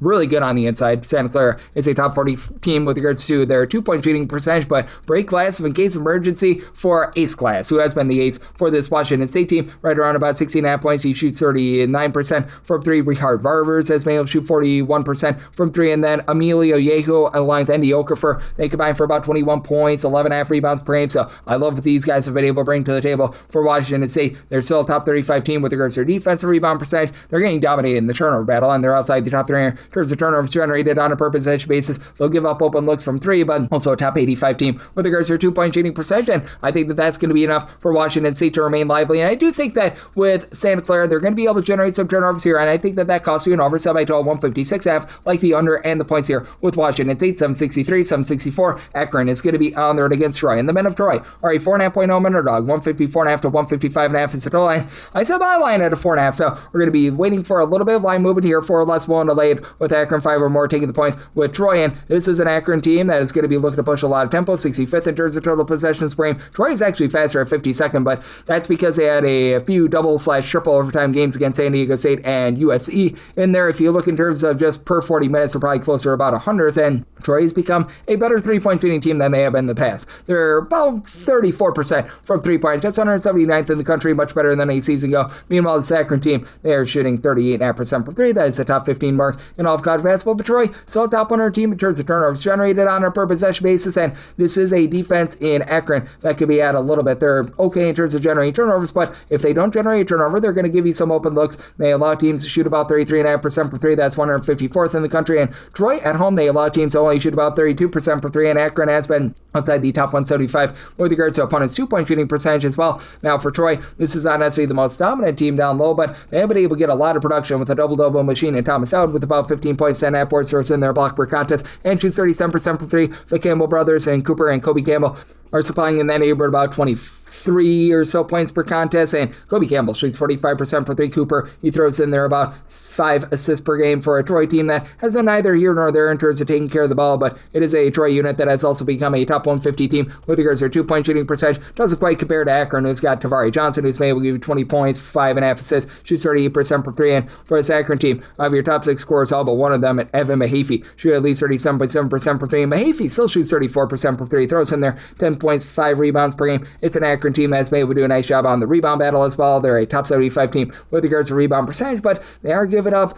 quite a bit with regards to just open looks from 3-point range. It is an Akron team that has been very good at the free throw line as well. They shoot 76.5% of the free throw line, but they're actually one of the worst teams in all of college basketball in terms of getting to the free throw line. So I do think that it's a very interesting spot. Akron has been just so prolific with their offense. I do think that you're going to get a lot of points upon the board, but I do think that Troy, with the way that they play with regards to their exterior, and this being an Akron team that is outside the top 150 in terms of defensive rebound percentage, that keeps this Troy team lively. Willing to lay up to 4 with Akron, 5 or more. Taking the points with Troy, I like the over. I set my total at a 158.5. Big one here, 765, 766. Duke is on the road against North Carolina. UNC is a home underdog of 5 to 5.5 points. 151.5 to 152.5 is the total. I set my line at 151.5, so 152 plus. I'm in on the under. You've got a Duke team that's been a relatively mid-tempo team, but you've got 2 defenses that have really stepped up to the plate for North Carolina. Recognize that in some games away from home, it's been a little bit more shaky with regards to defense, but overall for the season, they do check in 43rd in the country in terms of points allowed on a per possession basis. If you look specifically at their home games, that does ascend into the top 15. Meanwhile, Duke, in terms of points allowed on a per possession basis, they are number 2 in the country, and they become a top 55 team in terms of turnovers generated on a per possession basis. But North Carolina, top 50 team in terms of taking care of the ball. Duke has obviously been a really good offense as well, 12th in the country in terms of points scored on a per possession basis, and it very much does travel away from home. That actually ascends into the top 10 with having Cameron Boozer, who's right now giving you a double-double, 22 plus points, 10 plus rebounds, 4 assists. He does everything. He's been incredible, but Duke is a pedestrian 3-point shooting team. They only shoot about 33.8% from 3. That's country average. They're really good on the inside, but guess what? This North Carolina team does a good job of being able to guard on the inside, as you've got a pair of guys in Caleb Wilson along with Henry Vasaro, but able to combine for about 18 rebounds per game. Now Patrick Ngangba is able to give you 1.3 blocks, 11.6 rebounds per game, and then Isaiah Evans, he's also been able to give you a block. Only shoots about 33.5% from 3-point range. So it's a Duke team that doesn't allow a whole heck of a lot from the outside, and they do not allow you to be able to get to the free throw line whatsoever. Not a bad thing for North Carolina. North Carolina is outside the top 300 with regards to their free throw shooting percentage. Should go northward with getting back Seth Trimble himself for quite a bit of time. He's been able to give you 14 points, right around about 3 assists per contest, and Luka Bravich has been solid in the backcourt, 10 points, 2.5 assists, shoots in the mid-30s from 3-point range. But I think that with the way that North Carolina does such a great job guarding on the inside, top 10 team with regards to opponents' 2-point shooting percentage, that keeps them lively in this game. I do think that it's a little bit more of a defense-oriented game, even though you do have a North Carolina team that has been traditionally a faster team, but now about 135th in terms of total possessions per game. So 152 plus in on the under, and I'm willing to take the points with North Carolina. Made them 3.5-point dogs, 767, 768. Merrimack is on the road against Rhode. Rhode is a underdog of 9.5 points, 137.5 is the total. I made Merrimack the 11-point favorite. I'm going to be willing to lay the number. You've got 2 teams that are not looking to push tempo whatsoever. Merrimack is 352nd in terms of total possessions per game. Rhode, they find themselves 338th, and Rhode is a bottom 30 team right now in terms of points scored on a per possession basis, 344th. Merrimack, they are a bottom 10 team with regards to rebound percentage, so Rhode has a little bit of an edge there, but for Rhode, you've only got 2 double-figure scorers in Zion Cruz along with Flash Burton, and both of these guys combined to shoot less than 30% from 3 points. Rhode has been a little bit more respectable recently with their offense, but they're still having a team that just very much loses the turnover battle outside the top 230 in terms of turnovers on a per possession basis, and Merrimack back in the top 50 in terms of turnovers generated on a per possession basis for this Rhode team. To their credit, top 200 team with regards to rebound percentage, you've got Caleb Smith along Shamari Fuller, who combined for about 13.3 rebounds per game, but Merrimack is going to be able to win the just ball control battle. They're a top 75 team in terms of taking care of the ball. You've got KVR Kennedy, Ernest Shelton, who've been able to combine for about 34 points per game, and Shelton shoots 37.5% from 3-point range. Merrimack in a pressure spot, they shoot 77.6%. The free throw line, that's at the top 30 mark in the country. Not great on the inside, outside the top 275 with their 2-point shooting percentage, but on the flip side, Rhode outside the top 350 with regards to 2-point shooting percentage, and for this Merrimack team, they're a top 100 team in terms of opponents' 2-point and 3-point shooting percentage, so you're not going to get good looks here. I think that's a slog of a game that Merrimack is able to pull out. I'm willing to lay up to 10.5 with Merrimack, set my total 129, so I'm also in on the under, 769, 770. You've got CS Bakersfield, meet the Roadrunners on the road against Cal State. Fullerton is a 9.5 to a 10-point favorite. Total on this game, 156.5 to 157.5, and I said Fullerton as a favorite here of 10.5 points. So I'm going to be willing to lay the number. Fullerton has become a top 40 team in terms of turnovers generated on a per possession basis, and Bakersfield outside the top 320 in terms of ball security, and Bakersfield just sat on offense. 332nd in terms of points scored on a per possession basis. Fullerton is 232nd. I'm not going to call them amazing and outside the top 250 at home, and you've got two teams that are looking to push a lot of tempo. Fullerton is up to 4th in the country in terms of total possessions per game. Bakersfield, meep to them, being number 53 in all of college basketball. And Fullerton towards the beginning part of the season was really good in terms of not allowing a lot of second and third chances. They've dropped off a little bit with that regard. Meanwhile, you got a Bakersfield team that typically they're really good on the glass. They are 333rd in the country in terms of defensive rebound percentage. They are allowing opponents away from home to grab 36.2% of their missed shots as an offensive rebound. You do have Ron Jessamy, who's been able to give you multiple blocks per contest. He's been solid in terms of giving the team 11.5 points per contest. Elon Smith, 16.5 points per game, but I like the lone guy that was able to shoot it well from 3 in CJ Hardy. He was giving you 14 points per contest. Right now, dealing with an injury. You've got Mike Price shooting 36% for 3 with 6.5 points per contest. Shane Alexander shoots 35% for 3, and these are the lone two guys on the roster that shoot above 32% from 3 points for a team that is outside the top 340 with their 2-point shooting percentage, and they're a top 50 team in terms of percentage of their shots that come from 2-point range. And Fullerton, the way to beat them is by being able to go bombs away from 3. They're outside the top 275 in terms of opponents' 3-point shooting percentage, but you've got Josh Ward, Jefferson, De La Cruz, Menegro give you combined about 27.5 points per contest. It's a team in Fullerton that shoots about 33% from 3 points. They're outside the top 225 with that regard, and they don't grab a lot of second and third chances themselves, but this is a Fullerton team that they're going to put you on the free throw line. They're going to foul on Bakersfield. They do shoot about 74.5% of the free throw line, so that's going to be able to help you out a little bit here, but I did have to set my total at a 158.5 to the over because I do think that Fullerton could have very much take advantage of a Bakersfield team that has been outside the top 200 with regards to both opponents' 2-point and 3-point shooting percentage. I think that Fullerton being a team that takes care of the ball the way that they do, top 175 team, turns a few turnovers on a per possession basis, and now having Christian Williams step up, shoot 38% for 3, going to be enough for this Fullerton team to find a way to persevere, get the job done. I'm in on the over, so my total 158.5 and 1 to lay up to 10 with Fullerton. 771, 772. Ohio is going to be on the road against Old Dominion, and Old Dominion does find themselves here as a very slim underdog of 2.5 to 3 points. 154.5 is the total. So my line at 2. I'm going to be willing to take the 2.5 plus with Old Dominion. Old Dominion outside the top 3 in terms of offensive rebound percentage, and you got an Ohio team that has not been great on the glass either. It's an Ohio team that just continues to stink it up from 3-point range. 342nd in the country, falls at 28% away from home. Meanwhile, you got an Old Dominion team that they've been respectable, shooting 33.8% from 3-point range overall. That does fall to about 30.9% at home, though, but I think what really keeps Old Dominion lively is that they've been a relatively okay defense on the interior. As for Old Dominion, they do find themselves in the top 225 in terms of opponents' 2-point shooting percentage. Both of these teams are fast, but not necessarily warp speed fast. Old Dominion is about 90th in the country in terms of total possessions per game. For Ohio, more around about 77th, but both of these teams are outside the top 150 in terms of points scored on a per possession basis. Old Dominion has been not having anyone on the roster give you over 5 rebounds per game. Jordan Battle and the 7-footer Caleb Swan Rogers both give you approximately 5 rebounds per game, while Casey Shaw, he's been able to be a catch guys, 16.5 points, 4 boards, doesn't shoot it well from 3, but Jordan Battle with his 5 boards, he does shoot about 40% from 3-point. It's been a bunch in Old Dominion that has been rough with regards to their interior offense, outside the top 3 with regards to their 2-point shooting percentage, so that's a little bit of an issue. But that said, on the flip side for this Ohio bunch, it has been rough outside Jackson Pavletsky, as he's been able to give you about 17.5 points, 3 boards, and from 3-point he shoots 35% from the outside. But you've got AJ Shelton, who's been able to shoot 36% for 3, 7 points per contest. Aiden Hadaway, 7 boards, 14.5 points per game, but he and Javion Simmons are the lone 2 guys on the roster that give you over 4 rebounds per game. In a pressure spot, Ohio shoots 70% of the free throw line, about 250th in all of college basketball. And with this Ohio team, even though they're pretty solid on the inside, that's really where the forte of this Old Dominion defense is, and with Ohio being outside the top 250 in terms of offensive rebound percentage, I think they get it under. So my total 150 in on the under and on 2.5 plus here with Old Dominion. 773, 774 Fairfield. They're going to be playing up some Marist, and Marist does find themselves as a underdog here of 1 to 1.5 points.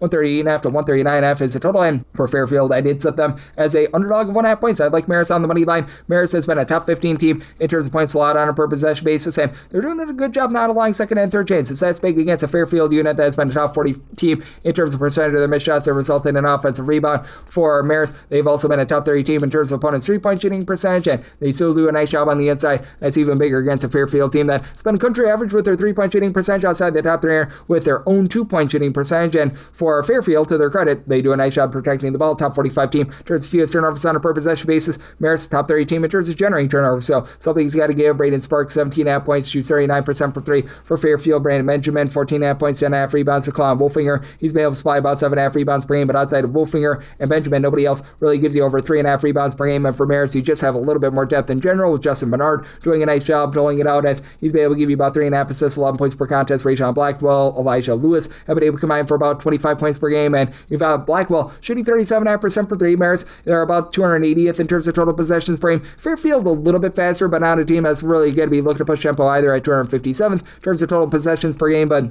I do think that with Fairfield, they're going to have a little bit of a tough time in terms of matching up with a Marist team that has been able to do a nice job on defense. And additionally, if this comes down to late game fouling, you've got a Marist team that shoots 79.9% of the free throw line. That's a top 5 mark in the country. Jason Schofield has also been able to give you about 7.5 points. It's a really nice post presence. So with Marist, I think that they do a nice job in a very defense-oriented game. I set my total 127.5. So I'm in on the under, and Marist on the money line, 775, 776. Mount St. Mary's is going to be on the road against Iona. Iona is a 4.5 point favorite total on this game, 139.5 to 140.5, and I set my total here at a 143.5. I do like the over. It's an Iona team that's been looking to push a little bit of tempo. They're a top 125 team in terms of total possessions per game. Actually, now 128th. They've fallen just a little bit, but that said, for Mount St. Mary's, about 225th in terms of total possessions per game. Iona doesn't really generate a lot of turnovers. That's good news for Mount St. Mary's. They're about a 5 team in terms of protecting the ball, in terms of turnovers on a per possession basis, so that means more clean looks. But for Mount St. Mary's, they do have to deal with an Iona defense that's been a top 75 team in terms of opponents' 3-point shooting percentage. And Mount St. Mary's,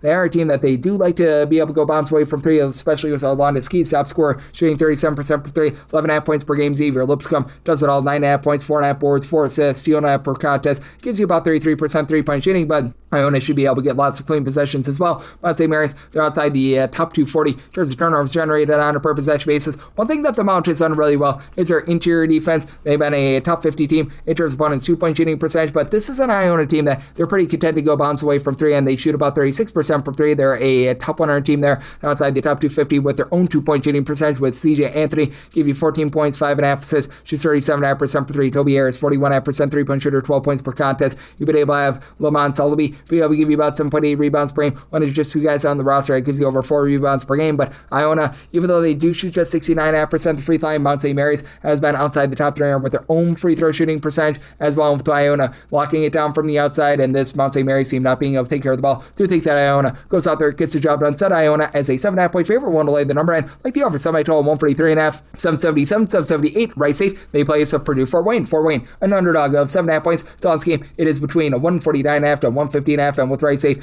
I did set them as a 7.5 point favorite. So we're going to be waiting upon a little bit of line movement here. I was seeing a 7 out there before, and at a 7, I would be willing to lay with Wright State, as this is a Wright State team that has been a top 100 team with regards to their 3-point shooting percentage, where they can be heard as sound low. They've been outside the top 225 in terms of opponents' 2-point shooting percentage, but it's a Purdue Fort Wayne team that they're very much content to win the turnover battle. They're a top 70 team in terms of turnovers generated on a per possession basis, and they're a top 40 team in terms of fewest turnovers on a per possession basis, while they get bludgeoned down low. They're outside the top 350 with regards to rebound percentage. You've got a guy in Corey Hednot who's been a very good scorer, 20 points. He shoots 35.5% from 3-point, and then DeAndre 3000 Craig, Mikkel Stevenson, they combine for about 29.5 points per game. They combine for about 6 assists per contest, so I do like what these guys bring to the table, but this is also a unit in Purdue Fort Wayne that's outside the top 270 in terms of both opponents' 2-point and 3-point shooting percentage, and they're not going to give themselves any sort of second and third chances. And for this Wright State team, they have been a unit that has been a top 100 team with regards to rebound percentage. This despite the fact that they've only got really one guy that gives you over 5.5 rebounds per game, Michael Imabrage, who's been able to give you 11.5 points, 6 rebounds per game, but you've had TJ Birch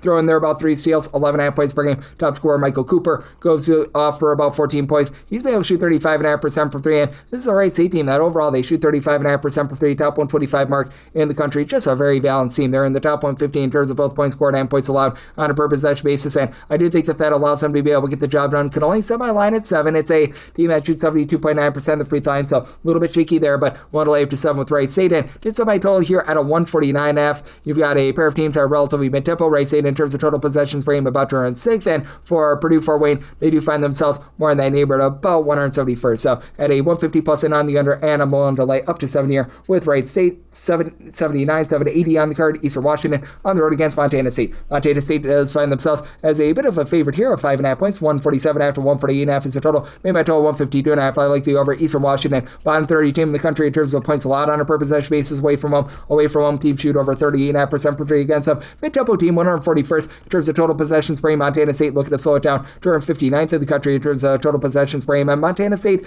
has been a team that's been outside the top 230 with regards to opponents' 2-point shooting percentage at home, but they're also a pretty solid team in terms of being able to go bounce away from the outside. They shoot 37.5% from 3-point range at home, and Eastern Washington, they're feeling like Moses because they've got Isaiah Moses, who's been able to do a nice job for this team, 17.5 points, 4 assists, and he shoots about 38.5% from 3-point range. It's just an Eastern Washington team that has not been able to do a great job with their interior defense either. They're outside the top 340 in terms of opponents' 2-point shooting percentage, and for Eastern Washington, they're having a tough time taking care of the ball. They're outside the top 270 in terms of turnovers on a per possession basis. Do have Kyrie Huey, Elton Hamilton, who've been able to combine for about 11 rebounds per game, and Stanton Rogers has been able to give you about 5 rebounds per game, so relatively respectable team there, and it is a Montana State team that has been giving it up from the outside a little bit at home as well. In terms of opponents' 3-point shooting percentage, overall they are outside the top 150 in their home games, but you've got Jed Miller, Patrick McMahon that combine for about 28 points per game, and Jed Miller shoots 42% for 3. Davion Brown shoots 43% for 3-point range. Montana State top 100 team in terms of fewest turnovers on a per possession basis, so they'll win that battle. On Montana State, top 85 team in terms of fewest free throw attempts allowed on a per possession basis. They do a nice job in terms of keeping you off the free throw line.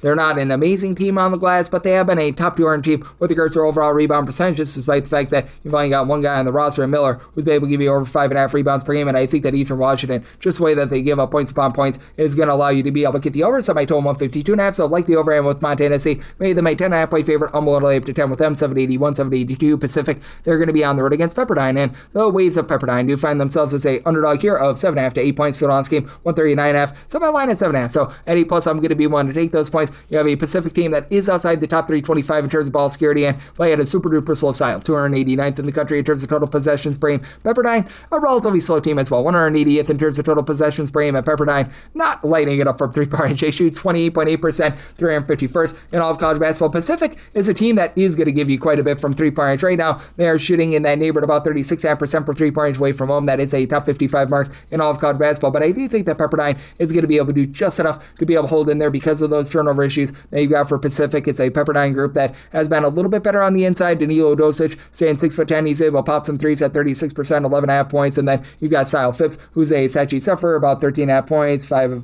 assists, 6 rebounds per game. Aaron Clark, he's able to give you about 13.5 points per contest as well, and it is a Pepperdine team that does find themselves outside the top 225 with regards to rebound percentage. And Pacific, they just don't allow second and third chances. Top 25 team in terms of defensive rebound percentage, but that said, this is a team that is a little bit shaky on the interior with regards to their offense outside the top 100 with regards to 2-point shooting percentage of Elias Rolfe, though. 16.5 points, shoots 40% for 3. TJ Wainwright shoots 39% for 3, 13.5 points per game. And Pacific, a pretty good free throw shooting team at 76%. That's a top 75 mark in all of college basketball, but again, I do think that those turnovers going to be a little bit costly here. Alexis Marmayolis just has not been able to find it all season long, like what Isaiah Jack is able to give you with about 5.5 rebounds per game. But I do think that for this Pacific group, one that is going to put you on the free throw line a little bit more. They're outside the top 225 in terms of free throws allowed on a per possession basis. And this being a Pepperdine team that actually does knock down quite a few of their free throws, they're shooting about 76% of the free throw line. That's enough for them to remain lively in a little bit of a slower game. Set by total 135.5, like the under, and I'm willing to take a plus here with Pepperdine. 783, 784. Utah State, they're going to be on the road against Wyoming. Wyoming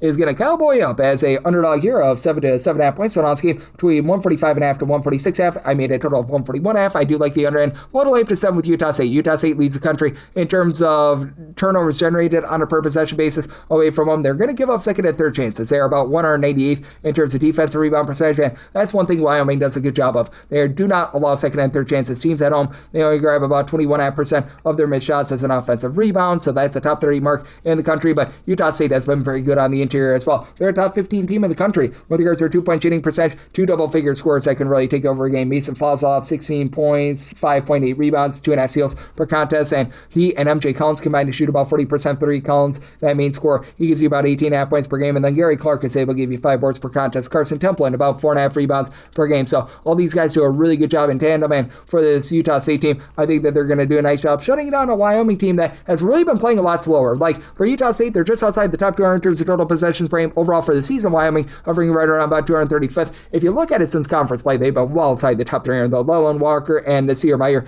they've been able to combine for about 27.5 points per game. They combine to shoot about 37% from three. Wyoming, though, overall outside the top 225 with regards to their three-point shooting percentage. They're just inside the top 150 with their two-point shooting percentage. And Wyoming doing a nice job on the glass, top 125 team in terms of offensive rebound percentage, but they're also outside the top 200 with regards to their own ball security as well. It's a Wyoming team that defensively that can be out on the inside outside the top 240 with regards to opponents' two-point shooting percentage, shot one on three-point shooting defense, and you've got Jamarian Dennis being able to give you 9 points per contest, but don't have a single guy in Wyoming, even though they have been so strong in the glass, giving you over 5 rebounds per game. I do think that Utah State is going to be able to find a way to persevere, get the job done, and it is a Utah State team that has been a little bit suspect at the free throw line. Wyoming about 74% at the free throw line. Utah State more around about 70.5%, but we'll lay up to 7 with Utah State, and I'm in on the underside by total at a 141.5, 70-85, 70-86. Abilene Christian is going to be on the road against Cal Baptist, and the Lancers of Cal Baptist, pretty good size favorite here of 9.5 to 10.5 points, 135.5 is the total, and I did set this line at 8.5. I'm going to be willing to take the points. You've got an Abilene Christian team that has been looking to play relatively slow and controlled, and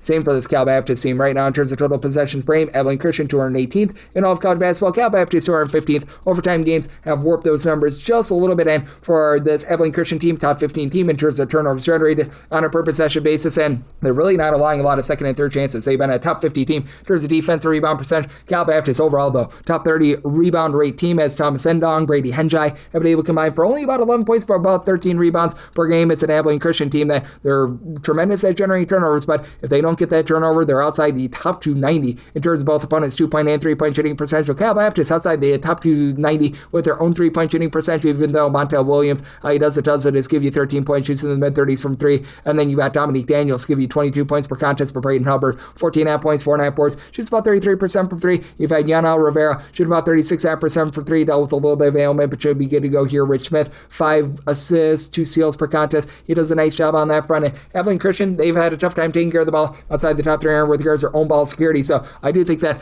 both of these offenses are going to be very muted in a relatively low possession game. So by total 134.5. So you're at the 135 plus in on the under, and I'm going to take the points with Abilene Christian, 787, 788. Oral Roberts is going to be on the road against St. Thomas. St. Thomas is a 17.5 point favorite total on this game, 150.5 to 151.5. And for St. Thomas, I did set them as a favorite of 19.5 points. I'm going to be willing to lay it. Oral Roberts is just suffering in so many different ways right now. They become a mid-tempo team, 163rd in terms of total possessions per game. St. Thomas, they're in that same vicinity at about 150th, but St. Thomas top 25 team in terms of taking care of the ball. It's a St. Thomas team that has been a little bit iffy with their three-point shooting. They were towards the beginning of the season. Now they're up to shooting 36% from three, 71st in the country, and Oral Roberts 30.9% is what they shoot from three. That does go up to 34% away from home, but they give up way too many opportunities on the glass outside the top 320 with this regard. Now, St. Thomas, they're a bottom 30 team with regards to offensive rebound percentage, but they don't allow you to get second and third chances, 48th in terms of defensive rebound percentage. And for St. Thomas, Noel Minsale has been able to give you 20 points per contest. Doesn't necessarily pop it well from 3-point range, but he's been able to do a great job on that front. Additionally, you've got a St. Thomas group that has been able to get so much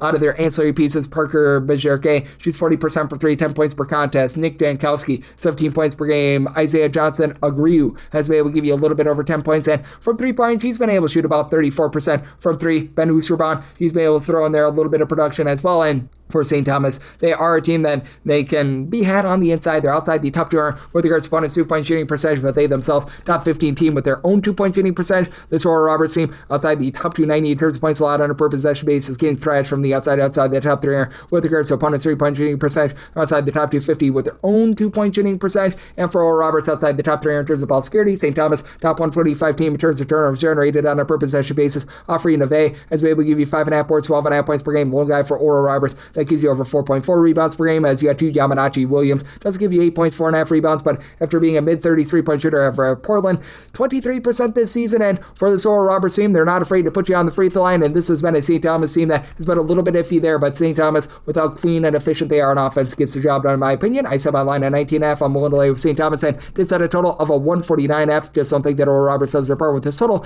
And on the under, 789, 790 on the card. Georgia Tech is on the road against Stanford. Stanford is a favorite of 7.5 to 8.5 points. So on this game, 150.5 to 151.5.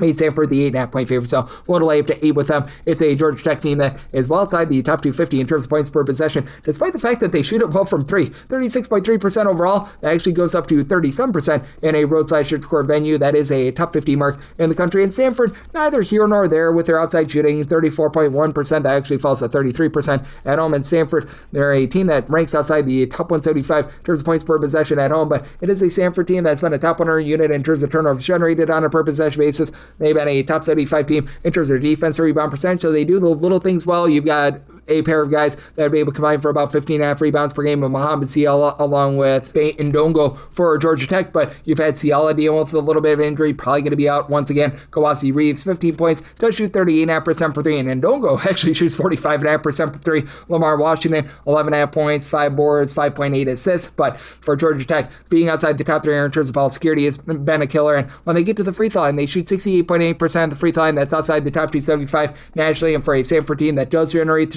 turnovers the way that they do, that's an issue. And Stanford is a top 50 team in terms of putting you on the free throw line. So lots of issues there. Now for Stanford, they're outside the top 3 with regards to their own 2-point shooting percentage. In Georgia Tech, the defense is diminishing, but they're still a top 80 team in terms of points allowed on a per possession basis, and have been pretty good at guarding the 3-point line. But Abuka Corey, 21.5 points, 3 assists per contest, has been solid. This Stanford team, if they have to hit free throws to cover, they shoot 72% of the free throw line. That's about country average. But Benny Geeler is done 41.5% 3-point shooter, 10 points per contest. Jason Opara, 14 points per game. He throws in there a steal per contest as well. Ryan Archibald has been able to shoot about 40% from 3-point. Georgia Tech, and their overall sloppiness, I think, is going to be costly. And even though Georgia Tech is really looking to push tempo, they're 39th in the country in terms of total possessions per game. Stanford, more of a mid-tempo team at 216. Do think that this is going to be a little bit of a lower scoring game. So by total 145.5. So want to lay up to 8 here with Stanford, and I'm going to be in on the under 791, 792. Clemson is on the road against Cal. Cal is a home underdog of 30 to 3.5 points. 135.5 to 136.5 is the total end. I mean, Cal, the 1-point favorite. I like them on the money line. Clemson, outside the top 320 in terms of total possessions per game. Cal, a little bit more of a mid-tempo team, but Cal is just doing a lot of the little things well. This is a Cal bunch that they do bomb it well from 3, top 35 team with that regard. And it's a Clemson team that, if they do have one ward on defense, as Clemson has been an incredible defense or a top 30 team in terms of points allowed on a per possession basis, but they're much stronger on the inside rather than the outside. They can be had a little bit with opponents being able to go it and bombs it from 3-point range, as in games played away from home, teams do shoot about 35% from 3-point range against them. For Clemson, it's very much a whole greater than some of its parts collective, as right now you've got 9 different guys between 5.5 and 11.8 points per game. RJ Godfrey, 11.5 points, 5 rebounds per game. Carter Welling is about 6 rebounds per game, and then just a lot of guys with right around about 4 rebounds per game. Clemson, they shoot about 34% from 3-point range. That's country average. They're a little bit better on the inside, being a top 100 team there. And Clemson, they take great care of the ball, top 70 team in terms of turnovers on a per possession basis, but in a pressure spot, they're shooting about 73.5% of the free throw line. That's country average mark. Cal, they shoot 78% of the free throw line. That's a top 20 mark. And for Cal, they also do a great job taking care of the ball. 10 turnovers per game. They can be at a little bit on the inside, but Clemson really doesn't generate a lot of second and third chances. Right now, your lone guy give you over 5 rebounds per game. It's Lee Dort, but day-to-day Ames, 17 points, shoots 41.5% for 3. John Camden shoots 42.5% for 3, 14.5 points per contest. Justin Pippen throws in there 15 points per game. It's a Cal team that has been outside the top 200 with regards to their own 2-point shooting percentage, but with them being a top 50 team as well with regards to opponents' 3-point shooting percentage, I think the Cal gets the job done on their home floor. So by total 135, like the under, and Cal on the money line, 783, 794. Illinois is going to be on the road against Michigan State. Michigan State is a slim favorite here of 1.5 points. Totals between 143.5 to 144.5. So about line of 3. I'm going to be one away with Michigan State. Michigan State leads the country in terms of defensive rebound percentage, and you got a pair of teams that have been very rock solid on defense, even without generating any turnovers. Illinois, top 10 team in terms of ball security on offense, bottom 10 in terms of generating turnovers on defense. Meanwhile, they have still been a really good defensive team in terms of points allowed on a per possession basis. They are 50th in the country, but I do think that Michigan State finds a way to persevere here, as their defense, I think, is going to reign supreme in a lower possession game. Illinois is right now in terms of total possessions per game right around about 313th. Michigan State, not necessarily a blazer themselves at 266th, and for Michigan State, they actually shoot about 32.5% for 3-point range at home compared to 40% away from home, but no fears with Jeremy Fears, who's been able to give you 13 plus points, 8 plus assists per contest. You've been able to get a lot out of Jackson Kaler, 14 points, 9 plus boards. He shoots over 40% for 3, and then Illinois has Keaton Wagler just absolutely go go off. 18 points, 5 boards, 4 assists, shoots 44% from 3. David Borosic shoots 38.5% from 3, 12.5 points per contest. Illinois, top 10 team with regards to their overall rebound percentage, and they've been a top 10 team in terms of free throw shooting percentage as well in a pressure spot, and they're a top 35 team in terms of opponents' 2-point and 3-point shooting percentage. But that said, with Michigan State being able to hunker down the way that they do on defense and just no ball pressure whatsoever out of Illinois, I think could be a little bit costly here. I do like Michigan State here to cover this small number, set them as a 3-point favorite. And I mean, on the other side, I told at a 141, 795, 796. Seattle is going to be on the road against Portland, and the Pilots of Portland do find themselves as a home underdog of 3 to 3.5 points. 140.5 to 141.5 is the total. Could be a little bit of a letdown spot here for Portland. I said Seattle is a 4-point favorite. I'm going to be willing to lay the number. Seattle's been a really good defense. They are 29th in the country in terms of points allowed on a per possession basis. Portland is up, and Portland right now 259th in terms of points allowed on a per possession basis. They're still dealing with an injury to their number 2 scorer in Timo George. George was giving the team in that neighborhood about like 12, 13 points per game, and we have not seen him in quite a while. But Joe Foxwell, he has been in the foxhole with about 7 assists, 16 points per contest, shoots 35% from 3. You've been able to have Makai Balu be able to give you 35% 3-point shooting, but even with that, Portland is still a team that ranks well outside the top 220 with regards to points scored on a per possession basis. They're outside the top 290 with regards to offensive rebound percentage, outside the top 300 with regards to ball security, and for Seattle, this has been one of the best teams in all of college basketball in terms of generating turnovers. Top 50 team in terms of turnovers generated on a per possession basis. Now, we have seen Seattle fall outside the top 200 with regards to their own points per possession, as they shoot about 31.8% from 3-point away from home, but should find some good looks against a Portland defense that is outside the top 300 with regards to opponents' 3-point shooting percentage. And Seattle, in my opinion, has the best scorer out there on the floor. That would be Braden Maldonado. Once tried to block a shot with his shoe, 15 points per game, shoots 36.5% from 3. He's the only other top 5 scorers right now that shoots above 30% from 3, but John Chris Phillips has been able to find a little bit more in an ancillary role. 5.5 points, shoots 35% from 3-point. Will Hembright, 2.5 blocks, 5 rebounds per game. Austin Bauer has been able to give you about 5 boards, 8 points per contest. It is a Seattle team that has been outside the top 200 with regards to their own 2-point shooting percentage, but top 75 unit in terms of opponent's 2-point shooting percentage. That's big because Portland's big strength has been being a top 100 team with regards to their own 2-point shooting percentage. I think that Seattle is able to keep things relatively slow and controlled, and I think that they get the job done. Semi-total at a 142. I think that the late falls to just enough to get you over, so in on the over and willing to lay up to 3.5 here with Seattle 797, 798. San Diego State on the road against Air Force. Air Force just find themselves as a home underdog of 21.5 points. So last game was 136.5. I set my line at 22.5. I'm going to be willing to lay the number.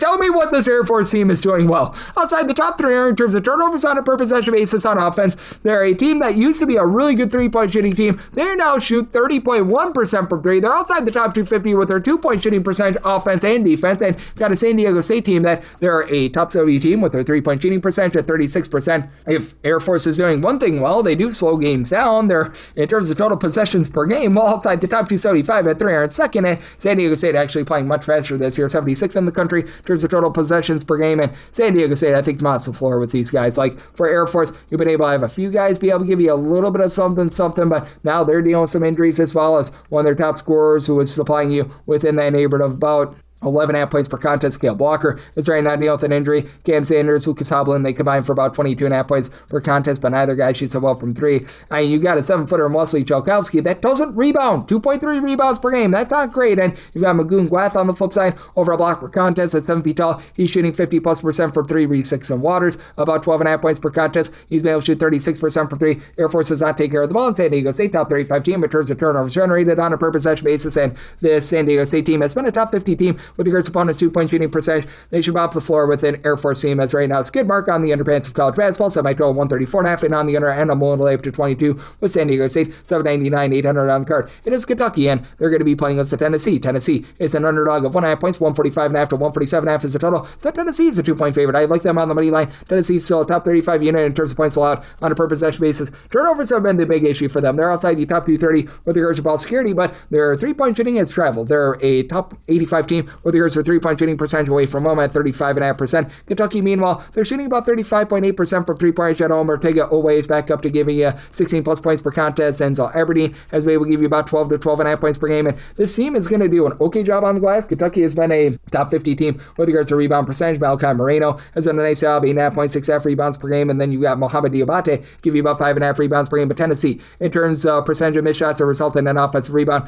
they're a top 2 team in the country. Felix Opara do a nice job being being able to give you multiple blocks per contest, and he's been able to give you in that neighborhood about 7 points, 6 boards per contest. Jacoby Gillespie throws in there 18.5 points, shoots 36% from 3. And while this is a Tennessee team that's still having some issues with regards to the turnovers, they've gone down a little bit more here in conference play, and they have been a team that's been able to do a relatively solid job with regards to guarding the 3-point line, top 40 team in terms of opponents' 3-point shooting percentage. They dominate the boards, and then you've been able to have Nate Amon be able to give you 17 points per contest, and just feels like he's really been able to ascend in conference play. He's been able to give you about 20 points per game. Bishop Oswald has been shooting it really well in conference play at 50% from 3-point overall, 56% for the season. Should see that go a little bit downward, and if you do have strife with Tennessee, they do shoot just 69.5% at the free throw line, but I do think that with Kentucky just being a very shaky offense all season long, that Tennessee does go out there and get the job done. I did set my total 144. Should get a mid-tempo game here. Kentucky outside the top 150 in terms of total possessions per game, so like the under, and Tennessee on the money line, 801, 802. Florida is on the road against Texas A&M. A&M does find themselves as a home underdog of 5.5 to 6.5 points.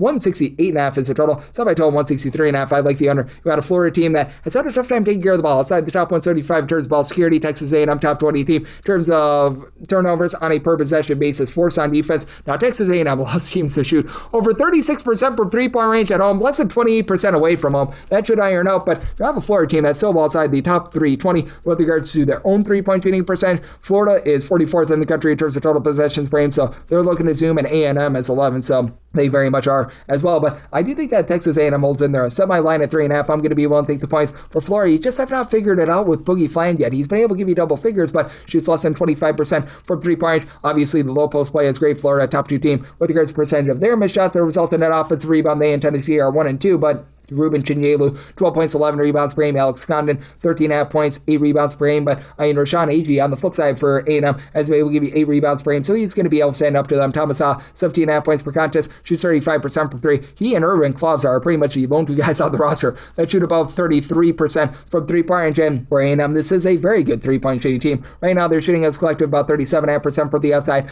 That's the top 35 mark in the country. Ruben Dominguez has done a very solid job, giving you about 12.5 points. He shoots 42% from 3. Popeye Isaacs, after a little bit of a slow start to the season, here in conference play, has shot 38% from 3, about 11.5 points, 2.5 assists per contest. Shakari Lane is giving you over 4 assists per game in SEC play, with A&M doing a solid job taking care of the ball, and they've also been a top 55 team with regards to their own 2-point shooting percentage. They've been solid on the glass. I think that they hold in there. So by total 163.5, like the under and the points here with Texas A&M, 803, 804. Tarleton State, they're on the road against Southern Utah, and Southern Utah does find themselves as a favorite here of 1.5 points. So on this game, 149 to 149.5. Even with Tarleton State being as banged up as they are, I know that Dior Johnson is being dealt with a little bit of injury. Freddie Hicks, those are 2 of your main guys. And it's at Tarleton as a 5.5 point favorite. I like them here on the money line. Tarleton State, top 5 team in the country in terms of percentage of their shots that come from inside the 3-point line, and it's a Southern Utah team that's been outside the top 250 in terms of points allowed on a per possession basis, and Southern Utah is just not executing on offense either. Right now, they're 318th in the country in terms of points scored on a per possession basis, and they do not shoot it very well from the outside when they're away from home. At home, that does go up to 38.7%, but I think that you're going to see that split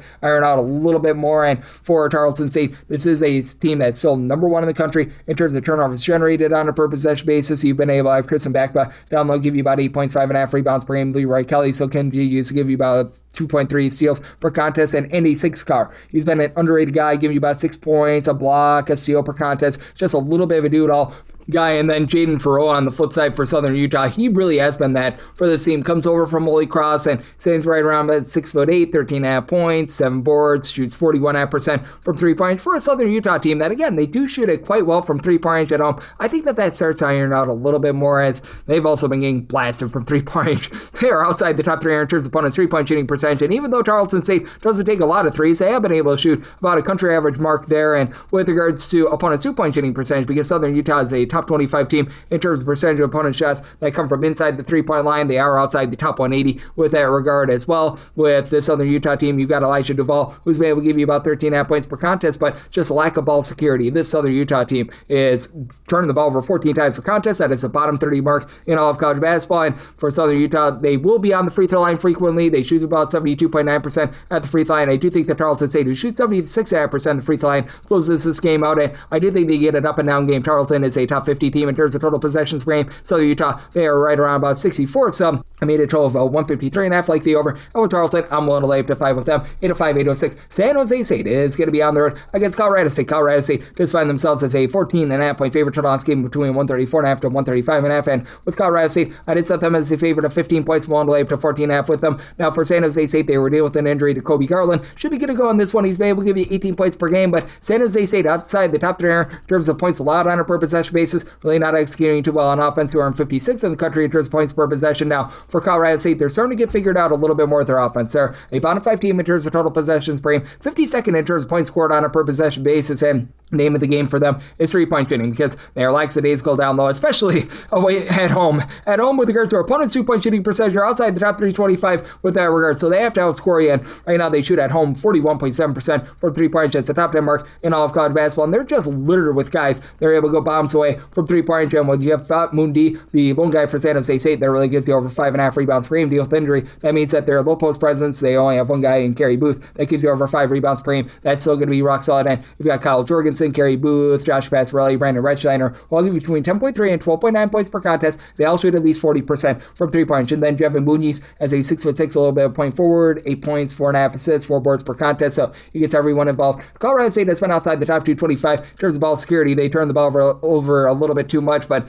that said, this is also a San Jose State team that's not really going to put you under too much stress. They've been outside the top 200 with regards to generating turnovers, and to the credit of San Jose State, they've been a top 120 team with regards to their own 3-point shooting percentage. Jeremiah Washington, 12 points per game, shoots 38% for 3. Garland, who I mentioned before, shoots 35.5% from the outside. So even though it's slow, I do think that you're going to get some efficiency here with the San Jose State team. They're in terms of total possessions per game right around about 331st, but I just do not trust in the San Jose State team with all the injuries, and I do think that Colorado State is going to be very efficient on offense, go bombs away from 3-point, and when they need to go inside, San Jose State well outside the top 325 with that regard. And if you look at San Jose State with regards to their opponent's 3-point shooting percentage, that's outside the top 300 as well. So made my line 15, one way up to 14.5 with Colorado State. 807, 808 on the card. San Diego's on the road against Loyola Marymount, and the Mount does find themselves as a 4.5 point favorite. 150 to 151.5 is the total line. I said Loyola Marymount as a 7.5 point favorite. I'm going to be willing to lay it. I am in on the under. I said by total 145.5. This is not going to be an overly up-tempo game. Loyola Marymount is fast, but they're not necessarily warp speed fast.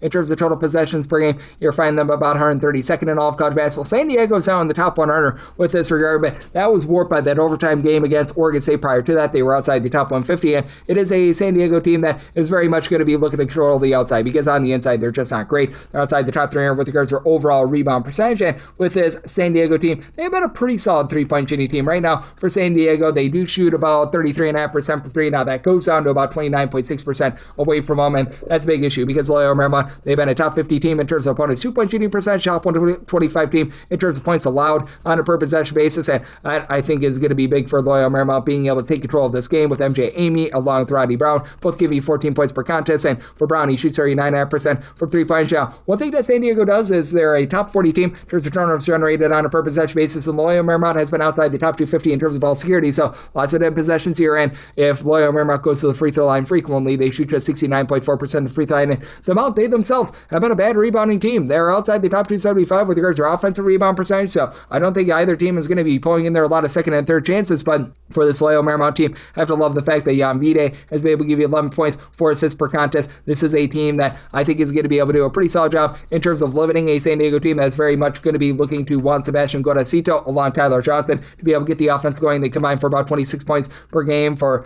Mr. Goracito. He shoots about 36.5% from 3-point range. Tyler Johnson, he's been able to give you about 2.5 steals per contest, but it's a San Diego team that is well outside the top 300 with regards to their own 2-point shooting percentage. Loyola Marymount, they do like to take quite a few threes, but I think that they're going to have some success on the inside in San Diego, even though they shoot 76% of the free throw line, bottom 30 team in terms of free throws attempted on a per possession basis, and Loyola Marymount does a nice job not putting you on the free throw line. So I am going to be in on this under. I set my total at a 145.5, and with Loyola Marymount, I'm willing to lay up to 7 with them. 8-9, 8-10. Northern Arizona is on the road against Weber State, and Weber State does find themselves as a favorite of 6.5 to 7 points. 152.5 is the total, and I made Weber State the 11.5 point favorite. I'm going to be willing to lay the number. Weber State, top 75 unit in terms of opponent's 3-point shooting percentage, and Northern Arizona has been very reliant upon their 3-point shooting to be able to get their offense going. Right now for Northern Arizona, 35th in terms of points scored on a per possession basis. They score 16 points fewer per 100 possessions away from home rather than at home, and they shoot 37.2% from 3 points. That comes down to about 35.5% away from home. Weber State, meanwhile, they shoot about 36.3% from 3 points. You have Vatani Vartinen, who is dealing with an injury for Weber State. He gives you about 12 points per contest. He's really your top 3-point shooter at 40% per 3. Dealt with an injury. He's back. You've got Tajah Sani, who's been able to give you about 16 points per game. He's been able to lead the way. He shoots 37% from 3. Northern Arizona has fallen outside the top 275 with regards to rebound percentage, and with Weber State being a top 100 team with regards to rebound percentages right now, you've got a tree of different guys with at least 5 rebounds per game. Malik Oma, Edwin Suarez combined for about 18.5 points per game. They throw in there combined about 14 rebounds per game. Nigel Burris shoots the 930s from 3. He gives you about 10 points per game. These guys should be able to dominate things. Now, this team in Weber State has been rough with regards to their interior defense. They're outside the top 300 with regards to opponents' 2-point shooting percentage, but Northern Arizona, they're outside the top 180 with this regard. They've been dealing with an injury to their top scorer in Zach Davidson. You've had Ryan Abelman along with Carl Mark Pohm, who have been able to combine for about 21.5 points per contest, and Abelman has been able, man, to be able to shoot 39% from 3-point, and he gives you about 5.5 rebounds per game. Taviar Jackson is like the lone other guy on the roster that's healthy that gives you over 3.5 rebounds per game with about 5 boards per contest. And Northern Arizona, if they go to the free throw line, they shoot 68% of the free throw line, outside the top 300 with that regard. And it's a Northern Arizona team that's outside the top 340 with regards to opponents' 3-point shooting percentage. I think that they could bludgeon there, and Weber State, I think, is going to be able to get the job done in. But I think it's going to be a little bit of a slowdown game. Northern Arizona, with the injuries, they've been slowed down to being about 331st in terms of total possessions per game. So I'm going to be in on the under, so my total out of 147.5. And with Weber State, made them the 11.5 point favorite. One to light, 8-11, 8-12. UC Irvine, Zot, the Anteaters are on the road against UC Santa Barbara, and the Gauchos find themselves as a 1.5 to a 1 point favorite. Total on this game between 137.5 to 138.5. I'm going to be in on the under, so I told 135.5, and I made my line 1.5. Mostly seeing 1.5s out there, but I would be willing to lay a 1 and not much further. If you get a 2 or more, that becomes a play on the underdog. And for UC Irvine, they've actually sped themselves up to being 82nd in the country in terms of total possessions per game. Santa Barbara is 279th. Santa Barbara is on a long second and third chance. It's top 50 team in terms of defensive rebound percentage. They're thriving on offense, 65th in terms of points scored on a per possession basis. Irvine is just 288th, but Irvine is actually averaging 2.1 points more per 100 possessions when they're away from home rather than at home. And for this Irvine bunch, you have been able to have one of the most dominant shot blockers in all of college basketball on your side, and one Mr. Kyle Evans, 12 points, 8.5 boards, 3 blocks per contest, and then Jurian Dixon shoots 39% per 3, 15.5 points per game. It is a Santa Barbara team that's, by the way, outside the top 250 in terms of points allowed on a per possession basis. Irvine, top 20 team in terms of points allowed on a per possession basis away from home, and number 1 in terms of opponents' 2-point shooting percentage, more country average in terms of opponents' 3-point shooting percentage, but they're also now outside the top 250 in terms of defensive rebound percentage. That's very uncharacteristic of this Irvine team. Meanwhile, for Santa Barbara, I think that they take advantage with Zion Sensley, give you 10.5 points, 7.5 rebounds per game. Darren Sarin also gives you double figures for Irvine, but Adam Mahaney, 14 points. He's going to be the best scorer in this game. Shoots 41% from 3. Colin Smith has been able to shoot about 43.5% from 3-point away. Mario Little was dealing with an injury. He's coming back, and it does appear, though, the Santa Barbara defense is starting to get a little bit better. Held Cal State Fullerton, one of the fastest teams in the country, to fewer than 70 points. As a matter of fact, they have given up 71 points or fewer, and now 4 out of their last 5 games had a little bit of setback against UC Davis, but I think that this is more of a defense-oriented game, but hard to trust in an Irvine team that in a pressure spot, they're one of the worst free throw shooting teams in the country at 67.7%, so I'd be willing to lay up to 1 with Santa Barbara, 2 or more taking the points with Irvine, and at a 136 or higher, I like the under. 813, 814. New Mexico State is on the road against UTEP. UTEP does find themselves as a home underdog here of 1.5 points, seeing a pick'em line out there as well. Total on this game, 137.5, whether that be as a pick'em, small favorite, in on New Mexico State, set them as a 4.5 point favorite, as New Mexico State has had a few strides taken backwards with regards to their defense from a season ago, but it does feel like they're starting to find it once again. New Mexico State does find themselves in a roadside shoot score venue, a top 145 team in terms of points allowed on a per possession basis. UTEP is just 205th, and UTEP typically a really good turnover team. They're outside the top 75 in terms of turnovers generated on a per possession basis, and for New Mexico State, they've got the best scorer in this game, Jamel Jones, 16 points from 3-point range. He's been able to shoot about 36.5% from 3. New Mexico State, neither here nor there, shoot about 72.5% at the free throw line. They're still a top 125 team in terms of opponents' 2-point shooting percentage. I will say for UTEP, they're shooting over 35% per 3-point range here in conference play. New Mexico State has taken a stride back there, but Elijah Elliott is able to give you 10 points per contest. Julius Mims, about 8.5 rebounds per game. I think that UTEP is going to have a tough time on the glass. They've been outside the top 275 with regards to rebound percentage, despite having Jamal West be able to give you 13.5 points, 7 rebounds per game, and then Elijah Jones is supplying 14 points. He's shooting 36% for three. As a matter of fact, in conference play for him, he's been able to shoot about 39% from 3 points. In UTEP, they're up to shooting about 75% of the free throw line, so they've been able to do a much better job there in conference play. In non-conference play, they're absolutely brutal at the free throw line, but still, it's really hard to be able to trust in this offense, especially with them on the defensive side, things being outside the top 200 with regards to opponents' 2-point and 3-point shooting percentage. In UTEP, right around about 200th with regards to own ball security. So I do think the New Mexico State, in a relatively low-tempo game, both of these teams do find themselves outside the top 240 in terms of total possessions per game, and specifically for UTEP, 330th, that it's going to be a little bit more sloggy. So I did set my total at a 138.5. You're at the 137.5. I think that you're just close enough for the late game following to be able to get you over. So in on the over, and I'm going to be willing to lay the small number here with New Mexico State, 815, 816. Arizona State, they're on the road against Colorado. Colorado is a 3.5 to a 4-point favorite total on this game, 156.5 to 157.5. And for Arizona State, I set them as an underdog of 5 points. I'm going to be willing to lay the number down. For Arizona State, they're a top 45 team in terms of points scored on a per possession basis away from home. At home, they're outside the top 230, and at home, they shoot about 31% from 3-point, 38% in a road/shoot score venue. So it is absolutely insane what we've been seeing there. And this is a Colorado team that has been a really good team in terms of just taking care of the ball and thriving on offense. And now they get to go up against an Arizona State team that has been outside the top 250 in terms of points allowed on a per possession basis. Colorado, top 35 team in terms of fewest turnovers on a per possession basis. And Arizona State has been a top 80 team in terms of generating turnovers. Mo Odom, 16 points, shoots 9/30s from three, gives you 4+ assists per contest. And then you got Barrington Argris on the flip side for Colorado, shooting 52% from three, 14 points per contest, 4.5 assists. Isaiah Johnson, 16.5 points, 41% 3-point shooter for Colorado. They've been a pretty solid team in terms of not allowing second and third chances. They've been overall a top 175 team in terms of rebound percentage, and other than Masamba Diop and Santiago Triot for Arizona State, who combined for about 11 rebounds per game, nobody else gives you 4+ rebounds per game. Colorado in the pressure spot, they shoot 76% at the free throw line. That's a top 75 mark, and they get a lot of scoring in this game. Arizona State, top 75 team in terms of total possessions per game. Colorado, not fast, but certainly not slow either. They're about 134th in terms of total possessions per game. Made a total of 165, so I'm in on the over. And with Colorado, I'm willing to lay up to 4.5 with them, 817, 818. Portland State on the road against Sacramento State. Sac State finds themselves as a home underdog of 4.5 points, 151 after 152.5 is the total. I like Portland State here. I did set them as a 7-point favorite. Portland State, fast but not necessarily overly fast, 140th in terms of total possessions per game. Sacramento State is looking to push tempo, 33rd in terms of total possessions per game, but for this Portland State team, they've been really good with regards to their interior defense. They're a top 75 team there, and overall, Portland State is just a top 40 team in terms of points allowed on a per possession basis. Portland State, they're going to look to thrive on the inside. They're a top 140 team with regards to their own 2-point shooting percentage. They've been neither here nor there with their 3-point shooting, but Scary Terry Miller, he's been on a nice job, giving you 18 points. He shoots darn near 40% for 3-point throws in there, 7+ rebounds per game. And then your number 2 guy in Mr. Jalen Henderson, 17.5 points, 4 boards, 6.5 assists. He only shoots about 25.5% for 3. And Portland State, they only shoot about 70% at the charity stripe, but they've been able to do a pretty solid job in terms of generating turnovers. Top 100 team in terms of turnovers generated on a per possession basis, and a Sacramento State team that they're looking to go bombs away from 3. Well, Portland State overall for the season allowing less than 30.5% 3-point shooting, so I think that that's going to be big there. As for Sacramento State, they just have nothing down low because Jeremiah Cherry, their main big man, he went down earlier in the season. Now Mikey Williams has been able to give you about 4.5 assists per contest. He gives you 15+ points per game, but he doesn't really shoot it well from 3. Now Sacramento State actually shoots 43.2% from 3-point at home, 26.7% away from home. That's going to iron out a little bit, but I think that they're going to beat their match here. Prophet Johnson has been profitable for you, 18 points, 8 boards, 2.5 assists, shoots 40% from 3, and then you got Gianni Summers shooting 46% from 3, but for the Sacramento State team, they just don't really do anything well on defense, and they're outside the top 300 with regards to opponents' 2-point shooting percentage and their own 2-point shooting percentage. I think that Portland State wins from within in a game where they do a nice job shutting it down with their defense. So my total 151 here at the 151.5, 152.5, like the under, and I'm willing to lay of Portland State, 819, 820. Boise State is going to be on the road against New Mexico. New Mexico is a 5.5 to a 6.5 point favorite, 152.5 is the total. I set my total 144.5. I like the under. You've got a New Mexico team that's been a top 30 team in terms of turnovers generated on a per possession basis.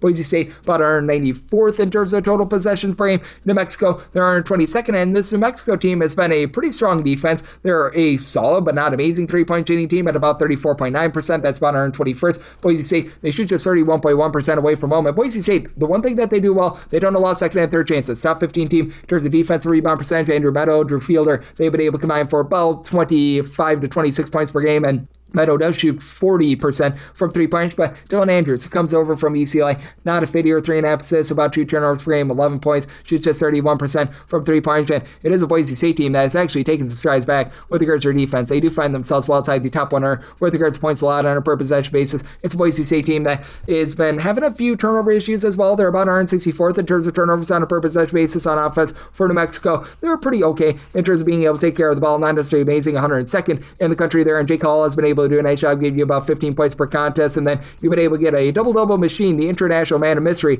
to be able to come alive, and Tomislav Buzin, about 12.5 points, 10 rebounds per game. It's a New Mexico team that, again, their totals are getting set really, really high, and I'm not sure why, because they've been a good defensive team, solid but not amazing offensive team. They're like 140th with regards to their overall shooting percentage. You're not necessarily grabbing a lot of second and third chances, not allowing you to grab second and third chances either, and they've been a top 20 team in terms of opponents' three-point shooting percentage. Elijah Tenet, along with Dayton Albury, have been able to combine for about 22 points per contest, and we've got Albury throwing in there about 3.5 assists per game. I do think that New Mexico in the pick gets the job done. 8.5 points is what I set their line at, so I'm willing to lay up to 8 with them. But in on the under, somebody told 144.5, 821, 822. Fresno State, they're on the road against Nevada. Nevada does find themselves as a good-sized favorite here of 10.5 points. 144.5 to 145 is the total. Set my line at 10. So 10.5 because my buy point on Fresno State is a Nevada team that has been a really good three-point shooting team. But Fresno State, a top 50 team in terms of opponents' three-point shooting percentage. Now, where this team can be had is down low. Fresno State, 318th in the country with regards to opponents' two-point shooting percentage, but Nevada,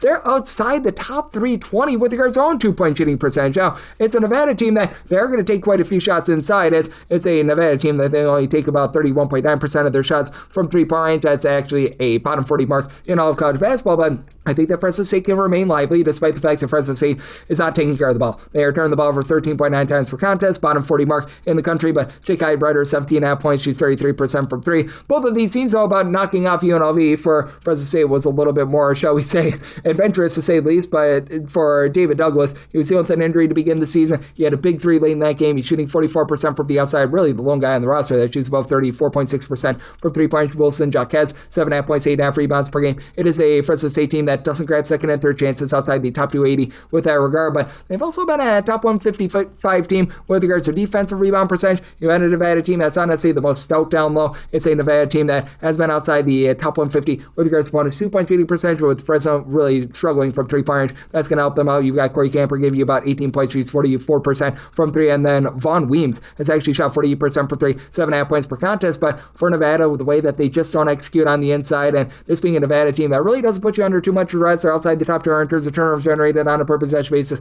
They themselves top 30 team in terms of taking care of the ball. I do think that this is a controlled game that Fresno State holds in there and Nevada is, in terms of total possessions, one of the slower teams in the country at 274. So somebody total at a 142 won't take 10.5 plus here with Fresno State, and I'm in on the under 823, 824. Washington on the road against UCLA. UCLA 5.5 point favorites, 145.5 is the total, and for Washington, I did set them as an underdog of 8 points. I'm going to be willing to lay it with UCLA, top 55 team in terms of turnovers generated on a per possession basis. And while Washington does a great job in terms of taking care of the ball, just no perimeter offense whatsoever. They're outside the top 280 with their three-point shooting percentage. You've been able to have Zoom Diallo zoom his way to give you about 15.5 points, 4.5 assists per contest, but they're missing Desmond Claude, who's going to be out for quite some time if he returns at all. Wesley Yates has been in and out of the lineup. Should be good to go in this one. He's been out there for the last few games, and then Hans Steinbach, 18 points, 11.5 rebounds per game. He's going to be the top guy on the boards for a Washington team that has been a top 75 team with regards to their overall rebound percentage, but it's also a Washington team that's outside the top 150 in terms of opponents' two-point shooting percentage. Now, they've been able to actually do a nice job in terms of guarding the arc, and UCLA has been a top 25 team, shooting 38.3% from three-point range, but Tyler Bilodeau has good versatility, 18.5 points, shoots 45% from three. Sky Clark being out of the fold has hurt this team a little bit, but the Daily Show, Eric Daly, about 12 points, 5 rebounds per game. Donovan Dent has been able to give you 13.5 points. Doesn't really shed it well from three, but that said, he's able to give you about 7 assists per contest. UCLA, top 30 team in terms of ball security. When they go to the free throw line, they shoot 76.8% of the free throw line. That's a top 40 mark in the country. And Washington,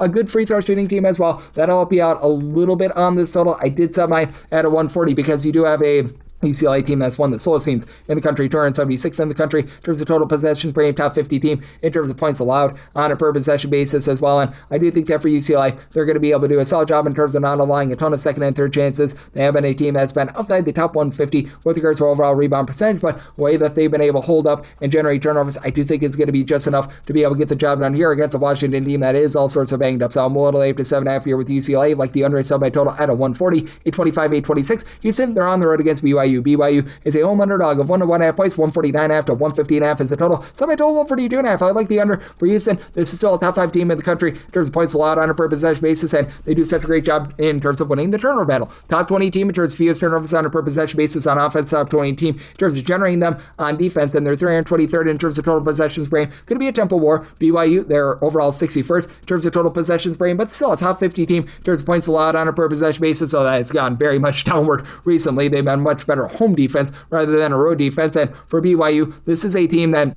is probably going to be able to find some second and third chances. One thing that Houston has not been great at, outside the top 125 in terms of defensive rebound percentage, even with Joseph Tugler, give you 5.5 boards, a block and a half per contest, and then Chris Senek has been able to give you double figures, 7+ rebounds per game, but Milo Suzanne all of a sudden getting back into it, 3+ assists per contest, Kingston Flemings and Emmanuel Sharp. They combine to shoot about 40% per three, 35 points per game between the two of them, and AJ Devonsa on the flip side, 22+ points, 7+ rebounds per game, and then he only shoots in the mid-30s from three. You've got Richie Saunders along with Robert Wright, who have both been able to combine to shoot over 40% per three-pointers between the two of them. You've been able to get about 36.5 to 37 points per game, but outside of those three main guys, you don't have anyone else that really gives you over 7 points per game with Dawson Baker. Deal with an injury. Kebakita has been able to give you about 7.5 rebounds per game. It is a BYU team that has been allowing a little bit from the outside. They're outside the top 75 with regards to opponents' 2-point and 3-point shooting percentage in a pressure spot. It's a BYU team that does shoot about 74.5% at the free throw line. It's a Houston team that has been a little bit wobbly with regards to their overall shooting, but at the free throw line, they're nails. They shoot 78%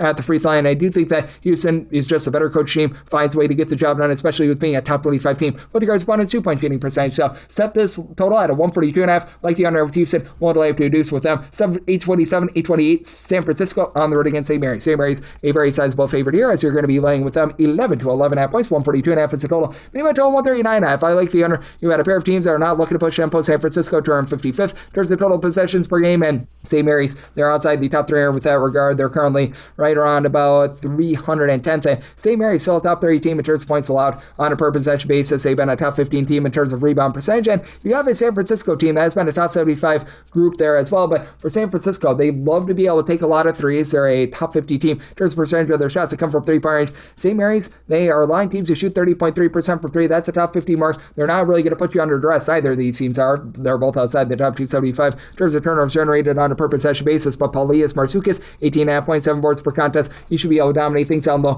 for St. Mary's. Alon Danger McKeever and his 9.5 rebounds per game. And then you have Mikey Lewis, Joshua Den, who combine to shoot about 36.5% per three. They combine for about 26 points per game. And then on the flip side for St. Francisco, you've got Mookie Cook, who's been dealing with an injury. When he's been out there, he's been rock solid, but he's been dealing with a lot of ailment, and they've been trying to get him back out there on the floor, but when he's been out there, he's been relatively unproductive. And then you've been able to have Ryan Beasley give you about 14.5 points per game, but very suspect with his three-point shooting, about 32.5% from three. And it is a San Francisco team that overall for the season has been a top 100 team with regards to three-point shooting percentage. That's up to about 35.5% from three, but it is a San Francisco team that when they're away from home, that goes down to about 34%. And for San Francisco, I have to love what David Futures provides with about 6 rebounds per game, but I do think that St. Mary's, a team that shoots over 80% of the free throw line, that's number one in all of college basketball. They're going to find a way to be able to close things out, and for the San Francisco team being outside the top 10 with regards to their own 2-point shooting percentage, I think that that's going to be costly on the total, like the under sub, I total 139.5, and with St. Mary's, we'll lay up to 11 with them. This is the last game on the normal Las Vegas betting board before we hit a break in the extra games, 829, 830. You've got Hawaii, and they're going to be playing us to UC San Diego. San Diego is an underdog of 6.5 to 7.5 points, 146 and 146.5 is the total line. Maybe my total 143.5. I do like the under. You've got a UC San Diego team that has really fallen off with their offense recently. They're a country average team, 169th in terms of total possessions per game. Hawaii is actually gunned it. They're 40th in the country in terms of total possessions per game, but you take a look at this Hawaii defense, and man, they have been good. 5th in the country in terms of points allowed on a per possession basis, and you've got a UC San Diego team that, they've been actually a very good defense when they've been away from home. If you look at points allowed on a per possession basis in a road/score venue, they're a top 30 team with this regard, and for some reason, they're shooting it much better from three-point range away from home rather than at home. San Diego shoots 36% for three-point range away from home, 31.3% at home. I do think that irons out a little bit, and San Diego not going to give themselves a lot of second and third chances outside the top 275 in terms of offensive rebound percentage. You've got Leo Beth, give you 14 points, 5 rebounds per game, shoots 36% for three, and Alex Shulkin, 43.5% three-point shooter. He, along with Bull Dango and Tom Beatty, all give you between 10.2 and 10.5 points per contest, but It is a San Diego team that has been stout on the inside. They're a top 100 team with regards to opponents' 2-point shooting percentage, and that's big because this is a Hawaii team that just does not necessarily shoot it the world's greatest from 3-point range. They are only shooting about 33% as collective outside the top 200 there, but for Hawaii, top 25 team in terms of opponents' 2-point and 3-point shooting percentage. They've been a top 75 team with regards to rebound percentage, with the 7-footer Isaac Johnson give you 13 points, 5.5 boards. He shoots about 33% from 3. Harry Ruyev, Gatis Nemishka, Quandre Bullock. These three guys, they combine for about 34 points per contest. Nemishka not shooting well from 3, but 5.5 rebounds per game. All 4 of your top scorers give you at least 4.7 rebounds per game. I do think that Hawaii, a team that does a pretty solid job of getting to the free throw line, they shoot 74% at the charity stripe, finds a way to get it done, and I do think that San Diego sees a little bit of balance to those home and road splits. So I'm in on the underside by total 143.5 and 1 to 70 here with Hawaii, and we're going to hit a break and the extra games on the flip side right here on Coast to Coast Hoops with myself, Greg Peterson, now a part of the VSiN Family Podcast.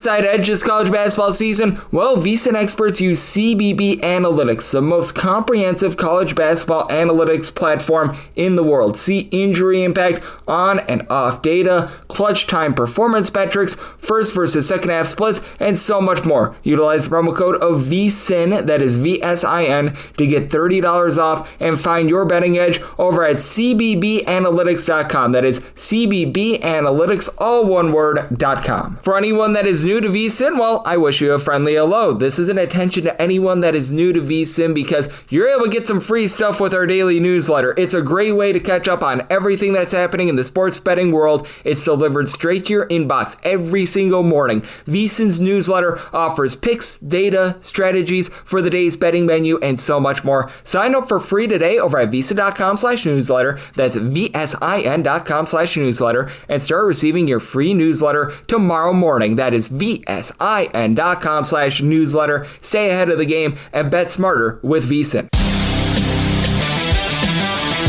And we're back here in lovely Las Vegas for Coast to Coast Hoops with myself, Greg Hoops Peterson, now part of the VSiN Family Podcast.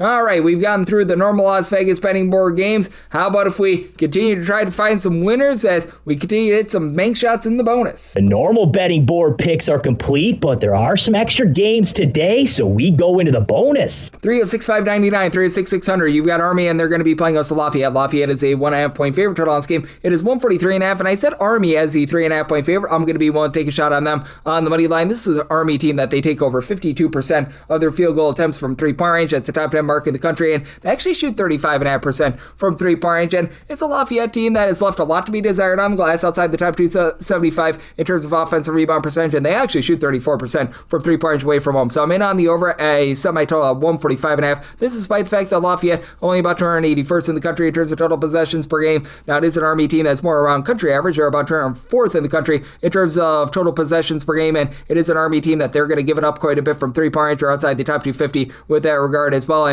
it is an Army team that I think is going to be able to do a nice job with Ryan Curry, give you about 14 points, 5 boards, 5 assists, and then you've got the Jacksons, Jackson Furman, Jackson Bell, who have both been able to give you 12 plus points per contest. They combine to shoot in the mid-30s from 3-point range, and on the flip side, you got a Lafayette team that they are not just not giving themselves a lot of second and third chances, they're giving up a lot of second and third chances. They are allowing opponents to grab 31.5% of their missed shots as an offensive rebound, with Tate Lazowski being able to give you about 5.5 to 6 rebounds per game. For Army, that's going to be big, and Lafayette, they're really based around 2 guys, Andrew Phillips, Caleb Williams, not the quarterback of the Chicago Bears, but they combine for about 31 points per game, and Williams does shoot 36.5% from 3-point range. And to the credit of Lafayette, they've been a top 125 team in terms of taking care of the ball, but they're also outside the top 300 with regards to their own 2-point shooting percentage. At a pressure spot, they only shoot about 69% at the free throw line, and I do think that Army on their own floor is able to find some good looks from 3-point range against a Lafayette team that's been outside the top 270 with regards to opponents' 3-point shooting percentage to be able to get it done. So made Army a 3.5 point favorite. I like them on the money line, and I'm in on the over. I semi-total at a 145.5, 306-601, 306-602. You've got Loyola Maryland, and they're going to be on the road against Boston U. Boston U is a 3.5 to a 4.5 point favorite. 145.5 is the total. Semi-total 143.5. I'm in on the under mainly because I just don't think you get enough possessions for the over. This Boston U team is one of the slowest teams that you're going to find in all of college basketball. 317th in terms of total possessions per game. Loyola Maryland, they're a neither here nor there team. They're about 153rd in terms of total possessions per game, and Loyola Maryland certainly has been having their warts with regards to their 3-point shooting percentage overall, 32.7%. That actually goes up to 33.5% 43.5% away from home. And Boston U has actually been a really good three-point shooting team right now. They are shooting as collective about 40.1% at home. That is a top 35 mark in all of college basketball. And you've got Michael Air McNair, who's been able to give you 15 plus points per contest. He's shooting well over 40% from three-point range. But I do think that for Loyola Maryland, they're going to do a nice job in terms of holding in this game. I do think that it is going to be a little bit rough for them, just not being able to take care of the ball outside the top 175 with that regard. But Boston U doesn't really put you under duress, or outside the top 340 in terms of turnovers generated on a per possession basis. But for Boston U, I do anticipate the defense getting a little bit better, as down low they've been a top 5 team in the Patriot League in terms of opponents' 2-point shooting percentage. And with Jacob Theodosi dealing with an injury, who's been able to give you 14 plus points per contest for Loyola Maryland, that means that Braden Speed, who's been able to give you 12 plus points per game, he needs to step up a little bit more. And for Loyola Maryland, you just have had a lot of injuries with your top 5 scorers in general. Ben Defty, meanwhile, he's been able to give this Boston U team 14.7 rebounds per game. Lone guy on the roster that really gives you over 5.5 rebounds per game is Malcolm Chamaisi, has been dealing with a little bit of an injury, but in a pressure spot, it is a Boston U team that only shoot about 70.5% at the free throw line, but they have also been a top 75 team in terms of defensive rebound percentage. You're not allowing second and third chances, and I think that that's going to be good enough for you to be able to hit the under, especially with this Loyola Maryland team not necessarily being one that gives you a whole heck of a lot of second and third chances. They've been very fragile in the way that they've been trying to be able to grab some offensive boards, and I do think that that allows Boston U to be able to get the job done in this ordeal. Sub by line at 5.5. I'm going to be willing to lay it with Boston U up to 5, and then I'm in on the under. Sub by total 143.5. 3 of 6.603, 3 of 6.604. You've got Wagner, and they're going to be on the road against Central Connecticut. Central Connecticut is a 5.5 point favorite. 137.5 is the total line for Central Connecticut. Made them a 7.5 point favorite. I'm going to be willing to lay the number now. Central Connecticut has taken some massive strides back with their defense. Last year, they were a top 135 team in terms of points allowed on a per possession basis, and it's still a Central Connecticut team that does a great job in the turnover battle, as this team has been a top 100 team in terms of taking care of the ball, and they should be able to do a solid job here against a Wagner team that has been really good with their three-point shooting. But Wagner away from home, they allow opponents to grab 33% of their missed shots as an offensive rebound. And what I love about this Central Connecticut team is their three-point shooting, as this is a team that is able to match Wagner, who shoots 38.1% from three-point, with at home them shooting 37.2% from three-point. And for Central Connecticut, who has really been the X factor for this team, how about Darren Smith? He's been able to shoot about 40% from three-point, doing a nice job, giving you about 15 plus points per contest. And then additionally, you've got Jay Rogers, 7.5 assists, 11.5 points per game. It is a Central Connecticut team that's pretty stout down low. They've been a top 150 team in terms of opponents' 2-point shooting percentage, top to arm with their own 2-point shooting percentage. But on the flip side, you do have a Wagner team that has been able to have Nick Jones go off, be able to give you about 14.5 points per contest. Not necessarily going to light you up from 3-point, but all the ancillary guys like a Jaden Baker gives you 10 points. He shoots 37.5% from 3-point. Eduardo Placer has been able to give you 8.5 points per game. Sean Smith has been dealing with an injury, so that's a bit of an issue. And this is a Wagner team that is outside the top 235 with regards to their opponents' 3-point shooting percentage. Central Connecticut hovering right around 300 themselves, especially at home. So it's going to be interesting because neither of these teams look to push tempo. Central Connecticut 335th in terms of total possessions per game. Wagner is about 305th, but I did set a total here of a 137.5. I saw an initial 138.5. Personally, I'm seeing mostly 137.5, but if we can get to a 138 or higher, I'm going to be in on the under. I do think that Central Connecticut improves a little bit on defense, and I do think that Central Connecticut going to be able to get the job done. If you find yourself in a pressure spot, Wagner only shoots 71.5% of the free throw line, and Central Connecticut, they shoot about 76.5% of the charity stripe. So we'll lay up to 7 here with Central Connecticut. 306.605, 306.606. Chicago State is going to be on the road against New Haven, and New Haven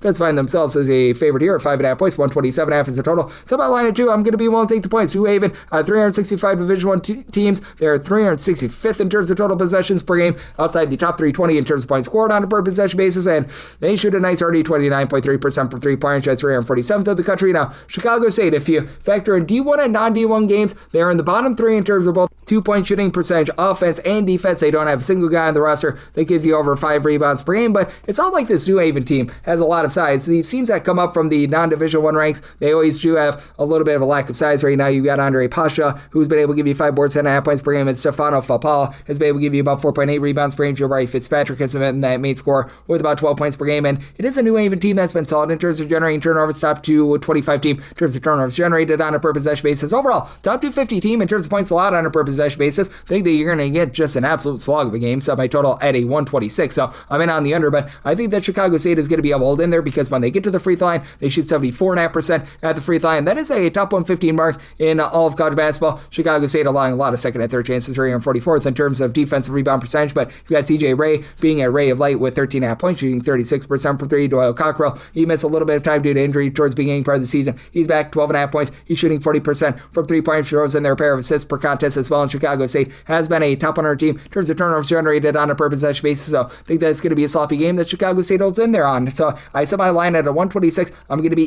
in on the under, and I'm going to take anything above 2 points here with Chicago State. 306, 607, 306, 608. St. Francis, Pennsylvania is going to be on the road facing off against Le Moyne, and Le Moyne does find themselves as a favorite of 7.5 points. 150.5 is the total, seeing a 150 out there as well. And with Le Moyne, I'm going to be willing to lay the number. I set them as a 13.5 point favorite. I recognize that Sky Wicks has been really good for the St. Francis, Pennsylvania team, as he's been able to supply you with 17 plus points, 5 plus rebounds per game. And then you do have another guy in Zion Russell, comes over from Niagara. He's been able to give you 12 points per game. But outside of those two guys, you just don't have a lot of production. St. Francis in conference play has actually shot it relatively well from 3 at 38%, but their 2-point shooting percentages up on a 3 mark in the conference. They've been getting absolutely blasted on the glass, and they're line teams that shoot 38% from 3-point just in conference play alone. So this has been a team that has been very less than efficient with that regard. And on the flip side of things, you've got a Le Moyne team that has actually been a relatively solid 3-point shooting team, especially at home. And for Le Moyne, they've been a really good interior defense. They're a top 50 team with regards to bonus 2-point shooting percentage. Now, we'll say they're outside the top 3 with their own 3-point shooting percentage defense, but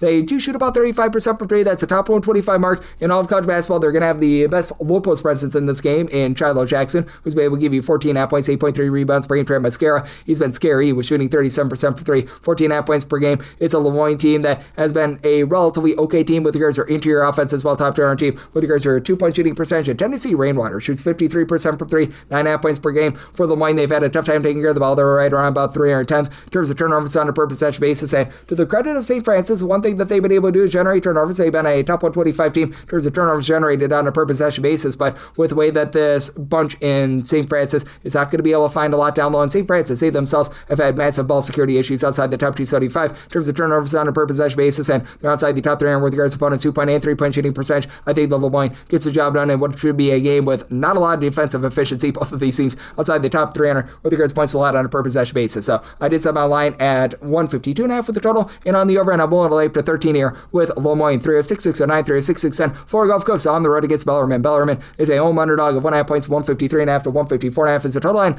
I like the over. Set my total at 162.5. You've got a Florida Gulf Coast team that is looking to play fast, top 80 mark in terms of total possessions per game, and they shoot it well from 3 points. Florida Gulf Coast, they're shooting away from home 36.4% from 3. That's a top 60 mark in all of college basketball. And Bellarmine, they're just really good on the inside. Top 20 team with regards to their 2-point shooting percentage, and at home, they shoot 39.2% from 3 points. And while Bellarmine is by far the lesser defense of the two, Bellarmine is a bottom 30 team in terms of points allowed on a per possession basis. Florida Gulf Coast is 271st themselves, and Florida Gulf Coast has been dealing with a few injuries. J.R. Konsinski, your top scorer of 15.6 rebounds per game, he's been missing the last few weeks. Now you do have Ramir Barno, who's been able to do a nice job with about 12 points, 5.5 assists per contest, and he shoots about 35% from 3 points, so he's been able to give this team a little bit of something. Michael Dwalks has been able to give you about 7 points, 5 boards, a steal per contest, so he's got relatively good versatility on that front as well. But I do think that for Bellarmine, the fact that you've got Jack Karzinski, who comes over after he began his career over at William & Mary, he's been able to give the team right around about 19 points, 5 rebounds per game. It's big. Brian Waddell, 15 points, shoots 37% from 3 points. This Bellarmine team that has been, when they get to the free throw line, shooting 78% of the charity stripes, so in a pressure spot, they're great there, and they do a nice job taking care of the ball. Top 100 team in terms of fewest turnovers on a per possession basis. Now,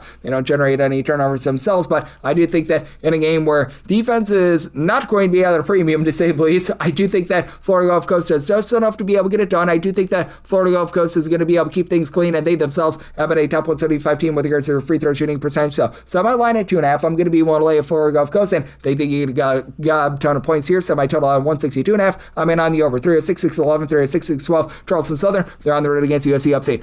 Upstate is an underdog of 1.5 points. So on this game, you're going to be getting that at a 150.5, and I did set my total at 146.5. I am in on the under. It is an Upstate team that has been fast, but not warp speed fast. About 121st in terms of total possessions per game. Charleston Southern's looking to gun at 13th in the country in terms of total possessions per game, and not a lot of dead possessions in Charleston Southern games because they're outside the top 340 in terms of turnovers generated on a per possession basis, and you got an Upstate team that they're not going to generate a ton of turnovers, but they've just been relatively decent in terms of their overall defense, in terms of points allowed on a per possession basis. basis, at about 158th in all of college basketball. But for Charleston Southern, even though they generate no turnovers whatsoever, they're a top 135 team in terms of their points allowed on a per possession basis, being a top 40 team in terms of opponents' 2-point shooting percentage, top 110 team in terms of opponents' 3-point shooting percentage. And for Charleston Southern, you got two guys that are able to explode. Bryson Blaine along with Alan Sumler. They combine for about 36 points per game, and Sumler shoots 40% for three. Luke Williams has been able to shoot 38% from 3 points. You get 1.8 blocks per contest out of Reese Jonestown, though, so you got a relatively good just overall balance there. And this is a team that in Charleston Southern has been a top 100 team with regards to their own 2-point shooting percentage, and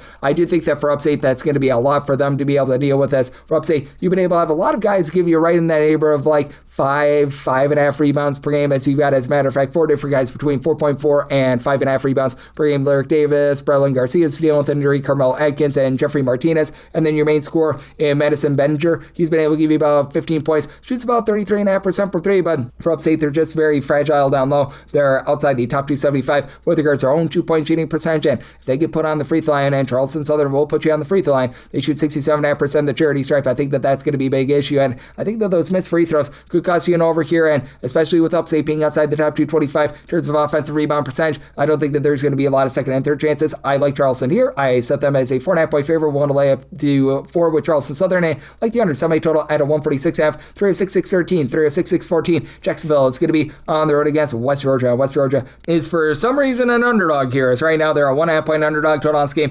137.5. I win West Georgia the 6.5-point favorite, so I'm just going to take them on the money line. For West Georgia, I recognize that this is a less than savory defense. They're outside the top 280 in terms of points allowed on a per possession basis, but Jacksonville has been no better on defense, and they're awful on offense. Jacksonville right now in terms of points allowed on a per possession basis is checking in 308th in all of college basketball. West Georgia, meanwhile, they are right there at 311th, but that's it for West Georgia. They have the best player in this game, Sheldon Williams-Dryden, 20 plus points, 8 plus rebounds per game. They've dealt with a few injuries in the backcourt, but it's a Jacksonville team that you've only got one double-figure scorer. Hayden Wood has been able to shoot about 40% per three with about 10.5 points per contest, but Jacksonville is right now the top 250 with regards to their 3-point shooting percentage. To the credit of Jacksonville, they don't allow second and third chances. They've been a top 50 team in terms of defensive rebound percentage, even with having nobody on the roster, giving you really over 5 rebounds per game. Donovan Rivers gives you about 4.8 rebounds per game, but they're outside the top 260 with regards to both opponents' 2-point and 3-point shooting percentage. And then the answer guys for West Georgia, like a Malcolm Noel, like a Colton Griffin, have been able to step up in the absence of Chaz Lulis, who was give you about 13 points per contest, and you've had Noel be able to give you about mid-30s 3-point shooting, 3 assists per contest, and then Josh Smith has been a nice number 2 guy, 15.5 points per game for West Georgia. They do shoot about 34.5% from 3-point. Very fragile down low, outside the top 275 with regards to their 2-point shooting percentage and opponents' 2-point shooting percentage, but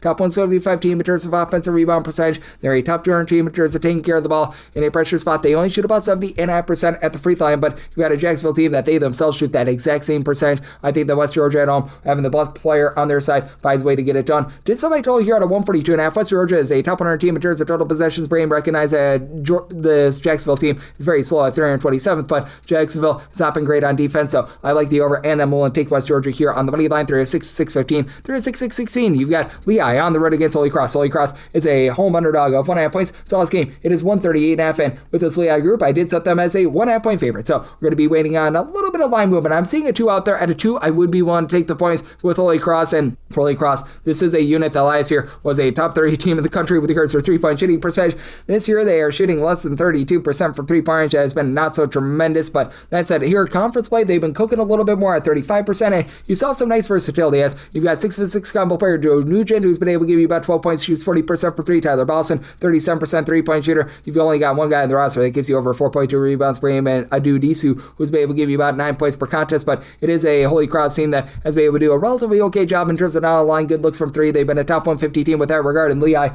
is right now a bottom 50 team in the country with regards to rebound percentage. They don't grab any second and third chances. They give up a lot of second and third chances. This despite the fact that you've got a trio of guys, Joshua Ingram, Hank Alvey, and Eduardo Benoit, who've all been able to give you at least 5 rebounds per game. And then Nasir Woodlock, 3.5 boards, 3 assists, 20 points per contest, shoots 40% for 3. Alvey gives you about 2 blocks, 13.5 points, 7 boards per contest. But it is a Lehigh team that has been really looking for teams to pile drive the ball inside. They're a top 40 team in terms of percentage of opponent shots that come from 2-point range, even though they just haven't necessarily been able to do a great job on that glass. And for this Lehigh team, they're outside the top 200 themselves in terms of 2-point shooting percentage. It should be a relatively slow and controlled game. Lehigh is a little bit closer to a mid-tempo team, 154th in terms of total possessions per game. Holy Cross, 343rd. I think that Holy Cross is going to be able to hold in there, so I had a 2+. I'm going to be willing to take the points, but I do think that you get just enough efficiency for the over. Sub I total 139.5, so I like the over 306.617, 306.618. You've got New Hampshire, and they're going to be on the road against Vermont. Vermont just find themselves as a favorite of 10.5 points, 137.5 is the total line. For Vermont, I did set them as a 10.5 point favorite. So I'm seeing a 9.5 out there. I would be willing to lay up to 10 with Vermont. Vermont, a top 20 team in terms of fewest missed shots that become an offensive rebound for opponents. So they're not allowing those second and third chances, and they've been a little bit fragile on defense. They're outside the top 250 in terms of opponents' 3-point shooting percentage, 221st in terms of points allowed on a per possession basis. New Hampshire is 222nd. So both of these teams are right there. But for New Hampshire, I just don't think that they're going to be able to take advantage of a very shaky Vermont 3-point shooting defense, because they themselves are right now only shooting in the neighborhood about 31.8% for three, hovering right around 3/8. You do have a trio of guys that we will give you double figures. Bell El Shakiri, who's been your top rebounder, 10.5 points, 8 rebounds per game. Kishan Robinson, Jack Graham. These guys combined for about 23.5 points per game. And Graham has been able to shoot 34% from 3-point range. And between these three guys, you get nearly a steal per game out of all three of them. But that's it for this New Hampshire team. They've been looking for teams to be able to drive the ball inside, and they're outside the top 175 with regards to opponents' 2-point shooting percentage. And they just don't execute themselves on offense. They are outside the top 3 with regards to their own 2-point shooting percentage. It is going to be a slow control game. New Hampshire is a little bit more of a mid-tempo team, 184th in terms of total possessions per game. Vermont is well outside the top 320. So I do think that you're just going to have limited opportunities to score. I'm going to be in on the under semi-total 137.5. But for Vermont, I do think that getting back TJ Long to go along TJ Hurley is big. These two guys combined for about 29 points per contest.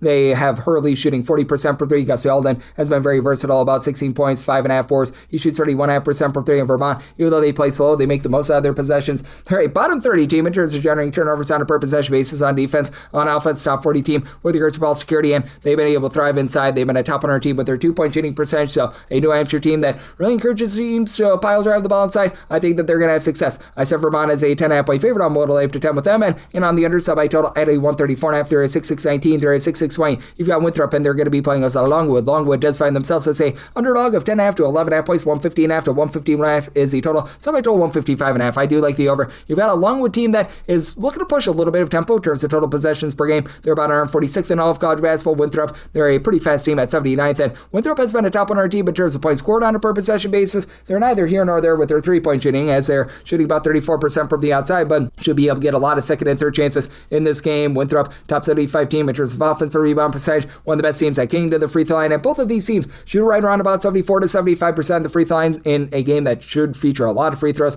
Now for Longwood, they shoot 30.5% per 3. That's outside the top 3 in all of college basketball, and that's a big reason why I'm willing to lay with Winthrop to set them as a 13.5 point favorite. As for Longwood, name of the game for them is generating turnovers. Top 50 team in terms of turnovers generated on a per possession basis, but Winthrop, top 75 team in terms of not turning the ball over. And Longwood, they themselves are turning the ball over 14 times per contest. Jaquai Hutchinson, though, along Junaya Nazemi, have been able to combine for about 23 points per contest, and Nazemi does shoot about 33.5% from 3-point range, but Kareem Dozier coming over from Duquesne, that's been the X factor for this Winthrop team. 13 points, 3.5 assists. He shoots about 39.5% per 3. Corey Cluett shoots 40.5% per 3, and reason why the Winthrop team has done such a great job on the glass, you've got Logan Duncombe, 18.5 points, 8.5 rebounds per game. It's a Winthrop team that has been a top 125 team in terms of opponents' 3-point shooting percentage. Can be at a little bit more down low, and Longwood, they are going to be looking to pile drive that ball down low a little bit more, but with this Longwood team, I don't think they're going to generate a lot of turnovers on Winthrop team that has been so efficient with the ball. I think that efficiency both helps you out with the over and to be able to get the job done. For Winthrop, I set Winthrop as a 13.5 point favorite. One to lay it in. I'm going to be in on the over sub total at a 155.5. 3 of 6.621, 3 of 6.622. Gardner Webb is on the road against Presbyterian. Presbyterian massive favorites here of 16 to 16.5 points. So this game 146.5. Set my line at 16.5. 16 is my max lay, but I'm willing to lay it with a bunch. And Presbyterian, that's one of the slowest teams in all of college basketball in terms of total possessions per game. Presbyterian is right now checking in outside the top 300. Meanwhile, you've got a Gardner Webb team that for some reason is hovering right around 100th, and Gardner Webb, they're just not doing anything well. They are outside the top 350 in terms of a rebound percentage and points scored and points allowed on a per possession basis. So just all sorts of grody on so many different categories for this team, and Gardner Webb right now only has like 2 double-figure scores. Ben Sims along Jacob Hallgrath, they combine for about 21 points per contest, and both do shoot over 40% from 3-point range, but as a team, they only shoot 30.3% from 3-point range. They don't do a great job on the inside. They are turning the ball over 14 times per contest, and for Presbyterian, they've had a tough time taking care of the ball as well. They're outside the top 290 with regards to their ball security, but Gardner Webb does not really force the issue, and then they should be able to dominate down low. Jonah Pierce, 17 points, 10 rebounds for Presbyterian, and then you've had Tristan Wilson give you about 10.5 points for 4 assists, nice facilitator. That helps out Jalen Peterson. Great name, 10.7 rebounds per game. And then Carl Parrish shoots 42% for 3 for a Presbyterian team that has been outside the top 250 with their 3-point shooting percentage, but should be able to find a lot of good looks against a Gardner-Webb team that once earlier in the season against non-Division I North Greenville gave up over 90 points. Now, I did semi-total here at a 144.5. It's going to be a game where possessions are going to be at a premium, and I just flat out don't think that Gardner-Webb does their part with the total. So I like the under at semi-total 144.5, and 1 to 16 here with Presbyterian. 306-623, 306-624. North Florida is going to be on the road against Queens St. Queens St. is a 15.5-point favorite total on this game. You're going to be getting it at a 175.5, and I did semi-total 174.5. I'm going to be in on the under. You've got a Queens St. team that at home is actually number 1 in the country in terms of points scored on a per possession basis, and you're going to expect some tempo in this game. North Florida 26th in the country in terms of total possessions per game. Queens St. is a top 125 team themselves, and neither of these defenses is what you'd consider efficient. North Florida is actually dead last in the country in terms of points allowed on a per possession basis, and Queens St. is well outside the top 320 themselves. But for the North Florida team, they have been able to do a relatively okay job in terms of not allowing the world's greatest opportunities from 3-point range right now. Teams are shooting about 35% from 3-point range against them. That's a top 300 mark in the country, which isn't saying much, but that's actually better than Queens St. is. I did set my line at a 12.5, so I'm going to be willing to take the gap ton of points here with North Florida, especially with them shooting over 35% from 3-point range away from home. Cameron Oriole has been able to give you 21 points. She's 41% for 3. Ken Jackson, Dalton Gaiman, they both shoot about 37% for 3 with Jackson, 15.5 points per contest. You've been able to have Mason Lee be able to give you about 5 rebounds per game. And then on the flip side of things, you've got yourself a bunch in Queens St. that has been able to get a lot of production out of their man in Nasir Man, who's been supplying about 15 points, 5 rebounds per game. And then Yov Berman, he's shooting less than 30% for 3 after last year. He was one of the better mid-major 3-point shooters out there in the country, but you've had in the interim, Jordan Watford, Carson Schweeman, both shoot about 41% for 3. They combine for about 21 points per contest. Matter of fact, for Queens St., 6 different guys who give you double figures, and for Queens St., they've been really good on the inside as well. Top 40 team with their 2-point shooting percentage, but outside the top 300 with regards to opponents, 2.9 3-point shooting percentage. They've been outside the top 200 with regards to rebound percentage. I do think that they're just not going to be able to get just enough possessions for the over. I'm going to be in on this total under, but that said, I did set the North Florida Mighty Mighty Osprey as 12.5-point underdog. I'm going to be willing to take those points. 306-625, 306-626. Mercier is on the road against Fairleigh Dickinson. Fairleigh Dickinson hopes to be fairly priced as a 2.5-point favorite total on this game, 129.5 to 130.5. I set Mercier here as the favorite of 6 points. I like them on the money line. Fairleigh Dickinson is shooting less than 30% from 3-point range at home. Fairleigh Dickinson has also been slowing down their tempo in terms of total possessions per game, down to about 319th in the country. Mercier's, they're even slower at 349th, and Mercier's has been a good mid-major defense. They're currently checking in 103rd in the country in terms of points allowed on a per possession basis. Fairleigh Dickinson, they're a nice hardy 281st, and for Fairleigh Dickinson, they've been looking to go a little bit further, bigger with Surreal Martinoff being able to give you 8 points, 5.5 rebounds per game, and for Mercier's, I think that they're going to match up with Kadir Martin being able to give you about 5.5 boards, 2.5 blocks per contest. Michaelis Ivanauskis, he stands right around about 6'8". He's able to give you about 5+ boards as well. And then Bernie Blunt, Jake Levelman, they're going to be the best two backcourt players in this game. Now, Joey Neesman on the flip side for Fairleigh Dickinson, mid-33-point shooter with about 12.5 points per contest, but Blunt and Levelman, they combine for about 29.5 points per game, and between the two of them, they shoot 37% from 3. And Mercier's has been a top 75 team in terms of turnovers generated on a per possession basis. Fairleigh Dickinson, not necessarily a team that's going to be really pushing the issue, and for Fairleigh Dickinson, they've had ball control issues all season long. This is a unit that has been outside the top 175 in terms of turnovers on a per possession basis, and for Fairleigh Dickinson, hovering right around about 300th with regards to their 2-point shooting percentage, even with Eric Parnell, give you 12.5 points per contest, I think spells doomsday, especially with them being outside the top 300 with regards to opponents' 3-point shooting percentage. So, did set Mercier as a 6-point favorite. I'm going to be willing to take them in this ordeal. Semi-total 131. I think that this is going to be just enough for late game following and to be able to get you the over. So, in on the over, and I'm going to be willing to take Mercier 306-627, 306-628. Stone Hills on the wrong road against Long Island. Long Island, 10.5-point favorites. So, it's a game between 133.5 to 134.5, and set a 140.5. I do like the over. You got a Long Island team that's still a top 160 team in terms of total possessions per game, and their games just involve a lot of second chances. They're outside the top 300 with regards to defensive rebound percentage, top 75 unit in terms of offensive rebound percentage as well, and it's a Stone Hill team that is a bottom 5 team in the country in terms of turnovers generated on a per possession basis. That's big because Long Island has been outside the top 350 with regards to own ball security, but you do have Herman Coffey, who's been able to give you 13.5 points, shoots 39% for 3. Stone Hill as a whole, they shoot about 32.5% for 3. They're just not good with regards to interior offense. They're outside the top 300 with regards to their 2-point shooting percentage, and they do have to go up against a Long Island team that I did make as a favorite of 12.5 points, so I'm going to be willing to lay it here with a trio of guys that are able to give you at least 13.5 points per contest. Greg Gecko-Gordon, he comes over after spending some time out there in the MAC. He's been able to give you 13.5 points, 5.5 boards, 2.5 assists per contest. Malachi Davis, 15 points, doesn't necessarily shoot it well from 3, but 4 assists per game. And then Jeremiah Fuller, he's been able to give you 6.5 points. He shoots 44% from 3-point range. It is a Long Island team that can be at a little bit more on the inside. They're outside the top 225 with regards to opponents' 2-point shooting percentage. Meanwhile, they're a top 150 team in terms of opponents' 3-point shooting percentage, and Long Island, top 150 team in terms of generating turnovers. Now for Long Island, they shoot 65.5% of the free throw line. That's a bottom 15 mark in all of college basketball, but those second and third chances should be able to help them out quite a bit, and Stonehill should be able to grab some second and third chances themselves. You've got Ravon Tudvik, who's been down low, been able to give you 7.5 points, 8.5 rebounds per game. Chad Stinson, 5 boards, 10.5 points per game, but in the end, I do think that Long Island having the firepower that they do in the backcourt, and this being a Stonehill team that's one of the worst teams in all of college basketball with regards to winning and losing the turnover battle, both on offense and on defense, I think that Long Island gets it done. I'm willing to lay up to 12 with Long Island, and like the over semi-total at a 140.5 through a 66.29 through a 66.30. You've got South Carolina State. They're on the road against Howard, and Howard, a very sizable favorite here of 14.5 to 15 points. So on this game, 142.5, and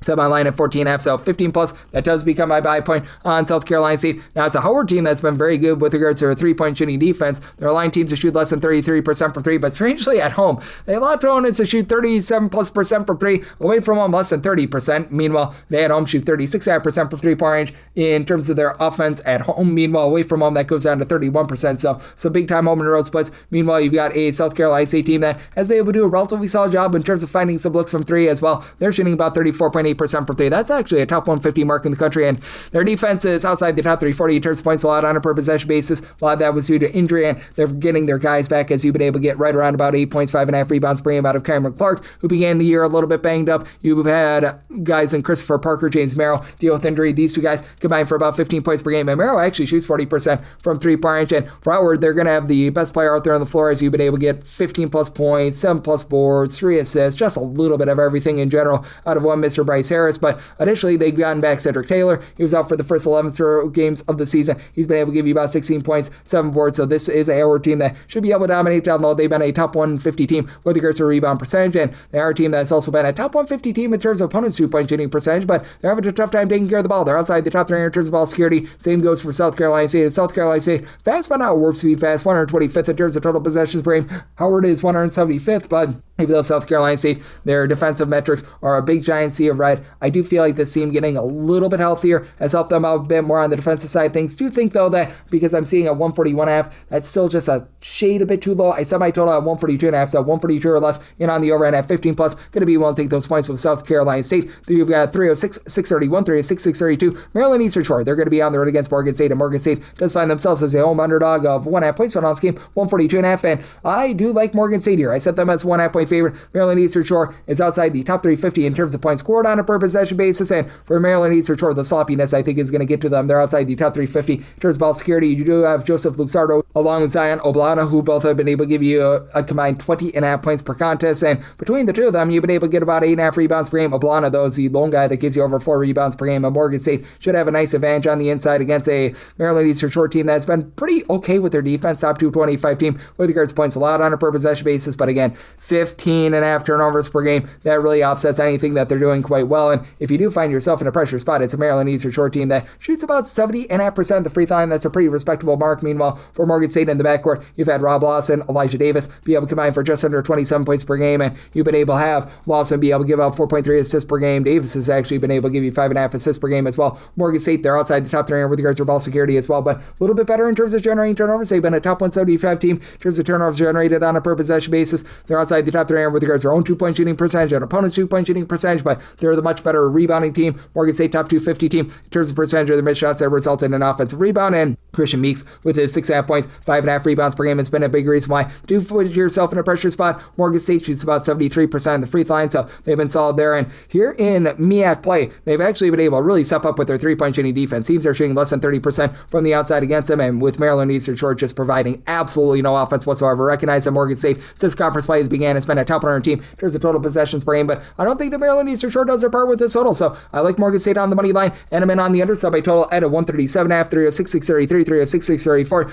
American is going to be on the road against Navy. Navy is a favorite of 5.5 to 6 points total on this game. It is 134.5, set Navy as a 9.5 point favorite. I'm going to be able to lay the number. Navy has been a really, really good mid-major defense in terms of points allowed on a per possession basis. They're right now checking in 24th in all of college basketball. An American top 85 team in terms of turnovers generated on a per possession basis. Overall, about 202nd in terms of points allowed on a per possession basis, but they give up about 20 points more per 100 possessions away from home rather than at home. And for American, your top two scorers, Maiden Collins, Greg Jones, they both shoot below 28.5% from 3 points. You combine for about 25.5 points and about 9.5 rebounds per game. But American, they're finding themselves outside the top 250 in terms of total possessions per game. Navy's outside the top 300 themselves. And American, a top 150 team with regards to their 2-point shooting percentage. One of the worst teams in the country, though, at being able to get to the free throw line. And additionally, for this, they've got two guys that should just dominate down low. Don Draper, about 8 points, pair of steals per contest. Now, Matt Mayock has been able to shoot in the mid-30s from 3-point range for American, 8 points. He's got a little bit of versatility, but Aiden Koa, 15 points, a block, 10 rebounds per game. He's dominant there. And also Magini is actually shooting 48.5% for 3-point range.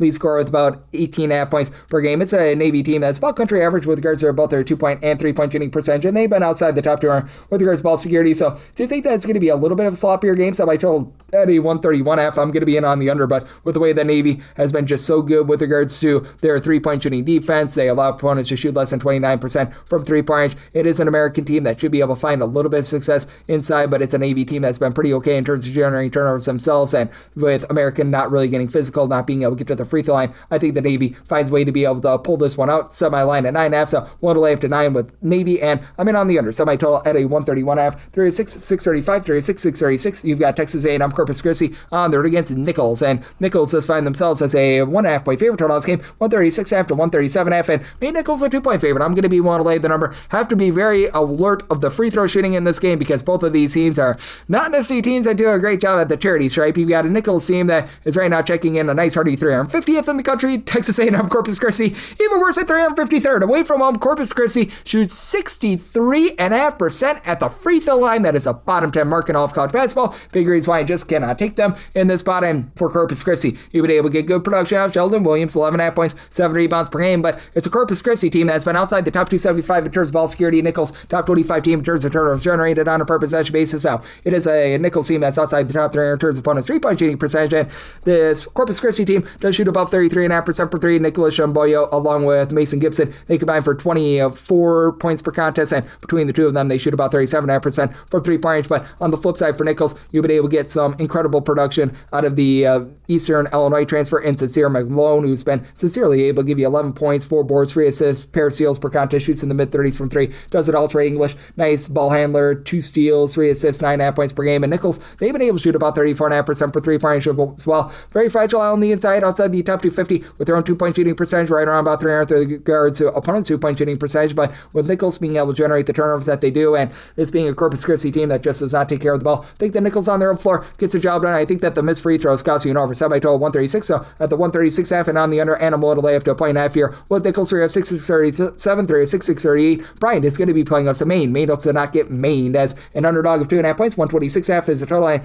Set Bryant as a 1.5 point favorite. I'm going to be willing to take the points with Maine. Maine has been a top 75 team in terms of turnovers generated on a per possession basis. Now, both of these offenses are two of the worst that you're going to find in all of college basketball, and both teams are outside the top 325 in terms of total possessions per game. So you had two awful offenses and two teams pushing no tempo whatsoever. As a matter of fact, Maine 356 in terms of points per possession, Bryant 357th. Now, we'll say for Bryant, they're actually averaging about 25 points more per 100 possessions at home rather than away from home. And Timothy Radulski is actually going to be your top scorer in this game for Bryant. He's been able to supply you with about 13.5 points, 4.5 boards, and does shoot about 36% per 3, but team as a whole shoots less than 30% from the outside. And with them turning the ball over 13 times per contest, they're a bottom 30 team in terms of turnovers on a per possession basis. I think that keeps Maine lively. Now, in a tight spot, Maine shoots 64.9% the free throw line. That is a bottom 10 mark in all of college basketball. And for this Maine team, you've been able to have TJ Beal be able to give you 12 points, 4.5 rebounds per game, but they don't have a single guy that gives you over 5 rebounds per game. Ace Flag, he certainly is up. And Cooper, 5 points, 4 rebounds per game. And it's a Maine team that has actually been respectable with their 2-point shooting percentage inside the top 250 with that regard, but they themselves outside the top 290 with regards to ball security. They're a bottom 10 team in terms of offensive rebound percentage. This is going to be a sloppy game. Points are going to be at a premium, and I do think that Bryant is just not trustworthy enough to be be able to cover this sort of a number. Semi line at 1.5, so at 2+1, take the points with Maine. In on the under, semi total 123.5, 306.639, 306.640. NJIT, they're going to be playing against Binghamton. Binghamton does find themselves as a underdog of 8.5 points. So on this game, 140.5. I did semi line at 6.5, so I'm going to be willing to take the 8.5. I recognize Binghamton has been outside the top 275 in terms of both points scored and points allowed on a per possession basis, and playing very slowly. 278 in terms of total possessions per game. NJIT, a little bit more of a mid-tempo team. 207th in terms of total possessions per game, and while NJIT overall for the season, they're well outside the top 285 in terms of their overall rebound percentage. They've been better here recently, and the big reason why the UMKC transfer that was banged up towards the beginning part of the season, Melvin Ikongboli, who he's right now giving you 8.6 rebounds per game. He missed the first 12 games of the season. In the last 12 games, they've been much better, and you've had Ari Fulton also step it up, 11.6 rebounds per game, and Sebastian Robinson, who dealt with injury towards the beginning part of the season, overall for the season gives you 13.5 points per game. Conference play, he's up to 18 plus points per contest, but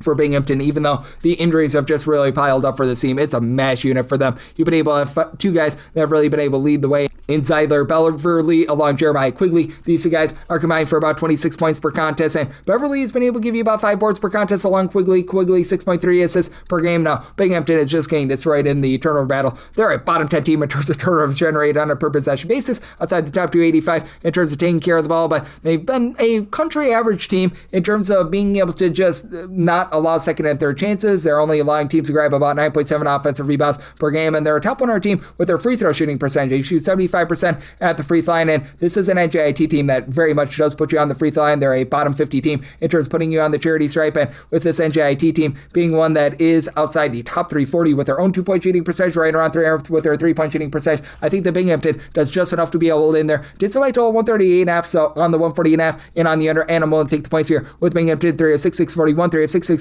Houston Christian, they're on the road against Southeast Louisiana. Southeast Louisiana is a favorite of 4.5 to 5.5 points. 134.5 is the total. Semi-total 132.5. I'm in on the under. You've got two teams that are looking to push no tempo whatsoever. With Houston Christian, in terms of total possessions per game, they are 346th in all of college basketball. In Southeast Louisiana, they are nearly as low at 318th. And we'll say for Southeast Louisiana, top 75 team in terms of turnovers generated on a per possession basis, 342nd in terms of points per possession. They're a bottom 15 team with regards to their 3-point shooting percentage. And Houston Christian, they're actually 244th in terms of points scored on a per possession basis. Doesn't sound like a ton, and they're 313th in terms of points allowed on a per possession basis, but I just don't trust in Southeast Louisiana enough on offense to be able to cover this number, as right now they've only got two guys that have been able to give you double figures, and you have been able to get quite a bit of production right now on both offense and defense out of Jeremiah Alisi, who's been able to give you 11 points, 5 boards. He throws in their seal per contest, and then Isaiah Gaines, 10.5 points per game. Nobody else gives you more than 7.7 points per game. There's really nobody outside of Mekhi Miles, who shoots 37% for 3. That's shooting above 30% from the outside. So a Houston Christian team has been absolutely awful with regards to their exterior defense,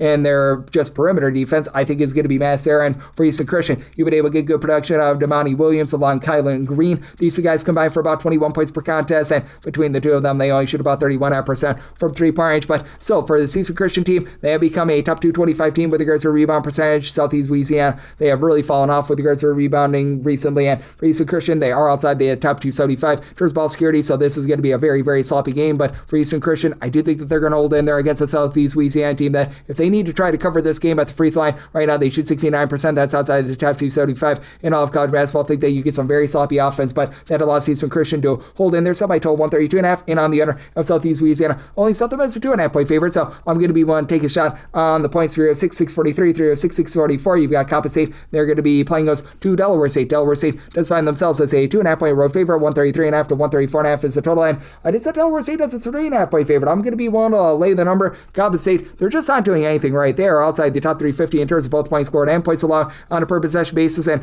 Delaware State is the only team that has a real advantage in anything in this game because they're actually a halfway decent defense. 155th in terms of points allowed on a per possession basis, and they're a top 35 team in terms of turnovers generated on a per possession basis, and this Coppin State team, 15.6 turnovers per game. That's a bottom 5 mark in all of college basketball. You don't have a single double figure scorer. DeMonte Hall has been able to give you 9.7 points per game, and then you do have Khalil Horton, here's a who from 3-point range, shooting about 39.5% from 3, 8 points per contest, but I mean, it's a Coppin State team that's getting wrecked in every single way possible. They're also outside the top 350 in terms of both opponents' 3-point shooting percentage and in terms of rebound percentage as well, so this team has just been an absolute mess there, and for Delaware State, they're a bottom 10 team in terms of points scored on a per possession basis, so I did set a total here of a 133.5. That's going to be putting me on the under, but that's it for Delaware State. You've been able to have the Ponce James be able to give you 14.5 points, 3.5 assists, shoots 35.5% from 3. Corey Perkins all of a sudden is shooting 42% from 3 points. He's been able to give you 8.5 points per game. Miles Webb, when he's been out there down low, has been able to do a pretty solid job giving you about 6.5 rebounds per game. Has been in and out of the lineup, but it looks like he should be good to go in this game. Played in the team's most recent game, so that's relatively good. And James, he's been dealing with a little bit of injury. He's a bit questionable for this game. I handicapped it as if he's out.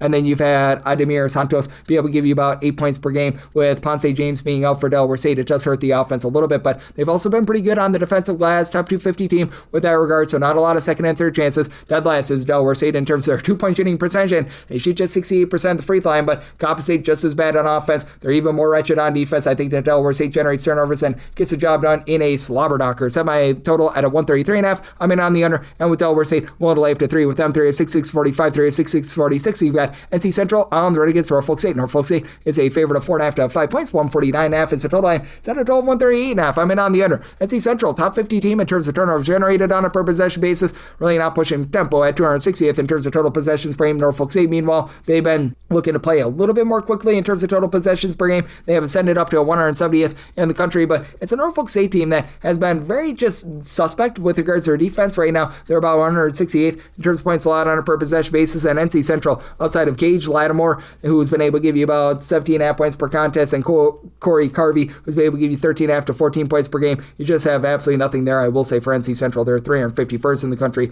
in terms of points allowed on a per possession basis. Very much a team that gambles for turnovers, but you do have for this NC Central team a bunch that is going to have Deontay Johnson being able to give out about 5.5 assists per contest, and for Norfolk State, you got two guys that have really been able to do a nice job in terms of lighting it up for this team. Anthony McComb, he's able to give you 8.5% 3-point shooting. He throws in there 17 plus points per contest. Elijah Jamison, he's been a rock solid about 13 to 14 point per game score. I do think that for this Norfolk State team, even though they don't have a single guy that gives you 5 rebounds per game, Keontae Lewis and Davon Ellis, who are a pair of guys that come in from very defense-oriented schools, and with Lewis, he comes over from Wagner. He's been able to give you 4 boards per contest. They're going to do a nice job down low, and it is a Norfolk State team that they shoot just 67.5% at the free throw line, but with NC Central just having all the warts that they do, and this being very much a slow-down game, I do think that you're going to have a little bit of a slog here, and for Norfolk State, they're looking to pound the ball inside. They are outside the top 3 in terms of percentage of their shots that come from 3-point range, and I do think that Norfolk State wins from within. I did set my line at 6.5. I'm going to be willing to lay up to 6 with Norfolk State, and I'm in on the other side by 12, 138.5, 3 is 6.647, 3 is 6.648. You've got Carter Word on the road against McNeese. McNeese a 15.5 to a 16.5 point favor, 146.5 is the total, and on the other side by 12, 143.5. McNeese 280th in terms of total possessions per game, and Carter Word is 298th, but won't take the points with the Carter Word, as you do have a McNeese team that is really good in terms of generating turnovers. They're a top 10 team in terms of turnovers force on a per possession basis, but in Carter Word, a top 150 team in terms of taking care of the ball. Taj Savetsky has been able to give you about 18 points per contest, comes over from Cleveland State, more around about 17.5 points per contest out of Davion Bailey. Between these two guys, they shoot about 36.5% from 3-point range, and for McNeese, this has been a team that's allowed a lot of second and third chances, and in Carter Word, top 125 team in terms of offensive rebound percentage. McNeese outside the top 280 in terms of defensive rebound percentage. You've got Harold Woods give you about 8.7 rebounds per game, and for McNeese, they're obviously going to be able to dominate this game to Corey Duel. He's got good versatility, 4 boards, 4 assists, only gives you about 8.5 points per contest, and then Larry Johnson, no, not the running back, 17 points. He gives you only about 23% 3-point shooting, but then you got 36.5% 3-point shooters, Javon Garcia, Tyson Archie, who combined to give you about 24.5 points per game. I just flat out don't think they get enough possessions for the over, and the dead possessions that McNeese forces with all their turnovers, I think is going to kill that, but I do think that Carter Word is going to be able to hold in there, especially with this being a McNeese team that is outside the top 150 in terms of bonus 3-point shooting percentage, recognized in Carter Word outside the top 275 with regards to their own points allowed on a per possession basis, and are fragile inside. They're outside the top 275 with regards to opponents' 2-point shooting percentage and their own 2-point shooting percentage, but I think that Carter Word does just enough to be able to hold in this game. Set my line at 15.5, so 16 plus taking the points, and I like the under, so I told 143.5, 3 of 6.649, 3 of 6.650. Colgate is on the road against Bucknell. Bracket Boston Bison are an underdog of 3.5 points, 141.5 is the total, and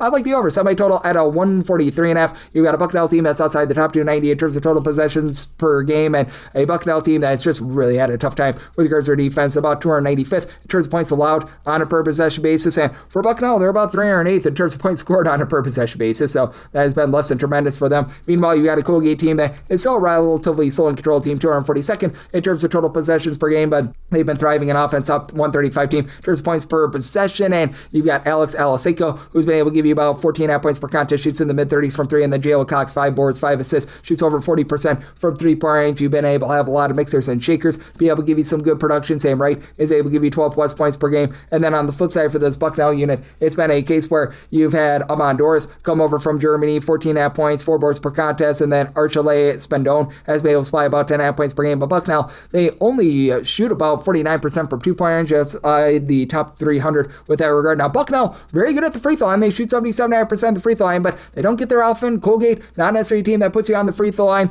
I think the Colgate going to go out there, dominate this game, especially with Bucknell, a bottom 10 team with regards to opponent's 3-point shooting percentage. So, semi-line at a 7.5. I'm going to be willing to lay with Colgate, and like the over, semi-total 143.5, 36, 651, 36, 652, North Alabama. They're on the road against Austin Peay, and Austin Peay does find themselves as a 13.5 point favorite total on this game. It is 145.5, and with Austin Peay, I did set them as a favorite of 13.5 points, so I'm going to be waiting on a little bit of line movement, 13 or less, want to lay with them, 14 or more, going to be willing to take the points with North Alabama. North Alabama has just not been the same defensive team that we've seen in the past. In terms of points allowed on a per possession basis, this team checks in 330th in all of college basketball, and Austin Peay, they're outside the top 150 in terms of points per possession, but they're really good in terms of their defense. They're 75th in terms of points allowed on a per possession basis. Austin Peay, a relatively mid-tempo team, 116th in terms of total possessions per game. North Alabama's 290th, and North Alabama is actually going to have the best low post presence in this game. Cornelius Williams, he's been able to give this team 13 points, 9.5 rebounds per game, but in the backcourt, just not a lot of three-point shooting. Dante Bacchus and Long Kane and Jefferson, they combine to shoot about 30.5% per three,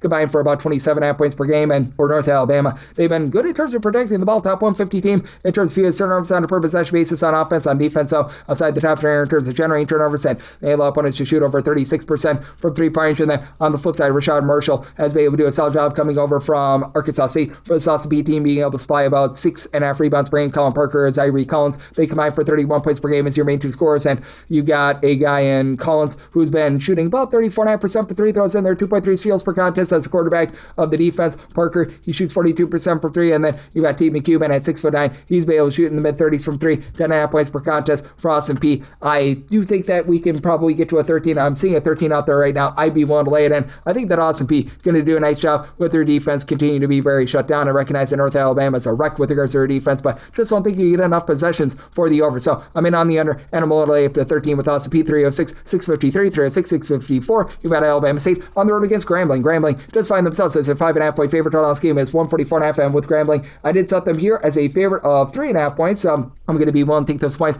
Both of these teams have been pretty solid in terms of generating turnovers at both of these teams. Outside the top 275 in terms of ball security, with Grambling being outside the top 330 in terms of turnovers on a per possession basis on offense. Now defensively, they're far better. Alabama State is about 46th in the country in terms of turnovers generated on a per possession basis. His Grambling team actually ascends to 19th, and Roderick Coffey, he's been able to do a nice job, 8 points, 4 boards, 3 assists, and he's right now shooting over 45% from 3-point range. But outside of him, you don't really have a ton of 3-point shooting on this team. Darius Ward, Antonio Munoz, they've been able to combine for about 24 points per contest, and then you've got Jamal Mutlib, who's been able to give you about 10 points per game. Grambling does not have a single guy on the roster that gives you over 5 rebounds per game, and that means that you're going to have for Alabama State a little bit of an edge down low, as you've been able to get a pair of blocks, 5 rebounds, and 8 points per game out of your curious standback. You've had Ashon Anderson deal with a little bit of injury, probably going to be out once again, but Micah Simpson, 14.5 points, 3.5 assists. He shoots 35% from 3-point range, and for Alabama State, they've got some very funky home and road splits in which they've just been a far more efficient offense when they've been away from home rather than when they have been at home. This is an Alabama State team that overall 307th in the country in terms of points scored on a per possession basis, but they average 5.5 points more per 100 possessions when they're away from home rather than at home. And for Alabama State, this is a team that from 3-point range, they're shooting about 34% away from home, only about 29.1% at home. And Alabama State, they can be at down low. They're outside the top 290 with regards to opponents' 2-point shooting percentage, but Grambling, they're a country average team with regards to their 2-point shooting percentage. They really don't execute from 3-point range, and I think that with Grambling being as sloppy as they are, Alabama State holds in there, and Alabama State very much looking to poach tempo, 60th in the country in terms of total possessions per game. Think that the late fouls get you over here, so my total 147.5, like the over, and the points with Alabama State, 306, 655, 306, 656. You've got Central Arkansas on the road against Lipscomb. Lipscomb is a 3.5 point favorite, 154.5 to 155.5 is the total line. With Lipscomb, I made them a favorite of 3 points, 3.5 plus 1, take the points for Central Arkansas. Central Arkansas has been able to do a pretty solid job with their 3-point shooting defense. Now, they can be at inside. They're outside the top 3 with regards to opponents' 2-point shooting percentage. Central Arkansas, they themselves, country average team, shooting about 34% from 3, but 2-star players, Ty Robinson, 14 points, 5 boards, steal and half per contest, and then Cameron Under, he shoots 35% from 3, 18 points, 2.5 assists per game, was their top scorer like 3 years ago. Spent some time at Wisconsin spent some time banged up, but he's been able to return and has been rock solid. And both of these teams are looking to take a lot of threes. The Central Arkansas team, a top 30 team in terms of percentage of their shots that come from three-point range. Lipscomb, they shoot 39% from three-point range at home, but it's a Central Arkansas bunch that is a much better three-point shooting team that I think is going to be able to hold in there for Central Arkansas. They themselves are actually a top 75 team with regards to their own two-point shooting percentage as well, and you've been able to get some relatively good production out of Luke Moore, who as a freshman has stepped up in a big way, 9.5 points, 3.5 assists per contest. Meanwhile, for Lipscomb, at home, they have become a top 50 team in terms of turnovers generated on a per possession basis, and for Lipscomb, you've got good versatility. Charlie Williams, staying 6'10", Grant Ansman is about 6'10", and both of these guys shooting the mid-30s from three-point range. Ansman, 14.6 half rebounds per game, and then Williams throws in there only about 2.5 boards, but 11 points. He shoots 32.5% for three, and Mateo Esmeraldo, 7 assists, 10.5 points per contest, like what he's able to bring to the table, but for Lipscomb, this is a group that has been outside the top 200 with regards to their own two-point shooting percentage, or about 225th in terms of opponents' three-point shooting percentage. And I do think that for the Central Arkansas team, the way that they've been able to really hunker down on defense, that's going to help them hold in there. I did set my total at a 155. I have 154.5. I'd rather take a 154.5 over rather than a 155.5 under. So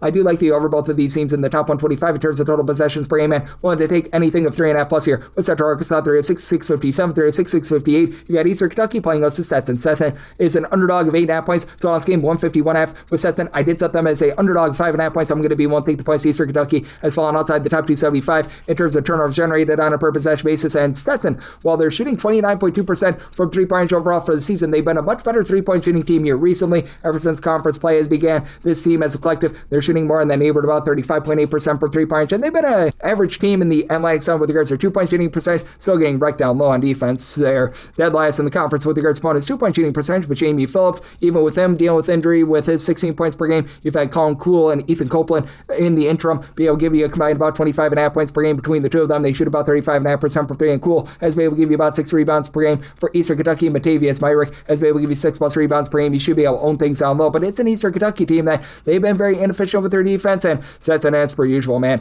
This is a team that's not been able to do a really great job with regards to their defense. In terms of points allowed on a per possession basis, Stetson a nice hearty 339th in all of college basketball. Meanwhile, Eastern Kentucky 336th, and Eastern Kentucky is a team that's looking to push an okay pace, 151st in terms of total possessions per game. Stetson is 217th, and for Eastern Kentucky, Turner Buttery, coupled with Juan Cranford, these guys have been able to combine for about 23 points per game. They both shoot about 35 to 37.5% from three-point range, and Awesome Ball does ship in there about 10 points per contest in a pressure spot. Eastern Kentucky, they do shoot about 72.5% on the free throw line. This is a team that's very, very much not shy to put you on the free throw line. It's a Stetson group that only shoots 67.5% on the free throw line. I think that that's going to be a little bit of an issue, but for Eastern Kentucky, just with the way that they have diminished with regards to generating turnovers, I do think that that keeps Stetson lively in this game, and I do think that Stetson probably going to have a little bit of a tough time with those free throws as well. So I set my total 147.5. I'm in on the under, and with Eastern Kentucky, going to make them a 5.5 point favorite. We'll take the 8.5 here with Stetson. 306, 659, 306, 660. Bethune-Cookman places for Prairie View. Prairie View is an underdog of 10.5 points. Draw game 152.5. I did set my total here at a 160.5. I like the over. Prairie View is one of the fastest teams in all of college basketball in terms of total possessions per game. Right now, they are checking in the top 35 in all of college basketball, 14th to be exact. And for Bethune-Cookman, they're looking to fly as well, 66th in the country. And the Dr. Bradley, he's back after he missed all of non-conference play here in the last 6 games. He's been averaging double figures, and he actually led all of college basketball with regards to free throw attempts per game a season ago. And then you've got the Edey brothers. Quentin Edey gives you about 10 points per contest, shoots in the mid-30s for three. Jacoby Edey, 43% three-point shooter, 17.5 points per game. And for this Bethune-Cookman team, in conference play, they've been averaging 79.5 points per game. Defense has still been leaving a little bit of something to be desired, but they're doing a better job on the glass with Daniel Ruzon stepping up, being able to get the team 4 rebounds per game. The Doctor has been able to give you about 7.5 rebounds per game as well, but I do like Prairie View with the points here. I did set them as an 8.5 point dog because they're a top 50 team in terms of turnovers generated on a per possession basis. Bethune-Cookman outside the top 275 in terms of ball security, and Tayron Joseph, he might be the best scorer in this game. 21 points per contest, shoots 32% for three. Ontario Morris has been solid, but not necessarily what we expected for Bethune-Cookman. And then Dante Horn, he gives you a pair of steals, 17 points. He shoots in the mid-30s from three-point. It's a Prairie View team that has been a top 275 team in terms of both opponents' 2-point and 3-point shooting percentage, and they're a top 15 team in terms of getting to the free throw line, free throw attempts per possession. They shoot 76% on the free throw line. Should be a nice up and down, fast-paced game. I like the points here with Prairie View, semi-line and 8.5, and I'm in on the over. Semi-total at a 160.5, 306, 661, 306, 662. You've got New Orleans, and they're going to be playing us to UT Rio Grande Valley. Grande Valley is a 1.5 point road favorite to this game, 149.5 to 115.5. I did set Grande Valley here as a 1.5 point underdog. I like New Orleans on the money line, despite the fact that this is a New Orleans team that is outside the top 340 with regards to their own ball security, turnovers on a per possession basis on offense, and they are overall 274th in terms of their points allowed on a per possession basis. And this Grande Valley team has some of the most strange home and road splits that you're ever going to find with their 3-point shooting. As Grande Valley has actually been a solid defense, 109th in the country in terms of points allowed on a per possession basis. But for this Grande Valley team, they shoot 31.6% from 3-point range at home. Away from home, that goes up to 40% from 3. I think at some point things are going to need to iron out. And then Colton Benson has been really good for this New Orleans team. He shoots over 85% at the free throw line, 14 plus points, shoots in the mid-30s from 3-point range. Now you do have Jakevion Buckley turning the ball over more than 3.5 times per game, but he gives you 15 plus points, 4 boards, 5 assists per game. And then on the flip side for UT Rio Grande Valley, holds greater than some of its parts. You got 5 different guys in Julian Gomez, Jalen Washington, Corey Cotton, Philip Brankovic, and Marvin McGee, all between 8.2 and 12.8 points per game. Nobody on the roster gives you over 5 rebounds per game, but each of your top 3 double-figure scores give you at least 4.3 rebounds per game. And for Grande Valley, this has been a top 100 team with regards to opponent's 2-point shooting percentage. Brankovic has been able to shoot about 37% from 3, and it's a bunch that shoots about 74.5% at the free throw line. But I do think that with New Orleans having NJ Thomas down low, being able to give you about 8 plus rebounds per game, double figures, and also having Trichel Abas, who actually began his career at DePaul and Wake Forest, saw good minutes at both, give you a block and a half, 5.5 rebounds, 8.5 points per game. And with New Orleans being a top 150 team with regards to opponent's 2-point shooting percentage as well, I think that allows them to remain lively and be able to get the job done. I did set this New Orleans team as a favorite of 1.5 points. I like them on the money line. It's a New Orleans team that is looking to play at a pretty good tempo in terms of total possessions per game. They're a team that ranks in the top 125. Meanwhile, Grande Valley more on 260th, but I think that you get enough scoring for the over. I am in on the over sub by total at a 151.5, and New Orleans on the money line, 306, 663, 306, 664. Mississippi Valley State, they play us at Jackson State. Jackson State is an 8.5 point road favorite total on this game, 143.5 to 144.5, and I did set Jackson State as an 8 point favorite. I'm willing to take 8.5 plus here with Mississippi Valley State. It's a Jackson State team that is a bottom 25 team with regards to both points scored and points allowed on a per possession basis. And for Mississippi Valley State, just a big giant sea of red with their metrics.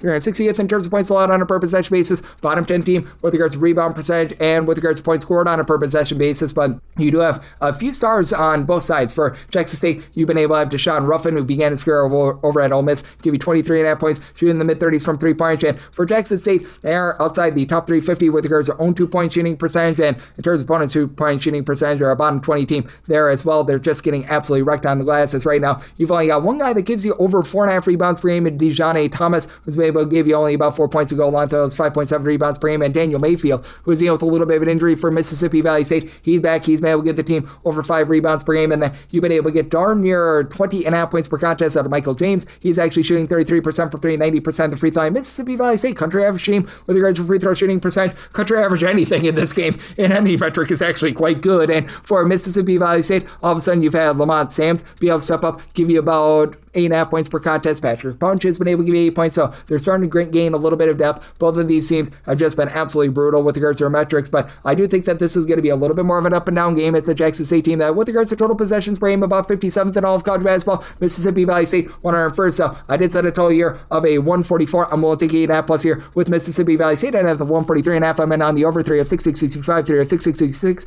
You've got Northwestern State on the road against East Texas A&M. East Texas A&M 1.5 to 2.5 point favorites, 142.5 is the total line for Northwestern State. Sometimes it's a 2.5 point dog. I'm going to be 1.5 to 2 with East Texas A&M. You've got a bunch in Northwestern State that is looking to play very slow and controlled. They're outside the top 275 in terms of total possessions per game. East Texas A&M, more of a mid-tempo team at 160th. And East Texas A&M, they're shooting overall for the season only about 30.3% from 3-point range at home, but they should be able to find some good looks down low against a Northwestern State team that only has one player on the roster that gives you over 3.5 rebounds per game. And I will say Willie Williams, that one guy, has been very rock solid there, but it's also a Northwestern State team that is outside the top 300 with regards to opponents' 2-point shooting percentage. They've been outside the top 300 with regards to opponents' 3-point shooting percentage as well, but they're a good 3-point shooting team. Izzy Miles for Northwestern State, 10.5 points out, 45.5% 3-point shooting. Micah Thomas shoots 37% for 3, 17 points per game. And Northwestern State, top 150 team with regards to free throw shooting percentage. That's big against an East Texas A&M team that they're one of the most frequent fouling teams in all of college basketball because they gamble for turnovers. Top 85 team in terms of turnovers generated on a per possession basis. And for Northwestern Northwestern State just a hair outside the top 225 in terms of ball security. Meanwhile, for East Texas A&M, they themselves have turned the ball over 13.5 times per game. That's outside the top 10 in the country, but they are a team that has a little bit more down low than they've had in the past, with Ronnie Harrison, 15.5 points, 6 rebounds per game, and then Noah Pagano has been able to give you 9 points, 5 boards, shoots 35.5% from 3-point. East Texas A&M has been a country average shooting with regards to opponents' 2-point shooting percentage, so they guard relatively well down low, and I do think that for East Texas A&M, the turnovers that they generate is going to be just enough to be able to get the job done here against the Northwestern State team that doesn't have a lot of rebounding. I think that you get a lot of sloppy possessions, somebody told 148.5, so in on the under and will delay up to deuce here with East Texas A&M 3-6-6-67, 3-6-68. Stone cold Stephen F. Austin plays us to Lamar. Lamar, an underdog of 8.5 points, 138.5 is the total, and sets Stephen F. Austin as a 10.5 point favorite. I'm willing to lay it with Stephen F. Austin, top 25 unit in terms of points allowed on a per possession basis, and they're a top 30 team in terms of taking care of the ball as well. This Stephen F. Austin team has just been absolutely magnificent in so many different facets. Now, one thing that they're not great at free throw shooting, they're a bottom 20 team with regards to free throw shooting percentage, but still, for Stone Cold Stephen F. Austin, they are shooting at home 39.1% from 3-point range. You do have a Lamar team that they have been a team that's been able to shoot it quite well from 3-point range as well. They're shooting about 34.8% from the outside, but I do think that this is going to be a little bit more of a defense-oriented game and a slower game. Lamar is right now 306th in the country in terms of total possessions per game for old Stone Cold Stephen F. Austin. Even though they're not generating turnovers, they've been a top 50 team with regards to rebound percentage. They should be able to own the paint, and Stephen F. Austin has really been slowing down games, 273rd in the country in terms of total possessions per game. Now, for this Lamar team, you do have some good versatility with Andrew Holyfield at about 6'10",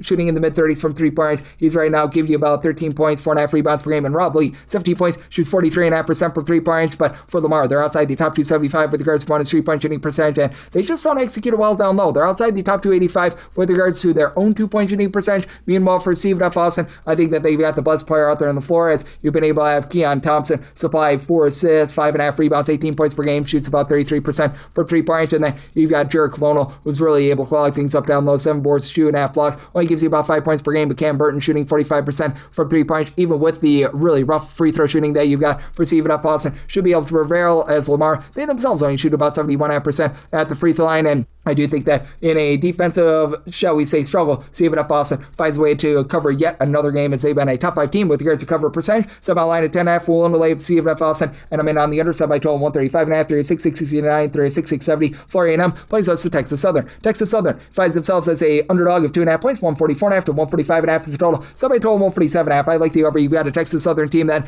has been very much playing up tempo in terms of total possessions per game. This team is 58th in all of college basketball. Florida A&M starting to slow down a little bit, but they're about 91st in terms of total possessions per game. Florida A&M top 75 team in terms of turnovers generated on a per possession basis, but they're outside the top 350 with their own ball security. Both of these teams outside the top 330 in terms of turnovers on a per possession basis, but going semi-line at 1.5, I'm willing to take the points with Texas Southern, who's been your worst cover team in all of college basketball, mainly because in a pressure spot, Florida A&M, they shoot 66.3% of the free throw line. That's a bottom 30 mark in all of college basketball. Now, you've had Jaquan Sanders along with Tyler Shirley. Shirley be able to give you about a combined 23.5 points per contest, and Sanders does shoot 37% from 3, but Florida A&M has been a team that's outside the top 3 in terms of points scored on a per possession basis. Now, they've been second in the SWAC with regards to their 2-point shooting percentage, and they're not allowing a lot of second and third chances, but again, the turnovers have been so costly for them, and for Texas Southern, they're going to have Troy Hupsey, who I think is going to be the best low post presence in this game. He's been able to do a nice job giving this team a little bit over 9.5 rebounds, 15 points per game, and then a Texas Southern team that's been all sorts of banged up with the likes of Zaire Hayes, along with Alex Anderson, Bryce Roberts, your other 3 double-figure scorers, all missing multiple games, all coming back, and Hayes now shooting 40% from 3. That's big. And Texas Southern here in conference play has actually been shooting 37.5% from 3. I don't know if that's going to be a mainstay. Florida A&M has actually been relatively okay with regards to opponents' 3-point shooting percentage, but it's a Texas Southern team that's been winning the rebound battle as well. For Texas Southern, they are having a tough time in terms of being able to take care of the ball, so I do think that it's going to be a little bit sloppier, but I think that this is close enough for late game following. Florida A&M is a team that's looking to push a little bit of tempo, and they just don't shoot it well at the free throw line. Now, they're a little bit better down low with Micah Octave, give you 7+ rebounds per game, but I do think that Texas Southern has a nice edge on the glass. Gold in their semi-line at 1.5, so we'll take 2+ here with Texas Southern, and on the over, so by total 147.5, 36.671, 36.672. Alabama A&M is on the road against Southern. Southern is a favorite of 7.5 points, 144.5 is the total line. With Southern, I did set them as a 7-point favorite, so at 7.5+, I'm going to be willing to take the points. It is a Southern team that has been able to have just really Michael Jacobs takeover games. He's been giving you about 21+ points per contest, and then they're going to have the best rebounder in this game. You've had 12.7 rebounds per game out of the UMass transfer and Malik Atchewell, but it's still an Alabama A&M team that's been a top 150 team in terms of defensive rebound percentage. To the credit of Southern, they become a top 50 team in terms of turnovers generated on a per possession basis and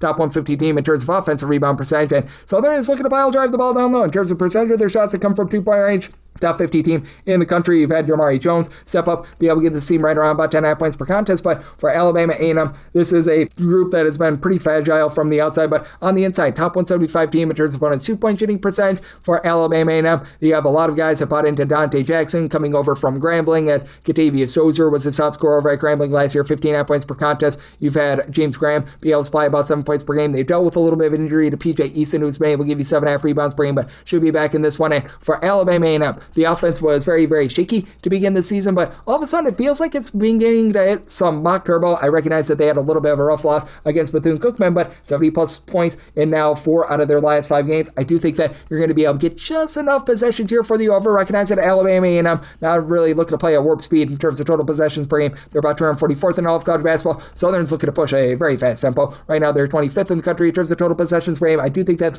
this is going to come down to late game felling, and hey, if Alabama A&M can find a way to the free throw line and Southern with their style in terms of generating turnovers, they put you on the free throw line frequently. In conference play, Alabama A&M has been able to shoot 78.8% of the free throw line, so we'll take 7.5 plus here with Alabama A&M, and out of 144.5 or less in on the over. This will be the last game that I hit before we hit our final break. 306-673, 306-674. Elkhorn State on the road against Arkansas Pine Bluff. Pine Bluff does find themselves as an 8.5 point favorite, 145.5 is the total. Semi total 157.5. I'm in on the over. Elkhorn State is just a hair outside the top 100 in terms of total possessions per game, but they are not guarding a soul. 356th in the country in terms of points allowed on a per possession basis. Pine Bluff getting a little bit better on defense, but still 333rd in terms of points allowed on a per possession basis, and specifically at home, they're a bottom 20 team with that regard. But for Pine Bluff, I did set them here as an 11.5 point favorite. I'm going to be willing to lay it, even though Elkhorn State away from home, they've been shooting over 34.5% from 3-point range. You've got Shane Lancaster giving you 11.5 points, shooting 48.5% from 3. But Elkhorn State, they're actually a top 30 team in terms of percentage of their shots that come from 2-point range. Bottom 10 team with regards to their own 2-point shooting percentage. Second worst team in the country in terms of opponents' 2-point shooting percentage as well. You've had Tyson McDaniel step up, give you 10 points, 5 rebounds per game, but he's a lone guy on their roster that gives you over 4.4 rebounds per game. And for this Pine Bluff team, you've got 2 guys I think are by far the best 2 players in this game. Jaquan Scott, 15 points, 6 half boards. He shoots 43.5% for 3. Keon Williams, 36% 3-point shooter, 17.5 points, 8 boards, 6 assists per contest. And then Milan Charles has been able to give you about 11.5 points per contest as well. So he's been able to do a nice job there for Pine Bluff.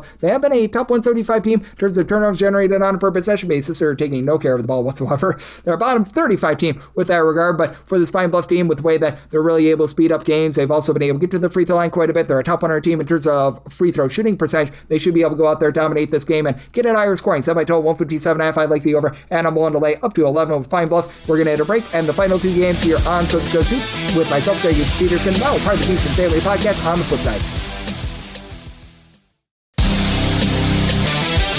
Back here in lovely Las Vegas for Coast to Coast Hoops with myself, Greg Peterson, now part of the VSiN Family Podcast. All right, we've got 2 last games hit, so we kept it mostly commercial free throughout. Let's get you guys these final few winners as we continue on in the bonus. The normal betting board picks are complete, but there are some extra games today, so we go into the bonus. 3 of 6, 675, 3 of 6, 676. High point, they opened it up. A low point at home against Radford. Radford, a 13.5 point underdog, 162.5 to 163.5 is the total line. Semi line at 17.5. I'm going to be one to lay the number. It's a high point team that has been able to do a really good job with their outside shooting at home. 37% from 3-point range at home compared to 32% away from home. And Radford, to their credit, they shoot about 35.5% for 3-point range at home. That goes down to 31.1% away from home. High Point has been a top 15 team in terms of points scored on a per possession basis, and they're a top 30 team in terms of turnovers generated on a per possession basis. As a matter of fact, a top 15 team. And for High Point, this is a defense that has actually been quite stout when they have been at home. At home, they are a top 30 team in terms of points allowed on a per possession basis. That's why I did set them as a 17.5 point favorite, one to lay it. And High Point is a pretty fast team. They're 95th in the country in terms of total possessions per game. Radford, they're checking in 17th. So Radford is looking to play at warp speed, and they've got 2 former ACC guards. You've got Del Jones,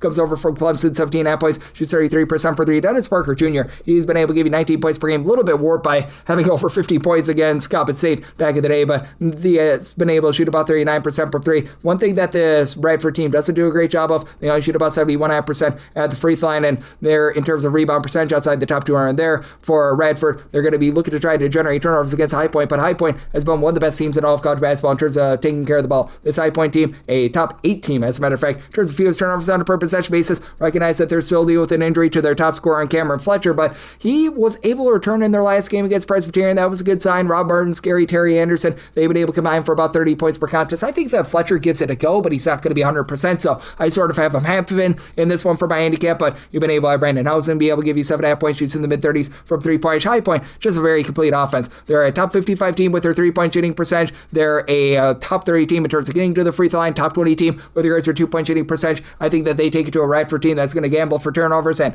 when they don't get turnovers, this is a Radford team that they leave you very open, as they're outside the top 200 with regards to opponents' 2-point shooting percentage. You're under 300 in terms of 3-point shooting percentage, so made a total of 165.5, one to lay with High Point, and here with this total of 162.5, 163.5, like the over, and we wrap things up with 3 of 6, 677, 3 of 6, 678. You've got Albany playing, I'll say, UMass Lowell. Lowell is an underdog of 3.5 points, 145.5 is the total, and made Albany the 4.5 point favorite. I'm going to be one to lay it with UMass Lowell. It's just hard to have any faith in this team. They're outside the top 270 in terms of both points scored and points allowed on a per possession basis, just 279th with regards to their own 3-point shooting percentage. Now, Albany, overall, they shoot 31% from 3. That does ascend to about 35.7% from 3-point range at home, and typically this UMass Lowell team has a strength on defense, 297th in the country in terms of points allowed on a per possession basis, and it's an Albany team that just has been a whole heck of a lot better in terms of being able to have good, clean offense when they're at home. Now, Albany, in a tight spot, they shoot less than 67% of the free throw line. That is a bottom 35 mark in the country, but they generate about 13 points more per 100 possessions at home rather than away from them. And even though you have Austin Green on the side of UMass Lowell, has been able to give you about 7 boards, 13 plus points per contest, and JJ Marquardt has been able to give you double figures. I do like what Kochi Okeke has been able to give you, about 10.6 half boards. Best shot blocker in this game with near 2 blocks per contest. Amir Lindsay,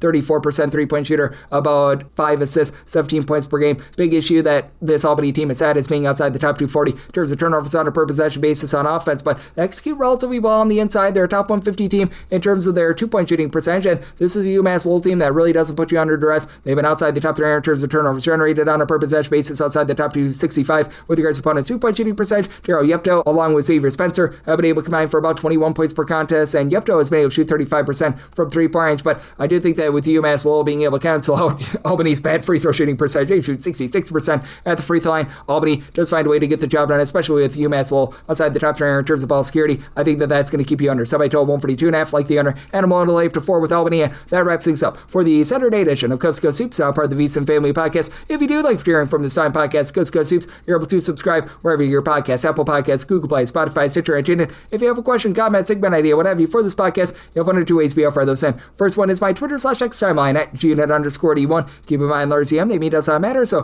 per usual, please do send these into the timeline. The other ways, find an Apple Podcast review. If you rate this podcast 5 stars, it is very much appreciated. From there, you're able to fire and whatever you'd like to hear on this podcast via that 5-star review. I'm with you guys every single day, giving you a fix and analysis on every game, every day, so I'll be back with you once again tomorrow. Thank you.